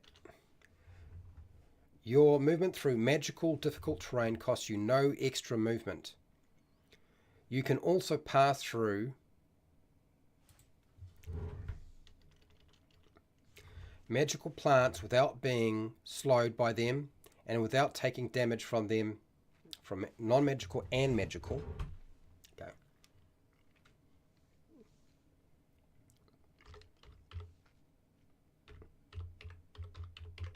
Non-magical and magical plants without being slowed by them and without taking damage from them if they have thorns, spines, or a similar hazard. This feature needed to include magical difficult terrain because you already have the damn thing. I knew there was a problem. I knew it. Okay. In addition, you have advantage on saving throws against plants that are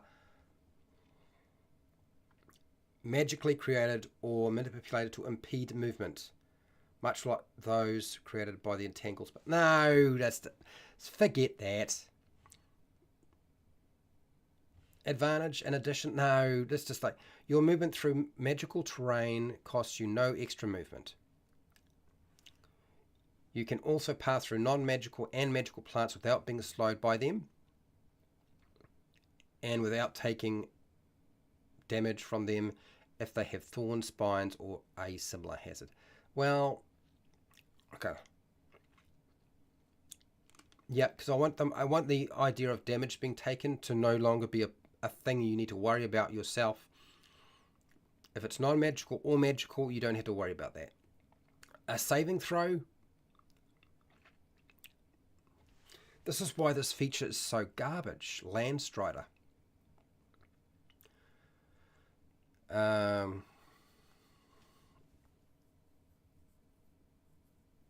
Also pass through non-magical slide. Okay, I'm having a hard think about this before I do this because this is a serious beef up on that feature. Like it's getting beefed up quite a lot. It's just whether it's the right thing to do. Ranger, AD&D second edition, 40.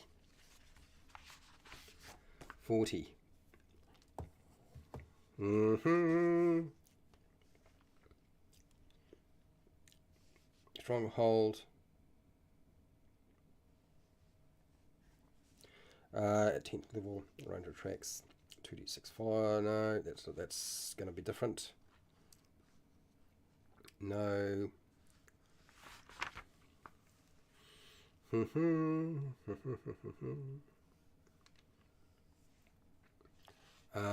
What else do they have here? Go behavior. There's very little in here.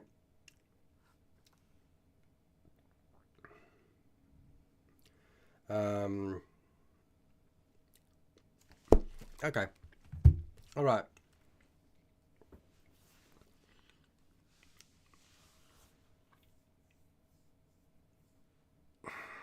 Really hard to think about this.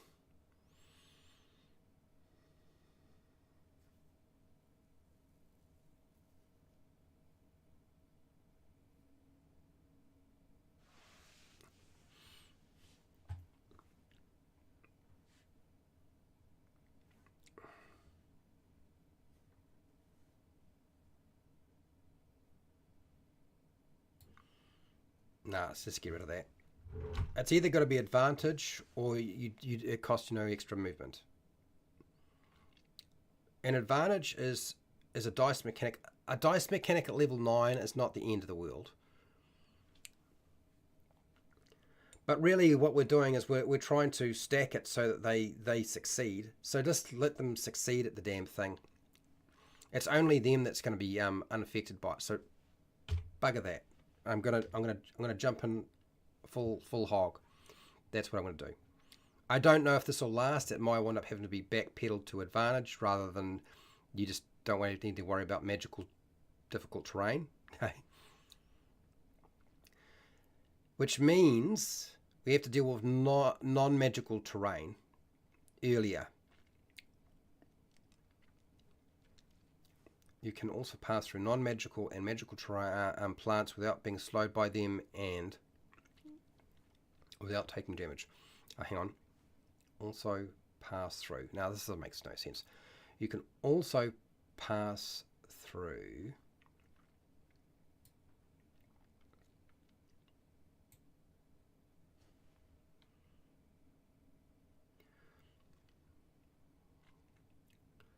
no, so you can also pass through non-magical and magical plants without being slowed. This doesn't make sense here. Without taking damage, because we've already said that you're not going to be, okay, there we go. Without taking damage from them if they have thorns, spines, or a similar hazard. Okay. So movement not slowed by magical difficult terrain. Don't need to worry about taking damage by moving through these sorts of things, whether it's non-magical or magical. You've got the 10 feet of extra movement if you're not wearing heavy armor. You've got your climb and swim speed. Land Strider is now a decent feature for level 9, if you ask me. Okay, it's related to them. And now let's go back to Natural Explorer, whereas that's where my problem was lying, is what the hell is going on here? Here it is. Difficult terrain doesn't slow your group's travel. Yet, why are we saying this? We're essentially saying the whole group benefits from this.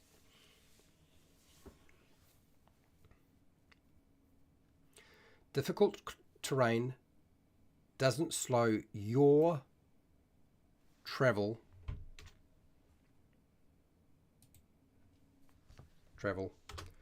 through non-magical environments.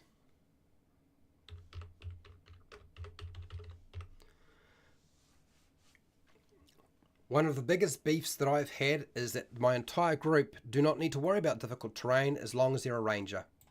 There's a range around difficult terrain, it doesn't apply to them at all. The ranger just makes it all happen. I'm fine for the ranger to have no problems getting through non-magical difficult terrain. Sweet. They can have that at level 1.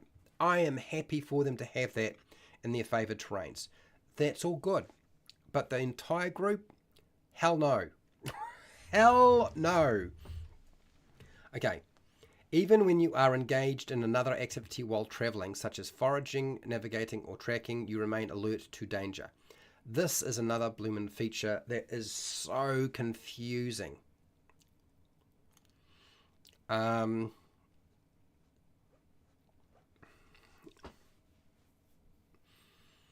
we need to make sure we get this right. This basically should just say you cannot be surprised. Really, that's what it's saying. It's like, if you're traveling in your favorite terrain, you can't be surprised. Just say that. But should it live here at level 1? That's the question. So let's go down and see if there's something else that it would be appropriate to stick it in. Tracking awareness. Tracking awareness is a completely different sort of thing. No, actually, this is a good place to stick it. I think this is actually a better place. It's at 2nd level. It's kind of related to tracking and awareness.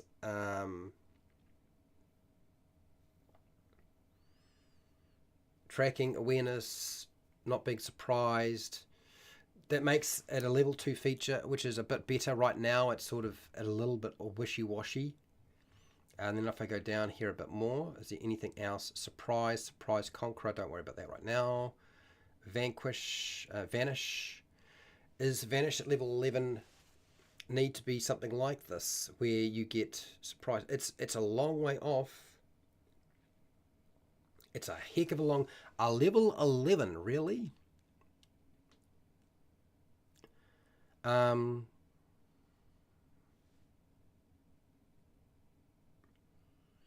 So I'm thinking the other one, level 2. Now give me a second before I do this, before I decide to give the ability for a ranger not to be surprised at level 2, because I was looking at level 11 and taking out whatever that nonsense is in the Natural Explorer ability. Let me just think about this very quickly and just refer to, okay, here we go. Danger sense. Here we go. This is what I was looking for. The Barbarian in 5e. Danger sense.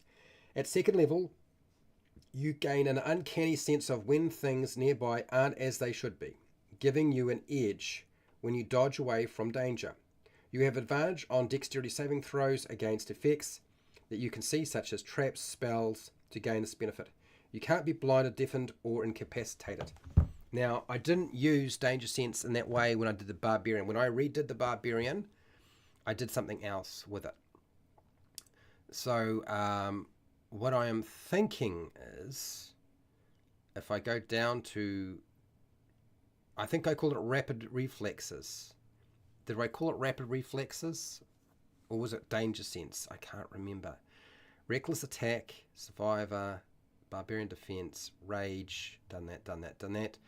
And we wound up with Rapid Reflexes,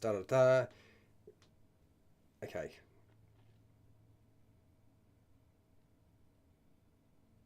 And there is definitely, traditionally there's been a precedence for not being surprised.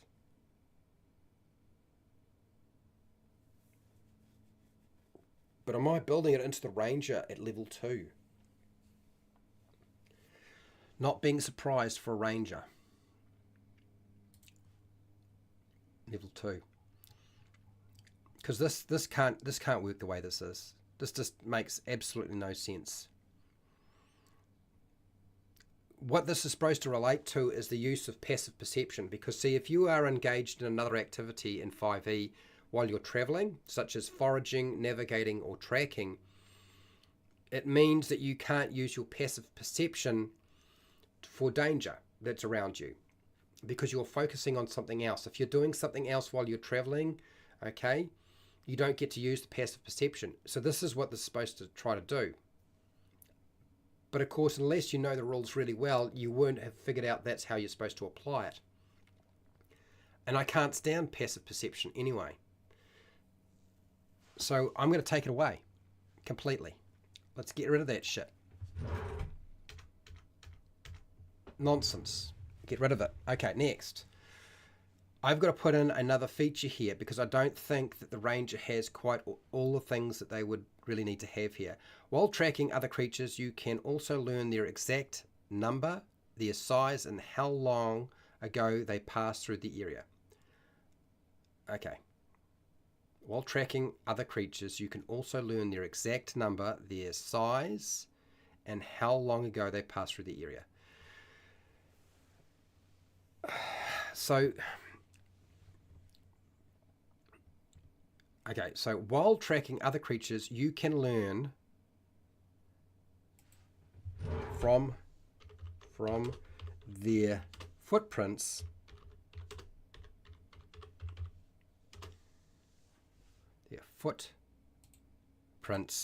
their exact number, approximate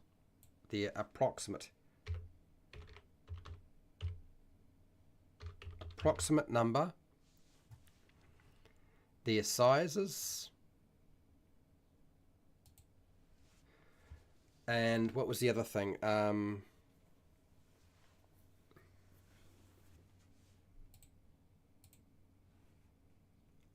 Their sizes,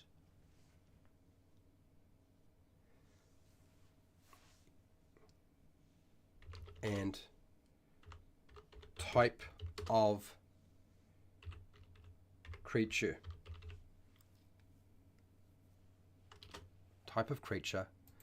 Okay. So while tracking other creatures, you can also learn from their footprints their exact and their approximate number, their sizes, type of creatures,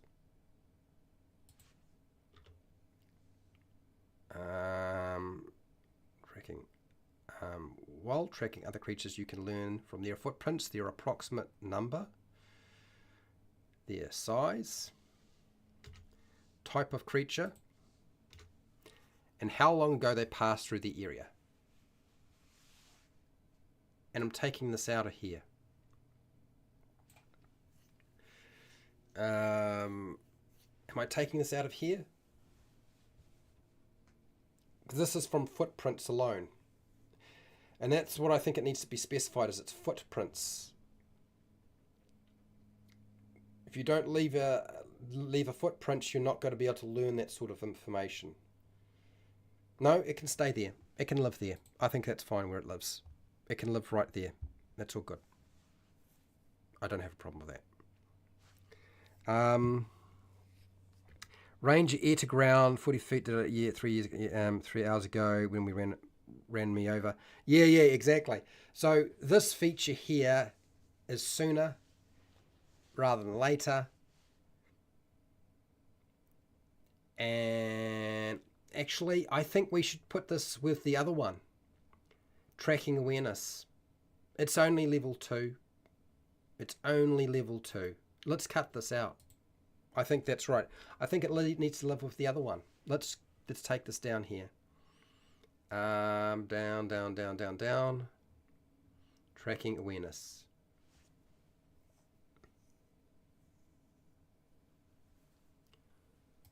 And we'll just undo this red stuff.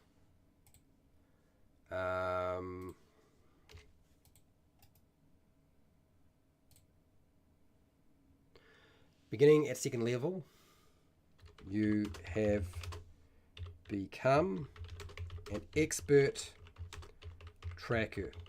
Let's say that. And now let's do this. While tracking other creatures, you also learn, while tracking creatures, you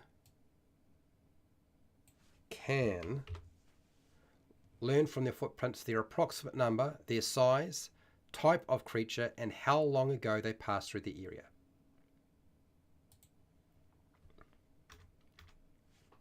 Here we go.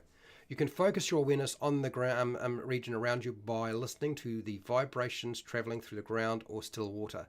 This only works with a single creature of large size or larger, and groups of more than 5 medium-sized creatures in contact with the ground or water. The creature must be climbing, walking, running, swimming to be detected, but is not detected if stationary. You can sense whether one or more creatures is present within 6 miles of you. This feature reveals the creature's general direction they are traveling in relation to the ranger. That is your level 2 feature. That is your level 2 feature. As for the surprise thing, I'm tempted not to put it there. Landstrider. Landstrider is actually a lot better than it was before. Vanish at level 11 could have something like that in there. That would be fine, I think. If I put that into Vanish, it makes much more sense. You cannot be surprised.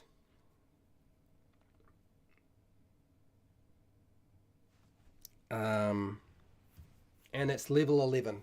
And that's a long time to wait for a feature like that, but that would be fine there. Okay, let's just chuck this in here. So God, this thing is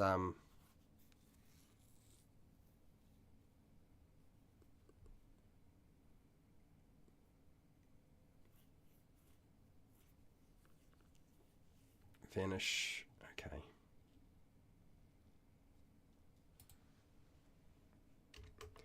You can't be surprised. Due to your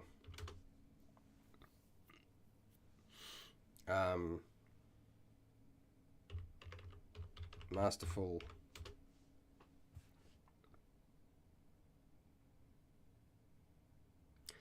I almost feel like that's a different feature that I could put in somewhere else. I could put that in somewhere else because that's not really related. So there was a question mark one, wasn't there? Had a question mark somewhere. Where are you? Come on.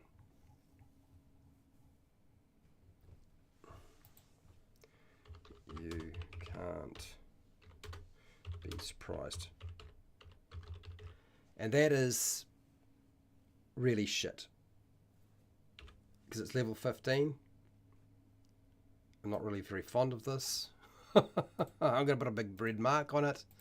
I don't know what else to do with that right now. I don't know what to call this. Okay. Right, going back.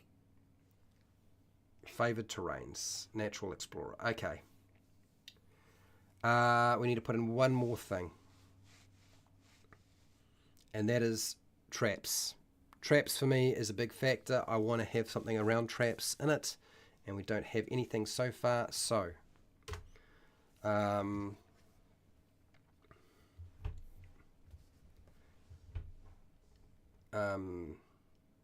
you are an expert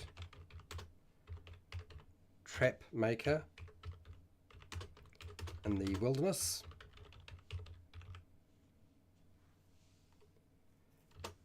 And can construct snares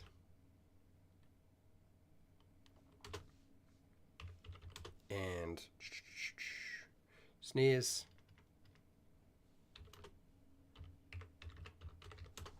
falling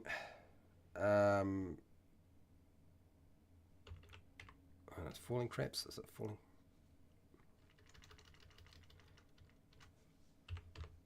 Collapsing traps and collapsing and spike traps and spiked traps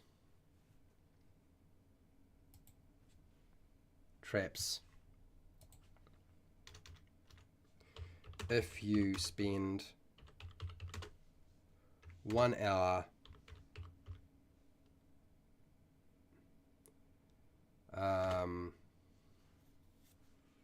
using vines, flax, grass, long grass,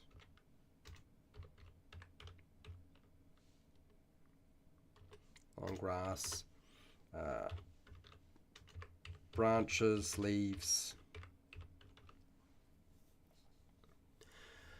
You're an expert trap maker in the wilderness and can construct snares, collapsing and spiked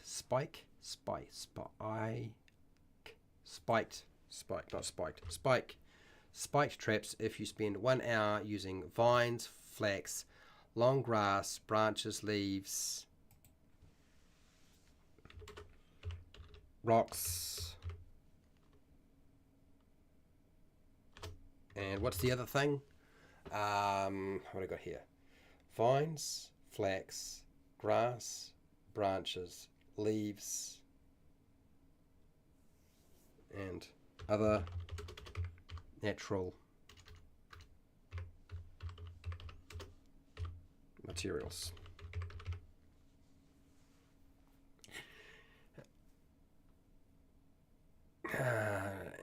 And if you spend 1 hour using vines, flax, long grass, branches, leaves, rocks, and other natural materials.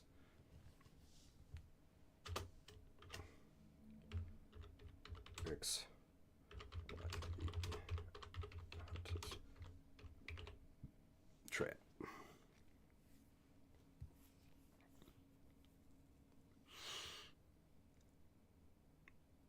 Takes very short time to set a how long would it take to set up a I don't want to get too complicated. I want to simplify a little bit. I know what you're talking about. You're talking about a pit trap. I haven't said anything about a pit trap.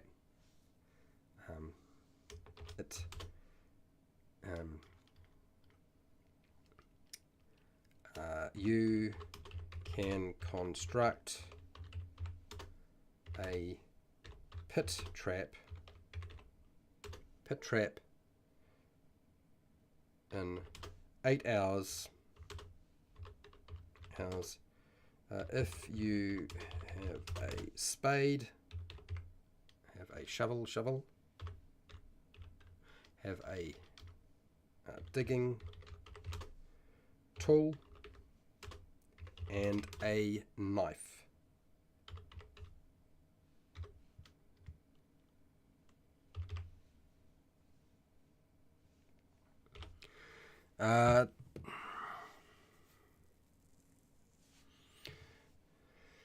So I'm going to go with that. That'll probably keep it fairly simple. That brings in a lot of the different things I was talking about before. I don't know.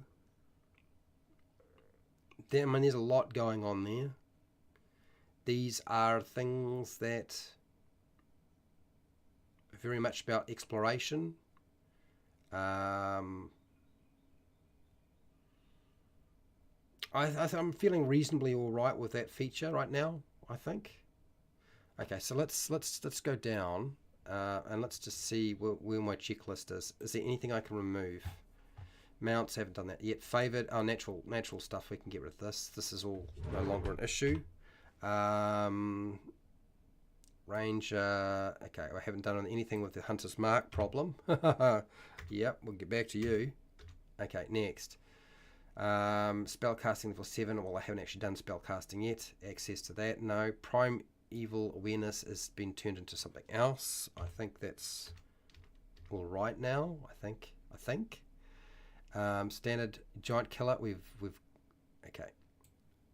So we've now got something that's related to that, so we're all good, I believe.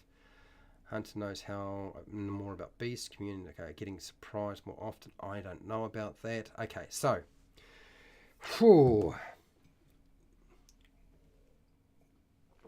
another drink of water, and I have 14 minutes left to do some more work before I run out of time and I need to go and just close it up for today. And we'll have to come back and do the rest, although I feel like the rest might be a little bit easier now than it was before. Alright, so I still don't know really how to finish the Foe Slayer ability because I'm not really very fond of the Foe Slayer ability. That's alright now. I don't know what to do with this. Wilderness Wanderer.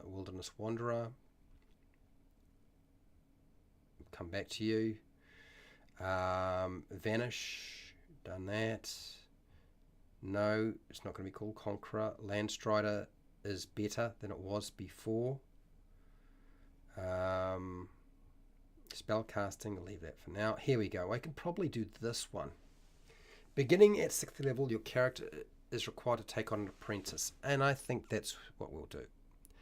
I think this is going to be fine. Who can perform simple tasks, but rangers need to teach their trade to the apprentice in exchange for the student keeping their weapons, armor, equipment, and mount in good order. Beginning at 10th level, your character becomes so famous that they attract. Now, what I want is not that. It's what's the other? What's the thing that I need? It's not that. It's attract.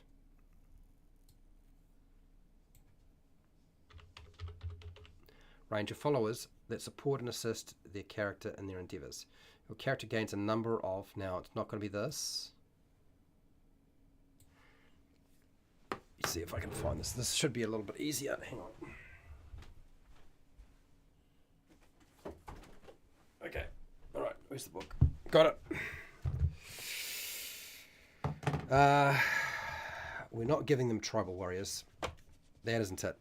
And we're not going to give them 6 D10. They're not getting anywhere near as many. So what have we got here? Mage. What do I want to give them? What do I need to give them? What do I need to give them? It's a good question. I'll give them a scout. A spy or a scout? No, a scout. Yeah. Yep. Scout. That's what it is. Let's go here now. Ranger followers.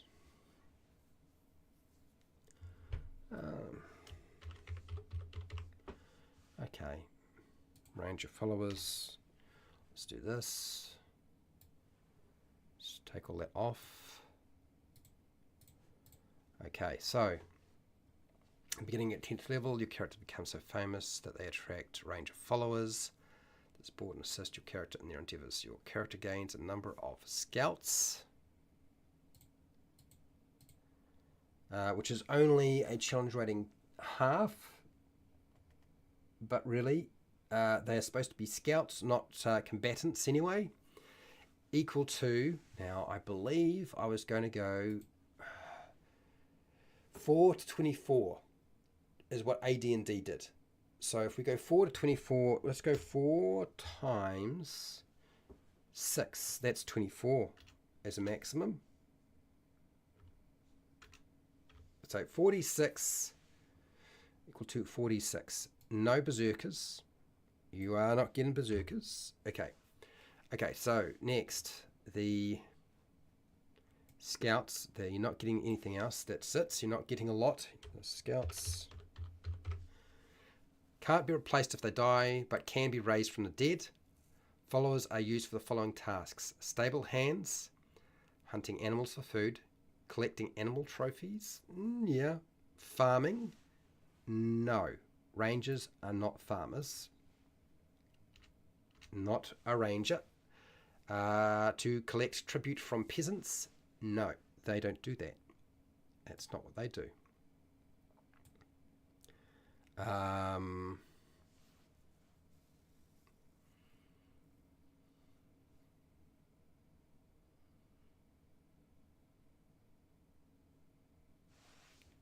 Skin, animal, and animal pelts.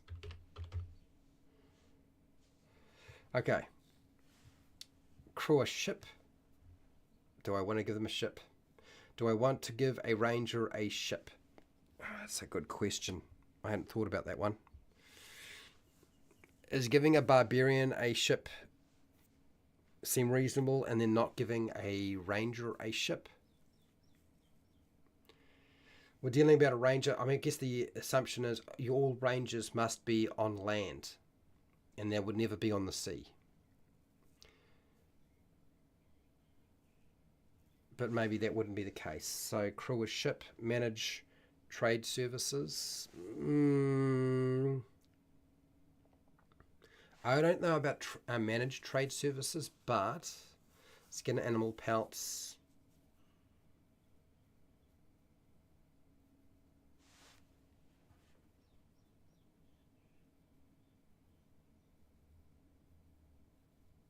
Oh, this is a hard one. This is really difficult for me now. I'm starting to have a whole lot of, I'm not too sure. Skin animal pelts, What else would be a ranger? I don't feel like that there's going to be quite as much. Manage trade services. I don't think it's as versatile. Manage trade services, no. But run service guide services, yes. That seems reasonable. Collect information, yeah, okay. Discover new contacts, craft and repair armor and weapons. No. No, I don't think that's there. That's not really what a scout does. So we're taking that away. Oh, they're getting less.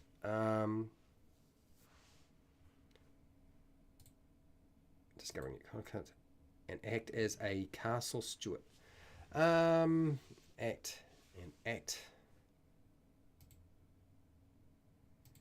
As a castle. No, I don't know that I want to give them a castle, but they could have castles.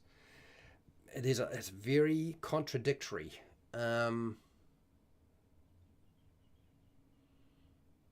Okay, I'll leave it for now. Act as a I think what we'll do is we'll go with here and put a mark on this as a red. I'm not too sure. Game Master can allow followers to be taken to battle when the player characters want to have and put them at risk. The party is smaller and can't hire. Okay, smaller can't hire mercenaries when the group is facing a superior force.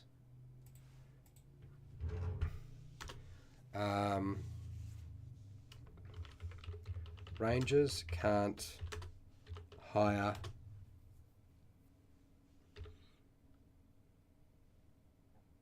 mercenaries or hirelings, hirelings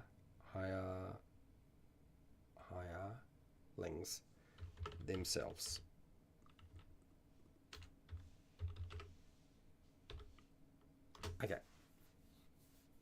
Okay, I think that's what I needed to put there. Ah, oh, jeez. Okay, right. That was a lot easier since I've done that so many times before. It should be. Okay, so what was that feature called? That was called, that's tracking awareness. Range of followers. Let's go up to the table, make sure I've got range of followers in there. Range of followers is at level 6.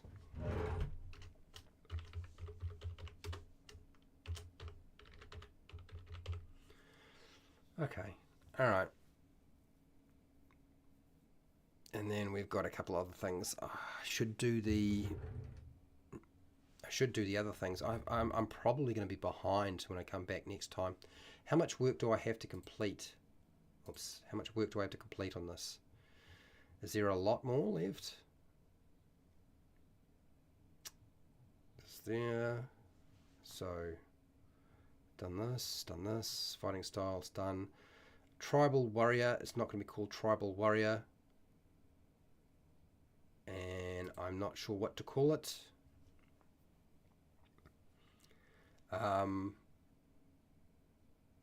Maybe I call it Pathfinder.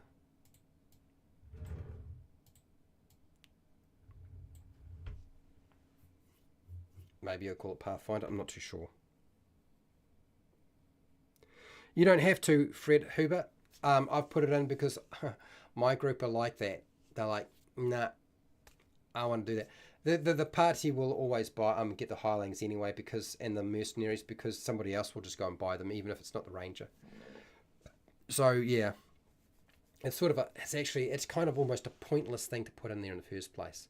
Now that I think about it, it will make no difference, because even if I said rangers can't hire or pay for mercenaries or hirelings, somebody else in the party is just going to do it anyway. They're just going to give their money to somebody else. What would be the point? It's almost a pointless restriction. Now that I think about it, it's almost so. I've got one thing I got to deal with, that thing, and then yeah, it won't even matter. Let's get rid of the damn thing. It's pointless putting it there. 2, spell casting. That's quite a big one. 3, strongholds. This is where I want to put a lodge in here.